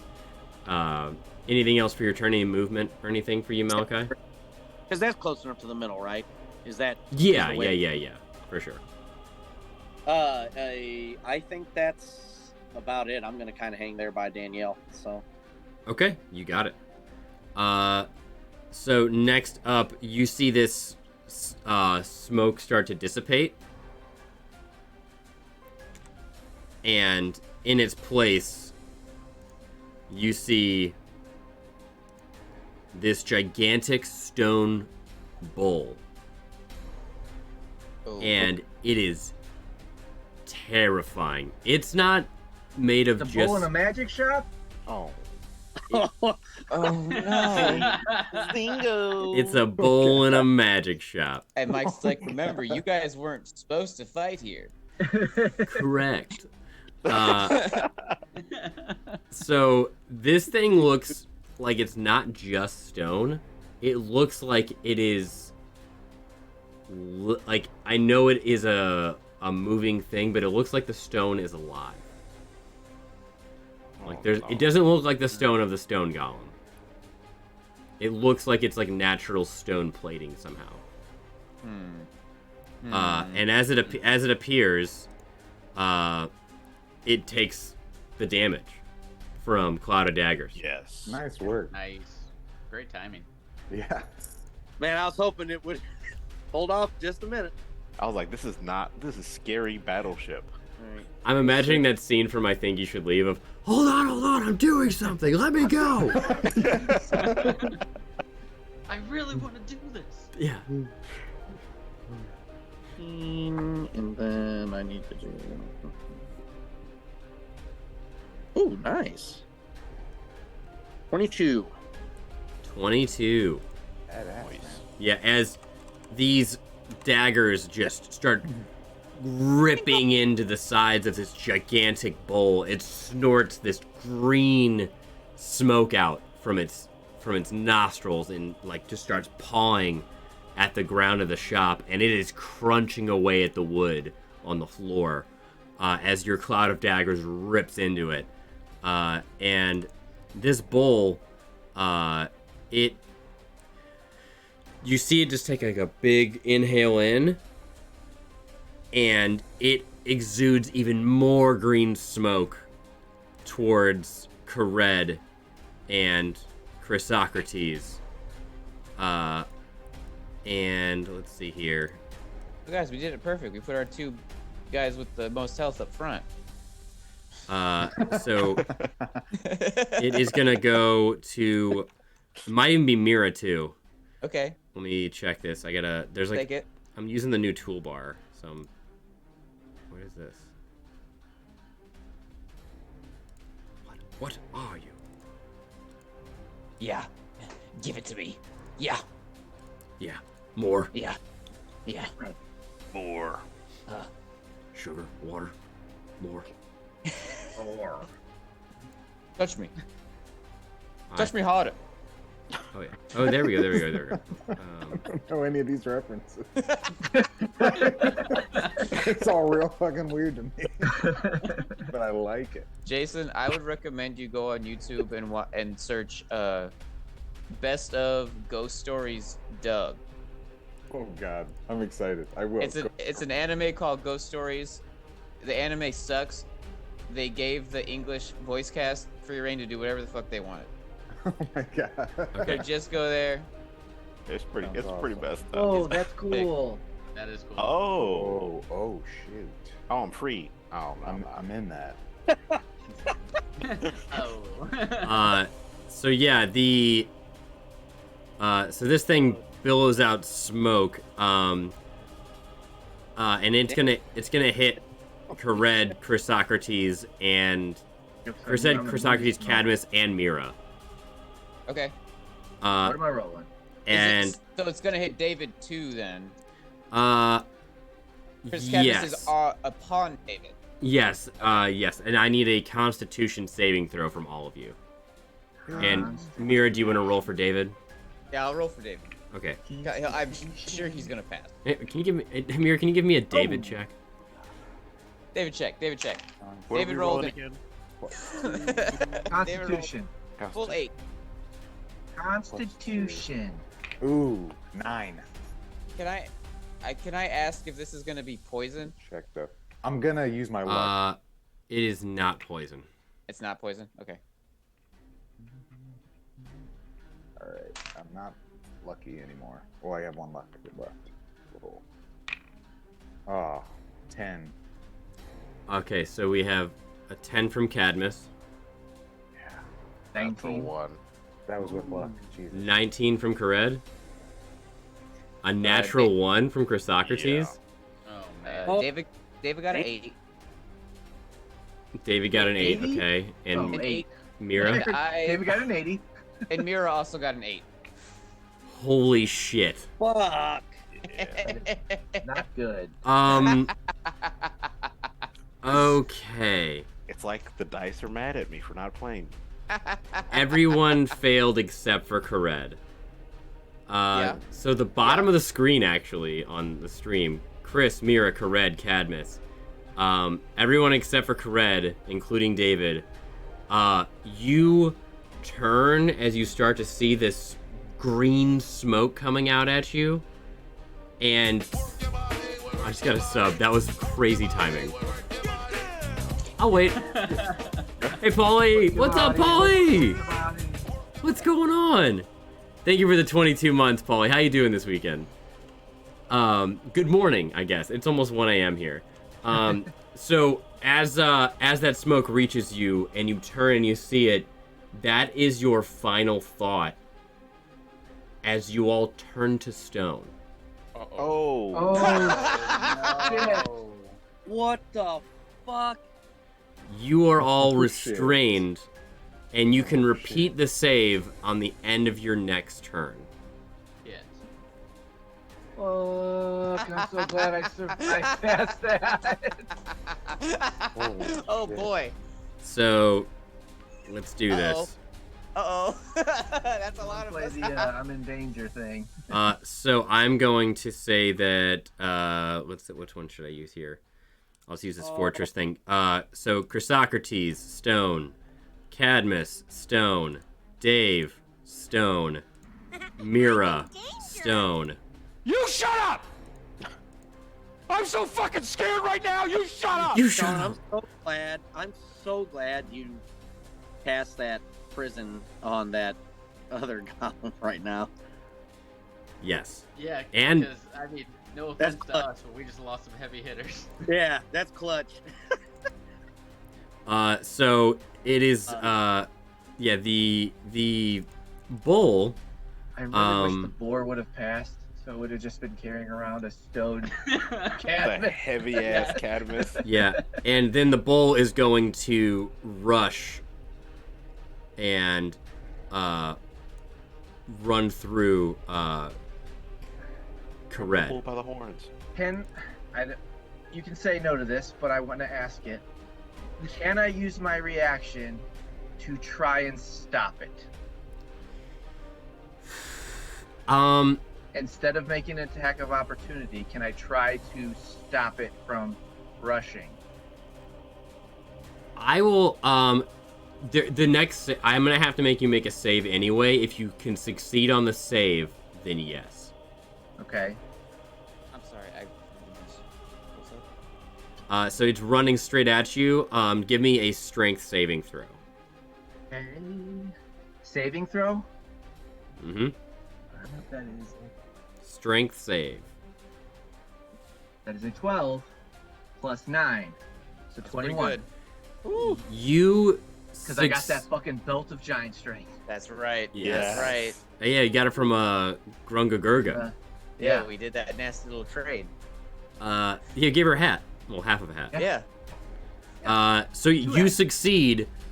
You are not knocked prone, and I will say that you stop the bull from moving forward, and it would have started crushing Mira and Cadmus, which is huge. But you stop it just here, but it's outside of the cloud of daggers. Okay. Does it take damage again because it left Cloud of Daggers? I think it's starting its turn there or entering it. Okay. I don't think it's Yeah. leaving Got it. Okay. for Cloud of Daggers. Push it back in. But Cloud of Daggers ripped into it pretty hard when it first appeared. It's a damn good spell. So yeah, that is going to be the Gorgon's turn. Oh. I accidentally said the actual real name. Yeah. That is the Gorgon Bull's turn. I don't know what that is. It is now the Stone Golem's turn. You don't know what a Gorgon is? Medusa. He's a race car driver, I think. Oh, that makes sense. Jeff Gorgon. 24. That's Gordon. 24. 24. Can I, Paulie? Can I channel points to not Stone? I wish that were possible, but unfortunately not today. Unfortunately. No, this is not a game. This is a home game that's being streamed, not a stream game for the audience, right? It's not a stream game that's being homed. Yeah. Dang it. So the Stone Golem, it is its turn, and Gene, I'm gonna need some insight on your spell. It is gonna try. How do I break the spell? Do I break the spell? Don't tell him, Gene. Don't tell him. You can't. You don't. You don't. You instant failed. kill. You failed the save, so you don't break the spell. If you try to make an attack or get out of the illusion at all, then you take additional damage. Okay, Does so he get like a new save on his next turn? There's not a new No. save. No. Wow. Holy I like that. shit. If Really is he would have passed the save, if he would have succeeded, then there would have been no illusion at all. It just would have been 5d10 damage. But because he failed, the illusion pops up. that's still incredible. So this Stone Golem is going to try and like move away from these flames. It's just gonna be walking straight ahead. It takes one step and nearly topples Chrysocrates as he's frozen.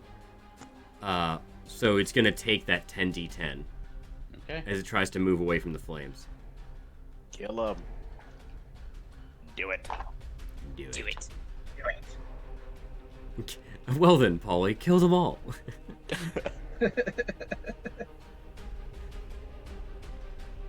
What did the quarterback do? He threw it. I knew it. I was just gonna. Yes, Chris. Ah, man, I give up. Screw it. But Hey, my horse is limping. Shoot it. Shoot it. what'd you say? What did the botanist tell you to grow your plant? Grow it. Oh Okay. no, you killed the plant. I blew it. Yes. That- yes. Don't be disheartened. Keep to it. All right, the stone Oh, golem God. will take 61 points of psychic damage. Woo! What? 'Whoa. Oh, What Dale, do I do with all this extra meat? How many? I stew 60, it.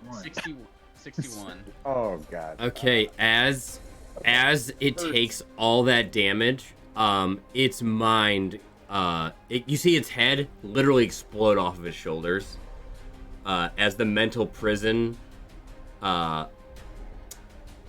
this thing serves its life sentence in the mental prison. It is, it just shatters its brain as it can't comprehend the flames aren't hurting it, but it knows it needs to get away, and no matter what it does, it can't. And its head explodes off of its body, and its body starts crumbling as it makes its way forward. Describe its demise. Yeah. Nice work. But man, God, what? I don't know if stone golems have any like look of expression on their face or anything, but he immediately attempts to rush forward while grabbing the side of his head, and as soon as he takes one step, falls to his knees before the head explodes through his hands. That's Ooh, I good. like that. That's very good. Wow. Good. What? That is a freaky spell. Yeah, Gene, Insane. roll me a d8. Oh. Hey, Gove, what'd you do with your kite? I Grow it. 61. Yeah, Paulie. That's 5. You didn't 5. specify which go, so. Chris Socrates, you take 5 points of bludgeoning damage as the stone falls on top of you. Dang. But it is not halved or anything. It is just because you're made of stone, it's kind of chipping away at you. So just 5 points of damage. And that stone golem is just in tatters and pieces on the floor. Now a piece of art. Like an old Roman ruin. Awesome. That is the end of the stone golem. It is the top of the order. Friends, it is 1 a.m. Did you want to pause here? Listen, I don't want to, but I understand if other. I want to finish this fight. Me too. Same. I do want to finish it if we can. If everybody's down. Yeah. Okay, let's do it. At the Unless top. you got more surprises, I want to I'm at sorry, least what was finish that, this Mike? Gorgon. Now Chris's entire estranged family comes in through the door. I don't know what it is. Motherfucker. I don't know what it is about you guys in the gift of Dog. foresight, but at the top of the order, we see Dirge. Oh my god. Are you for real right now? Yes. Are you for real right now? I see him on the list. I was like, where the fuck do you come from? You see Dirge step in through the door, and he just says, he looks around, he sees his doppelganger, just like what's left of it, and then he sees the stone golem in chunks, and he sees the Gorgon being held by the horns by Kared, and he immediately assesses the situation of one that he cannot handle. He looks straight ahead at Myrna, and he just says, he goes, I may not be, and he sees Chrysocrates as stone, and he takes one step towards Chrysocrates, and he looks around the room, and he's like, he shakes his head. He looks at Myrna, and he just fires this big big bow straight at her. So he can just walk in with the wards up? She has one eye on him. Fuck. But all of her words got set off when the doppelganger went off, and so then she used her power for the blue to wipe out half of the stone golem's health. Which, by the way, it would still be up had she not done that. But you see, he is. Speaking of that, by the way, he did pass through a ward, and he is injured. He just wasn't stopped. So he's not at full health. You see, like a part of him, like it's like been singed, like it's like a black mark on his head. Like he got electrocuted somehow, and he is just roaring as he fires an arrow straight at Myrna. That's gonna hit, and that is gonna be. Wait, can I? You're do stoned. Verification. What's up? I am stoned. Does that mean I can't see what's happening? No, you all are frozen in time. Okay. You're like, it's not like you're like a conscious in the stone. It's just like when you pop out of that, it's gonna be like time travel. Then there's nothing I can do. Okay. That is gonna be. It's gonna be 18 points of damage to Myrna. Okay, she has 16.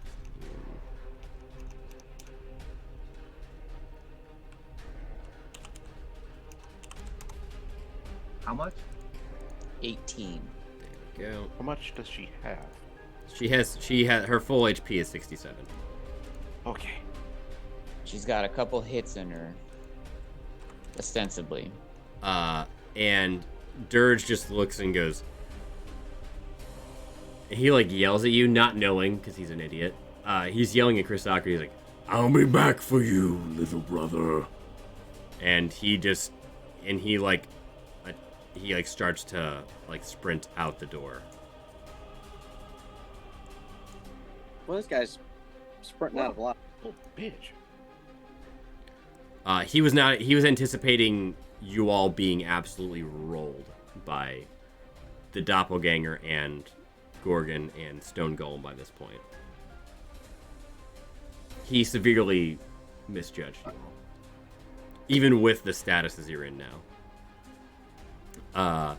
That is the end of Dirge's turn as he takes off back into the night. And Kared, we are back to you. You are literally holding the bull by the horns. It's a metaphor. Hey, Love it. It's a metaphor. oh.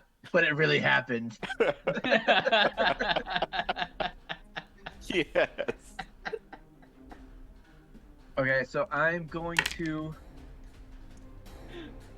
let go and try to take 2 attacks on it with Charn's Blade. Okay. So the first one is a 27. I heard 27. 27, 22. 27 and 22 to hit. Okay, those both hit. So the first one is going to do. Let me check something to make sure it's not a bonus action. Okay, I don't think it is. So I have a question, because this is, I think, the first time I've actually done this. Divine Smite can do it on any melee attack as long as I have a spell slot for it, right? Correct. Yep. So I can Divine Smite both of these. Yep. Yes. As far as I know. First Yeah. one. That is awesome. So for Colossus Slayer, it's going to be 8 damage, Okay. because they're Nice. both taking damage. For Charn's Blade, it's going to be another 8 damage, plus 8. So 8 plus 8 plus 8 is 24. Whoa. Because I rolled 8 on Colossus Slayer and on D8. And then, so I'm going to Divine Smite. I'm not sure how to, I guess I just knock off a spell slot for that. Yep. Yes. We just got gifted 5 gifted subs from Polly. Yeah. Thank you, man. Oh, don't apologize, dude. Are you kidding me? You just apologized for gifting 5 subs? Dude, Paulie, thank you so much. I appreciate That's that. amazing. Hell yeah, dude. Oh, Ashley got one. Sylvite got one. Railgun. Toro got one. That's awesome. Okay, Dang. so the first smite Fuck I'm yeah. gonna do That's cool. at 2nd level. Okay. So it's gonna be 3d8 radiant damage. So it's already taken 24, and it's gonna take another 9 radiant damage. Holy shit. Wait, We're at 30. 11. It was because it was 3. I only rolled 2, so it's 11. So we're at 11 radiant damage, and then for the second attack, oh fuck. I guess that's law of averages. I rolled a 1. So 9, and I'll do another smite at Damn. 2nd level. Awesome. So that's 9. Radiant damage. So, what is that total? So, You had 24. so it's 24, and then Okay. 9, Oh, the 9. Okay, so 33. and then 17. Okay, got it. Cool Holy fitty. Okay, this thing's... I mean, you've definitely injured the fuck out of this thing. Like, And when then- you cut it with that smite with Karn's Claw, it is cutting deep. And I like to imagine the smite. I know it says it's radiant damage, but since it's coming from that blade, it's like spewing ash each time too. Oh yeah, it's like a holy ash of like it's like a purifying fire kind of thing. And then for my bonus action, if I can do it, I just want to and my movement and bonus action, I want to plant myself and square up and be ready to try and stop it if it charges again. Okay, we can do that. I like to imagine Link at the beginning of Twilight Princess when he's stopping the rams. Oh yeah, good. That's a good analogy. I'm ready to stop him if he tries to charge again. Okay, you got it. I will keep that in mind. That is my turn. All right. Okay. It is now Myrna's turn, and Myrna, she gets hit by an arrow, and you see like that one blue eye, return back to normal, and both of her eyes are red, and then they both go gold, and you hear a yell from outside that's just like this. And Myrna yells out, and she's like, he got through my first wards, but he forgot there's wards when you leave, idiot. Yes. Nice. And she goes, wouldn't have been able to do that without your help. And she looks over at you, Malachi, for the inspiration. Hey! So that's gonna be... It's a D8, or is it a D10? For inspiration. Doctor.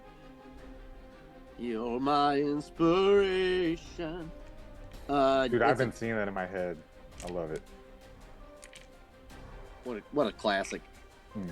So Yes, it's 10. D10? Okay.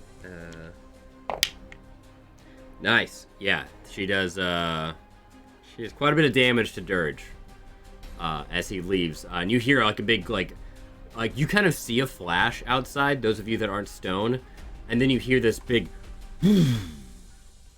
as thunder kind of ripples over the, kind of shakes the glass, the stained glass in the windows.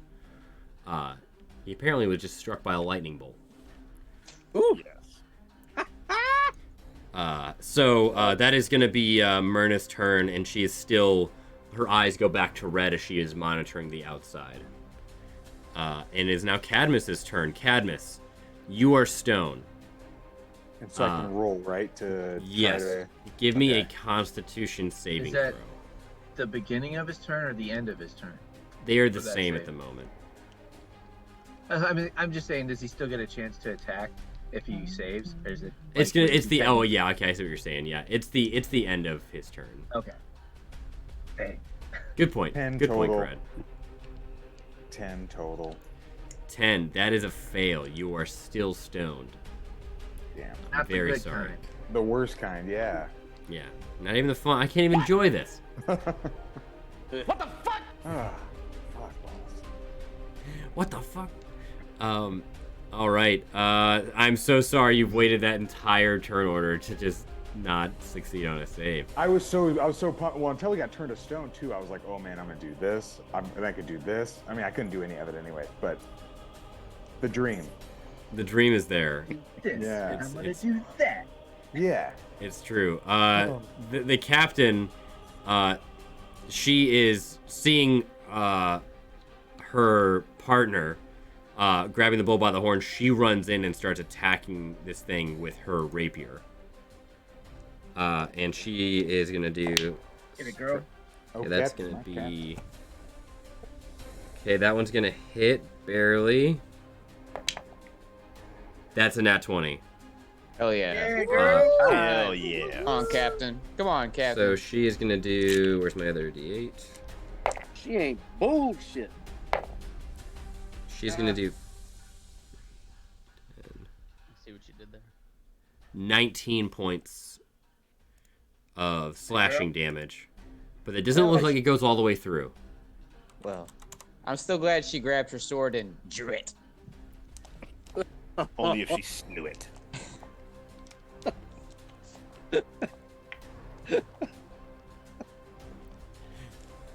When she got her ship, she had to crew it.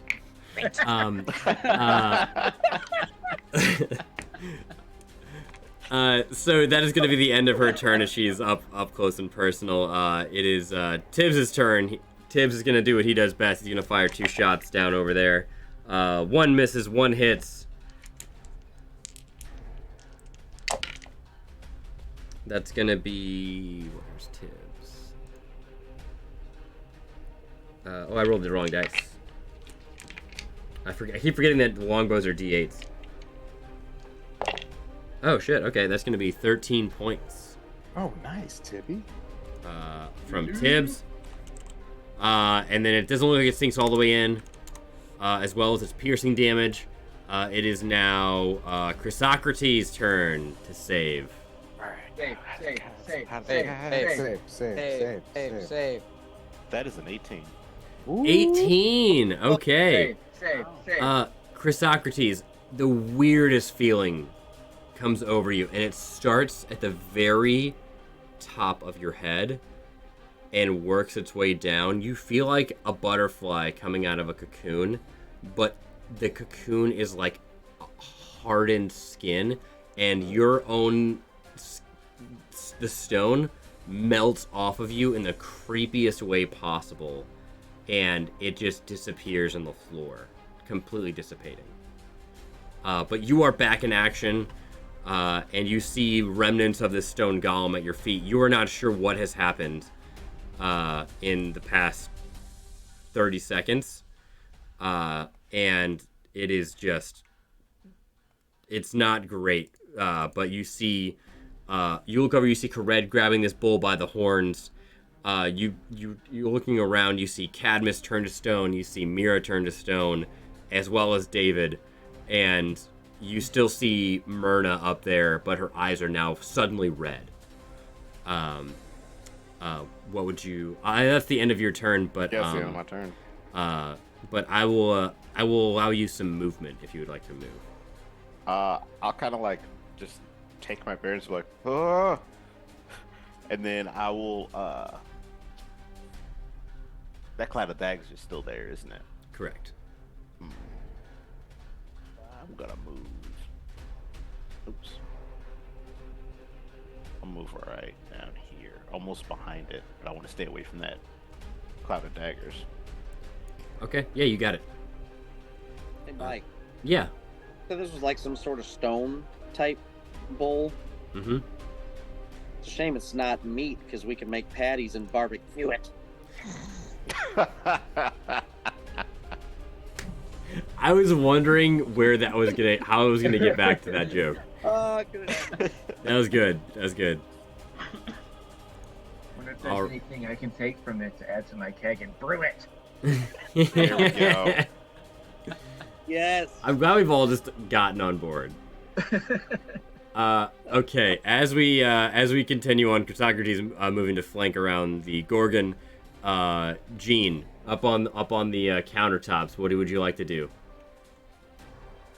Well, I think I'm gonna go ahead and step forward a bit, and you'll see the light from the window from outside, from like a street light or candles or whatever, is kind of casting a shadow, and you'll see my shadow kind of extend across the floor and wrap around the bull, and I'll cast Innervation. Oh yeah. Innervation. What's that do? No, I remember he's Possession actually done jutsu. this. He did this in Kentucky last year. In other words, he's Yeah. gonna. That was a year ago. I don't remember it. And I'll also expel more. Oh my god, why can't I think of the word? Sorcery points to use meta magic again, so disadvantage on the saving throw. Okay. Innervation, that's a feature, isn't it? Or is that a spell? It's a spell. Where is it at? It's on the character sheet. Oh, there it is. Sorry. Thank you for that. You're welcome. I'd like to attack using my additional notes. No. Okay, so it's dex save? Dex save with disadvantage. Disadvantage, because you are heightening it, correct? Yep. Correct. Okay, that's not bad. I rolled a 16 and a 17 plus nothing, so 16. 16 passes, so, well, you're not going to take a lot of damage, unfortunately, but... not much at all. You're only going to take 6 damage. Damage is damage, baby. You also killed a stone golem, so... That is true. you actually, like, tortured the fuck out of a stone golem. And then you killed Mentally it. and physically. Yeah. Wish it never been created.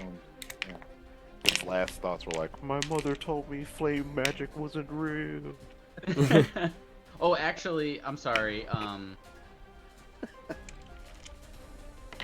So it made a saving throw, so I'll use Bend Luck. I'll burn some more sorcery points and use Bend Luck and see if we can decrease that a little bit. Okay. You want to do one more roll? No, you keep the roll, but I roll a 1d4 and it's applied as a penalty to whatever you rolled. Oh, so if you roll 2 or more. Yep. Cards. That's a 3, baby. Okay. That's a fail. Okay, so that's not much more damage actually, but so that's 8 more damage. Worth it. 8 more damage. Okay. And every turn that I take from this point on, you get automatic 4d8 damage. Okay. Wow. Okay. I believe that's the case. Let me double check. You regain hit points equal to half amount of necrotic damage the target takes. Yeah, the spell ends if you use your action to do anything else. Yeah, there we go. Yep. Okay. Or if you leave the spell range. Gotcha. Actually, also, yeah. And so you see this, like, shadow creep in from the window. It comes from me. It's the shadow that I'm casting underneath me. It extends out. Oh, okay. So it's like, I got you. As if I was not at full health, I would also, whatever damage did to you, I would also add it to my health points. I believe. Oh no, hit That's points. pretty dope. You regain hit points equal to the half of the amount of necrotic damage that the target takes. So you see this like long shadow extending towards the bowl Tomorrow? from Jean, and it is just wrapping itself around it. And it took how much damage? I apologize. What did I say, guys? I said the last one was 8. 6 The plus first one 8. wasn't It was much. 6 plus 8. Thank you. Yeah. Okay, gotcha. This thing is looking rough, like really rough. Nice. But what else is rough is Jean. I'm gonna need you to give me 2 rolls on the wild magic table because you cast a spell, but you also used bend luck. Oh, is Bend Luck a spell? Where It's a reaction. I guess it technically is. Is this? I guess it probably is. let's see. So you can't use a reaction. You can't use bend luck because you can't use a reaction on your Aw. turn. Oh, poop. Okay, remove that 8 damage, Okay. and it's just the 6 then. Yeah, sorry, I didn't realize bend luck was a reaction. Oh. But you only have to roll once on the wild magic table. So even if it says like, it is listed as a reaction, but it says whenever you see another creature make an attack roll, an ability check, or a saving throw, you can use your reaction, but you can't use your action on your turn.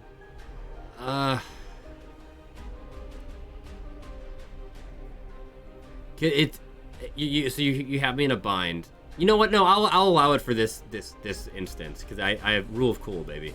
But typically you can't use, like, I'm gonna say reaction is the parent rule where you can't use a reaction on your turn.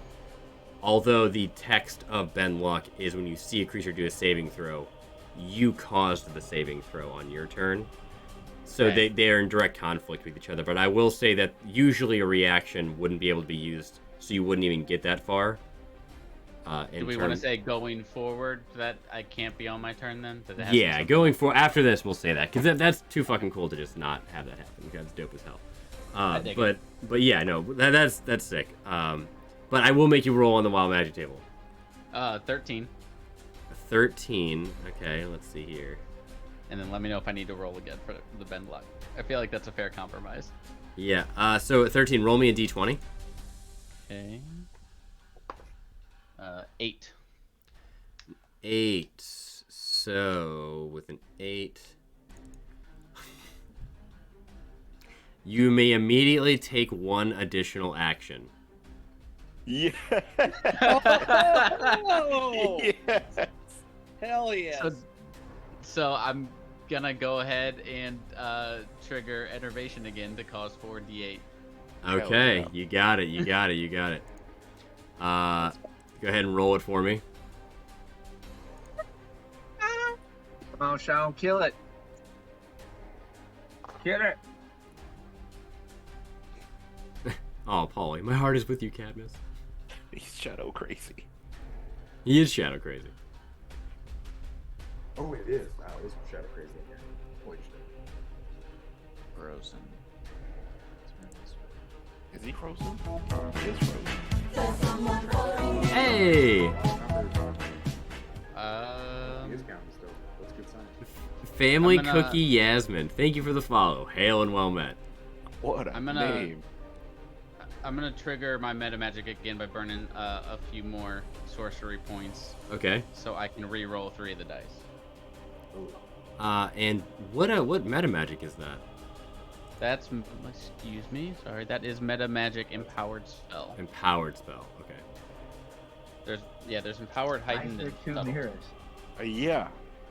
I don't know. I froze, so I went out and came back. I'm Don't sorry. listen to this mirror. It could be the. It's a mirror image. Oh, it's gone. Oh That's no! 9. It updated 9 everybody. points in. Everyone's in the wrong spot. Hold on It one was second. such Oh, a no. bad joke. It just left. Sorry. I'm Mira now. No, we're good. We're back. We're back. Well, okay, Okay, what was 9 it? points that of like- damage. How many? 9. 9. Mm-hmm. This thing is on its last leg. Oof. Oh. Damn it. It's damn it. so close. Damn. Gene, Yep. roll on that table again. One more action. I owe you 2 of 13, these, right? 8. You do owe me 2 of these.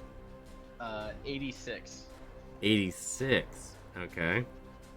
Not available. 86 that bowl. Okay, roll me a d20. No more beef on the menu tonight. Oh. 7.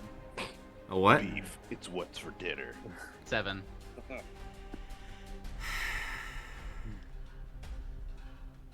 Oh, this is a good one. Your constitution is increased by 2 for 1 day. Oh my gosh, you gotta remember that. That's important. Dude, Okay, write that I'm writing it down. down. Yeah, because I'm we're not writing it gonna down. play again for 3 months. So right. That's true. Good point.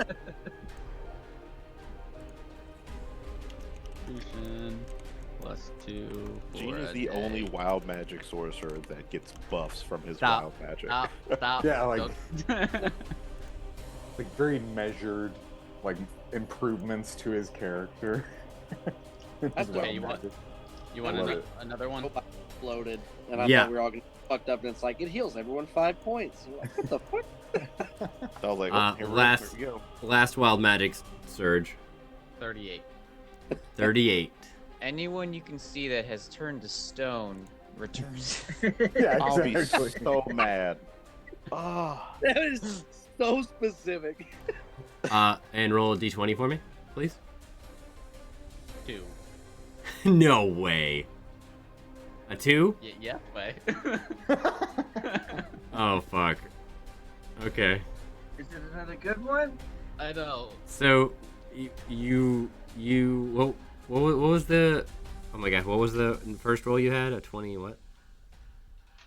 The The 38? 20. 38, that was what. Yeah, 38 and a 2. What's your spell save DC?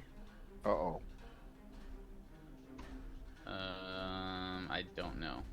It is, oh, I got you. Your spell save DC is 15. Okay. Oh, okay. Yeah. Okay, give me a wisdom saving throw. Okay. Mm. You got this. Hold on. I should probably use the right dice for that.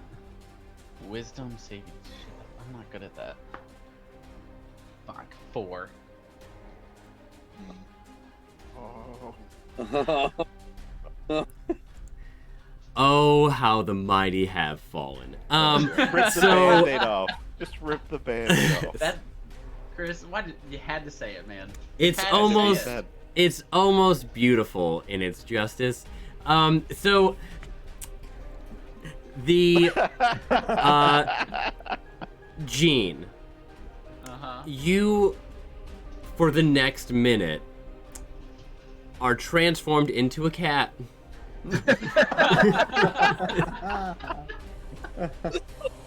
Awesome. You are no longer Gene Guggenheim. You are Gene the cat. Cat Guggenheim. Yeah. You are Sir Pounce. Gene, Sir Guggen Pounce. feline. Oh god. Guggenfeline. I love it. Gene I cat. Got it. and just because I have a regular cat, We're gonna But call I you have this- King Cat. I for some reason I got this free token package called Chibi, like the little Chibi images. Do you know what those are? Yeah. So we're gonna turn Jean into a little cat girl,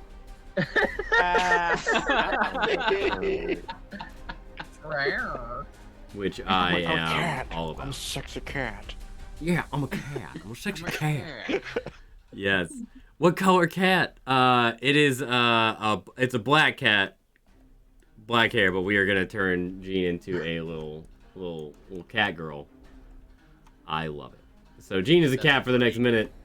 You have all the stats of a cat, Oh, no. as if transformed by the polymorph spell. I'm just a sorcerer now. Oh. Mew it. Just did this badass shadow move and then just turned it into fucking Binks from Hocus Pocus. Yeah, you're a shadow cat. You're not immortal though. Thackeray Banks. It is now. That is the end of Gene's turn. I'm deciding. I'm deciding for you. It is no longer Gene's turn. You are a cat. Decision. You've done incredible work. You can move. I'm just kidding. You can move if you want to move. No, I'm good. Okay. Gene the cat. Links up to Nihilus's ankles and. Yes. Nihilus. It is Nihilus's turn. Nihilus is going to immediately hop over the counter there, and he is going to pick you up and cradle you.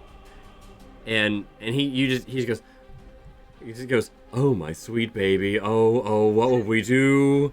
Oh, you know I'm not into pussy. This is awful."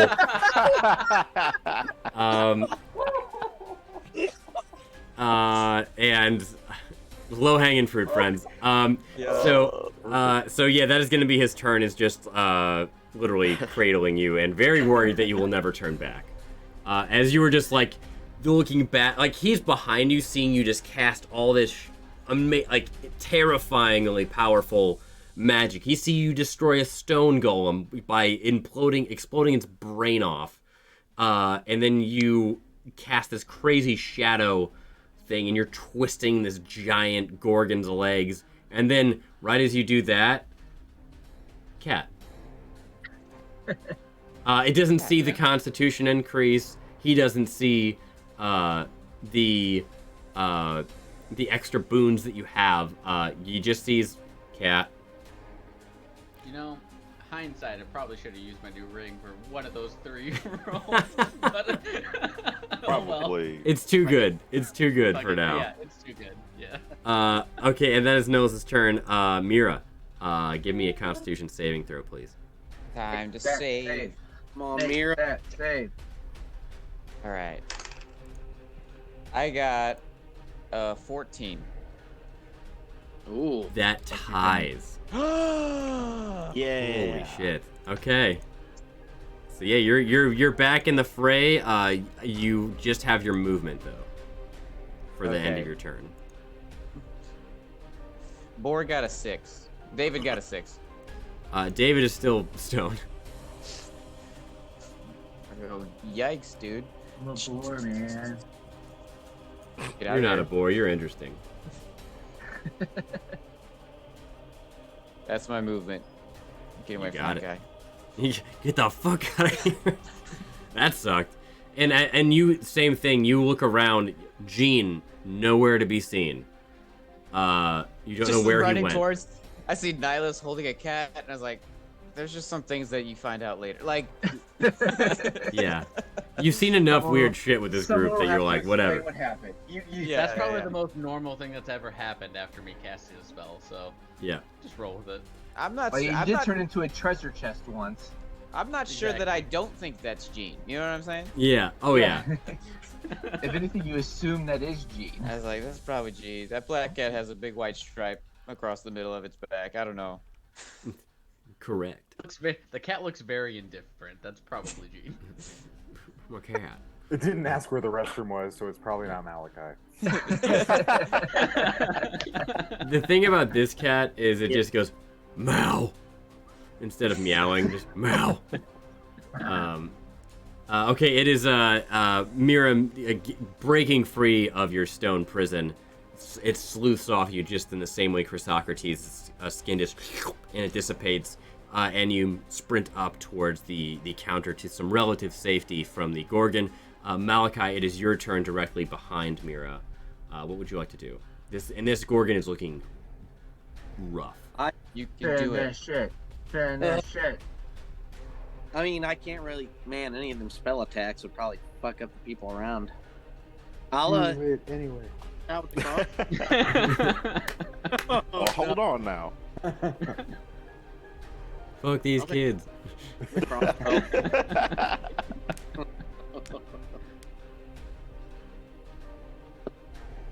Oh, dude! I don't know what's going on tonight. That's a nat 20. Damn, boy. Wow. For Uh, what? That's the Yeah, that's for what, the though? sixth one tonight. What'd you Shoot. roll? Go at it. What? Shoot an arrow at it. Oh, okay. 27. You're like breaking up from me. I don't know if it's breaking up on anyone else. I just like. Yeah. Nat Yeah. 20. Awesome. What's it for? So you're shooting an arrow at it, Yeah, crossbow bolt, whatever. and you got a 27. Yes. Okay, I'm confirming because it was breaking up a little bit. So, that hits.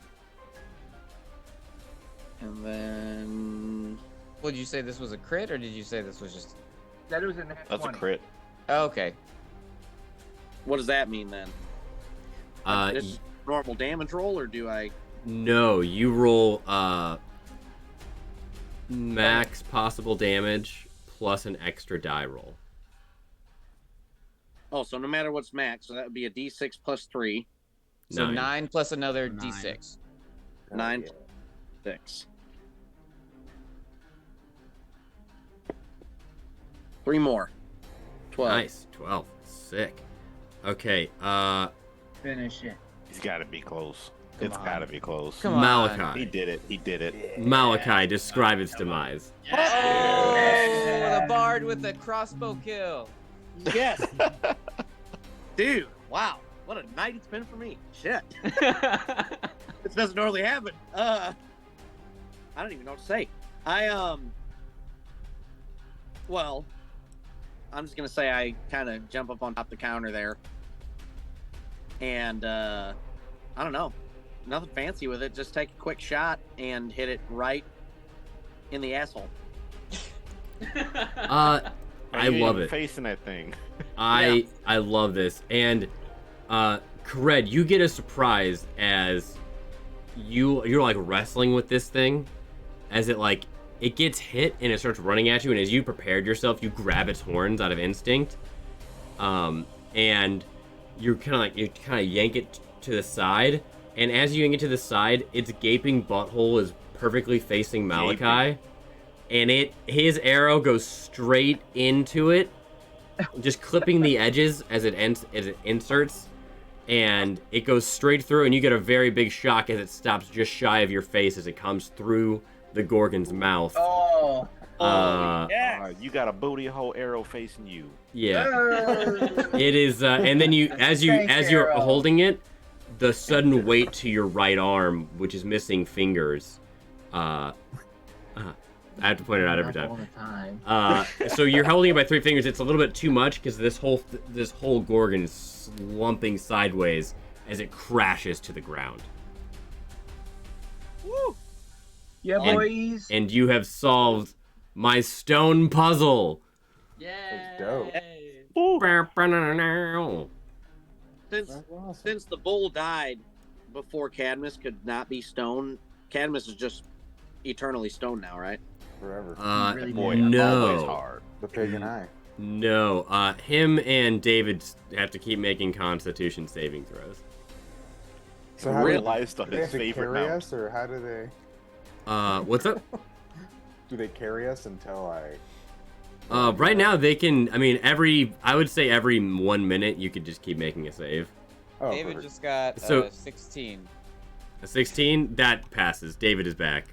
David's walking around with a statue on him. 18. Yeah, you're back. Soul's back. You're both back. Yeah, boys. So yeah, you David and his Goliath, Cadmus, you both become unstoned.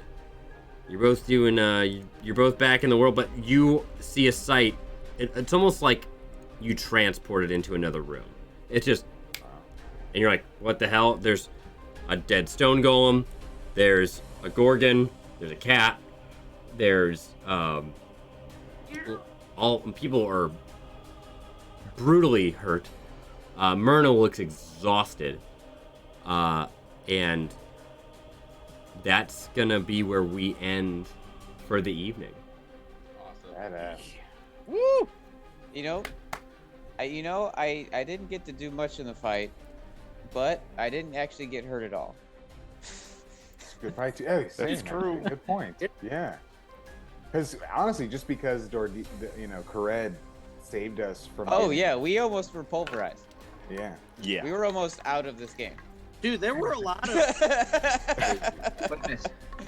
It's weird because this one, there were a lot of things that just happened within like the nick of time. Yeah. It's fucking crazy. Like, dude, Gene doing that spell saved a lot of trouble. Yeah, Gene heightening that spell. And then Ugh. Corinne stopping the bull was a freaking move. That was awesome. Dude, that was Yeah. huge. That was a huge move. Yeah. Tell you what, I may be a cat, but I'm cool with it because now I got high constitution. For a day or one day. That was a fun. That was Man. great. Yeah, That was really- that was a lot of fun. Stressful, man. I didn't know how. I had two things planned. This was one of the maps, but Oh, okay. I didn't know where you all were gonna go. Mm-hmm. Well, you know, like, so this is like a map that I was like, maybe, but I didn't know what you were gonna do. So that was why I was like, you might just leave. I don't know. Like, you might try and fight. You might try and fight it out in the onsen. I had no idea of knowing. So like, there was like, I had like 5 contingencies and I lost 3 of them. So I was like panicking because it felt like you all were gonna go a certain route. I was like, I have to fix this map. So yeah, that's where I was kind of panicked with the maps at the beginning. But you guys handled it very well. That was awesome. You guys picked a very good location to have this fight. Myrna's defenses definitely helped you. Reinforcements. Yeah, it was very well done on your parts. Very good decisions. Malachi with the scrying really helped you. That Uh, That was dope. That was And very also good. tricked us.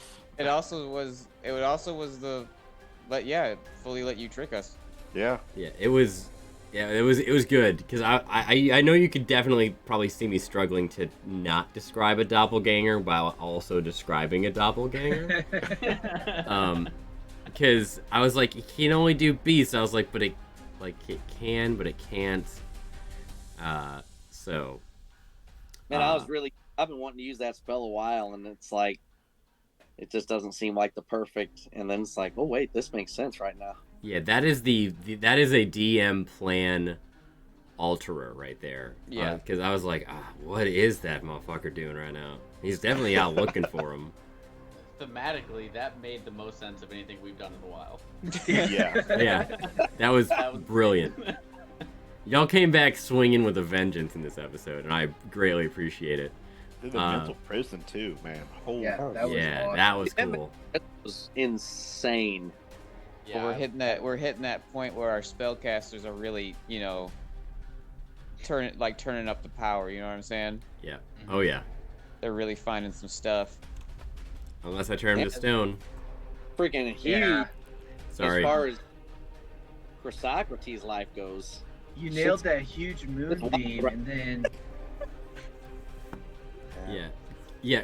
Chrysocrates. This whole story was like, Chrysocrates is like, my old family is after me. My new family is gonna protect me.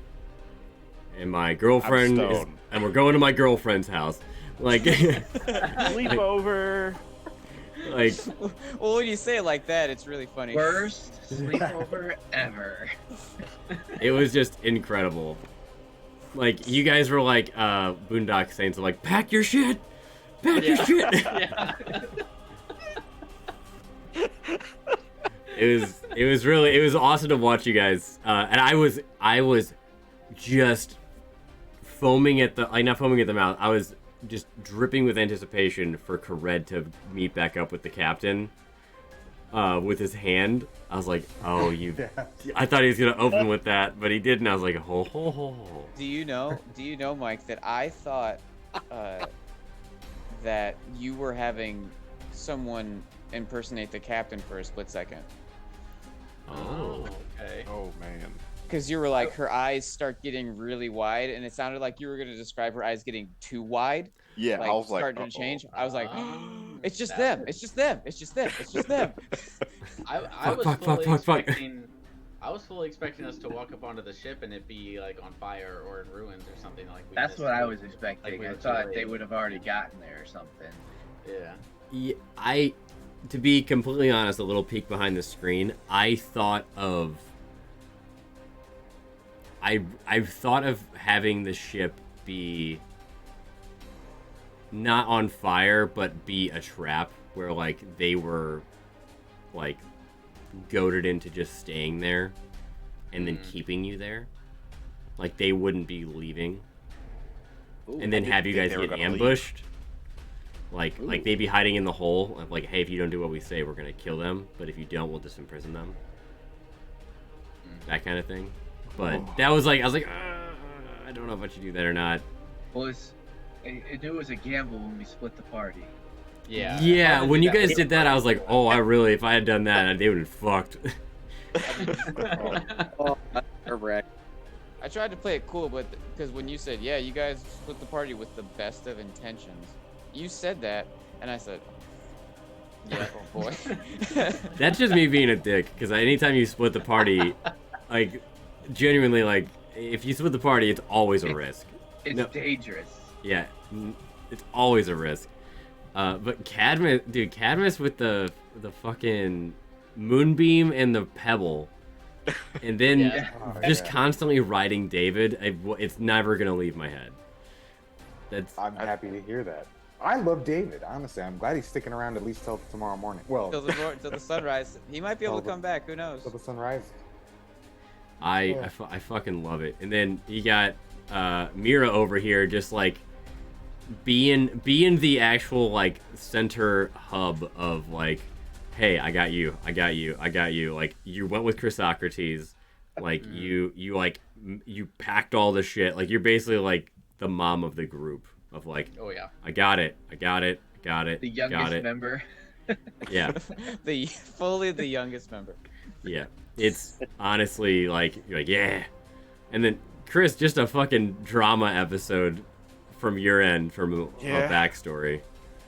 I love it. We've gotten into some family drama lately. That was intense. Yeah. Well, we finally got to a point where like your backstories kind of came into the fold. Like Derek's came in totally naturally with the forest. That just worked out. But yeah, Chris's. I had talked to him recently about it. I was like, oh, okay, all right. And his was kind of a slow burn. And then Mira's got some stuff coming up eventually. Yeah. If we ever find it. Yeah, Mira's, and then I know I've recently talked to Jason about some stuff too, which I'm. That makes me very excited. That makes me so excited because I know Jason. That makes me terrified. I know Jason had like nothing until recently. So I'm so ready to get to that. That's great. Here's nothing, and then now there's nothing something. Nothing written. So just suddenly there's something, and I'm very excited about it. For sure. I read your very detailed text earlier, Jason, and I out loud just went, "What the fuck?" And Megan's like, "What?" I go, "I don't know how to explain this to you. Like, I don't know where to start." I was like, "I'm very excited about Jason's backstory." She's like, "Oh," I was like, "No spoilers." So it was really well written. I was like, I need more. You should write a book. I'll add more details later for sure. But oh man, awesome job tonight, dude. This was awesome. You all as well. I am very, very happy about this. I didn't know where it was gonna go. Per usual, I never know what the fuck you goons are gonna do. So Dude, I appreciate it. What would happen if we hadn't let him in? Because I know we all were like, well, I don't know, something just don't feel right here. It's like fuck it. It's like fuck. I was playing. I was like, I don't know. I was like, look, I was playing if it was really Bargus. I was like, if that's really Bargus, I gotta let him in. Yeah, I mean, it probably worked out better that we did because of where we were fighting. So, but now we don't know where Bargus is. Yeah, now we gotta find Bargus. Join us next time in our one shot. The quest for Bargus. The quest for Bargus. Where in the world is Bargus San Diego? Yeah. I was glad Bargus had some moves. Yeah. I wasn't expecting that. Regular human bartender. I thought you were about to watch him die. I was like, oh, I know. Crap. Flash of light and he disappears. I was like, oh shit. Yeah, Vargas is a thrifty little bitch. So I mean, he's a bit of a dullard. He just has a weird speech pattern, but he's no dummy. Well. But yeah, gang, that was so much fun. Thank you so much for such an amazing night. Is there who else is out there today? Let's see. This fine morning. Who? Yeah, tonight rather. Yeah. Who's playing? Man, that was That was dude. crazy. I have never That was rolled that dope. naughty. That was fucking crazy. I rolled terribly. I think I had 3 nat 20s. I've never ever rolled. That felt really good. I think we had 6 nat 20s tonight. 6. I had 20s. one. I had one. 6 nat 20s and 2 natural ones. I also had one. That's a good ratio. Hey. Yeah. Yeah. All right, I'm going to bed, guys. All right. We're gonna raid into Bubby Lou. All right, I'll stick around for the raid, and then Yeah, Bubby Lou. We're gonna raid Bubby Lou. Everyone, thank you again so much for being here. All the subs, the chatting and everything. It really does like help our game. It's exciting to see like other people's reactions to stuff. So thank you for being here. And guys, as always, thank you for playing. And we're gonna raid over there. Be sure to stick around and get some more channel points. And tell them I said hello. Use the raid emotes in the chat right there. And we'll talk to you next time on D&D. Have a good night, y'all. Bye. Get some good sleep. Bye. Bye.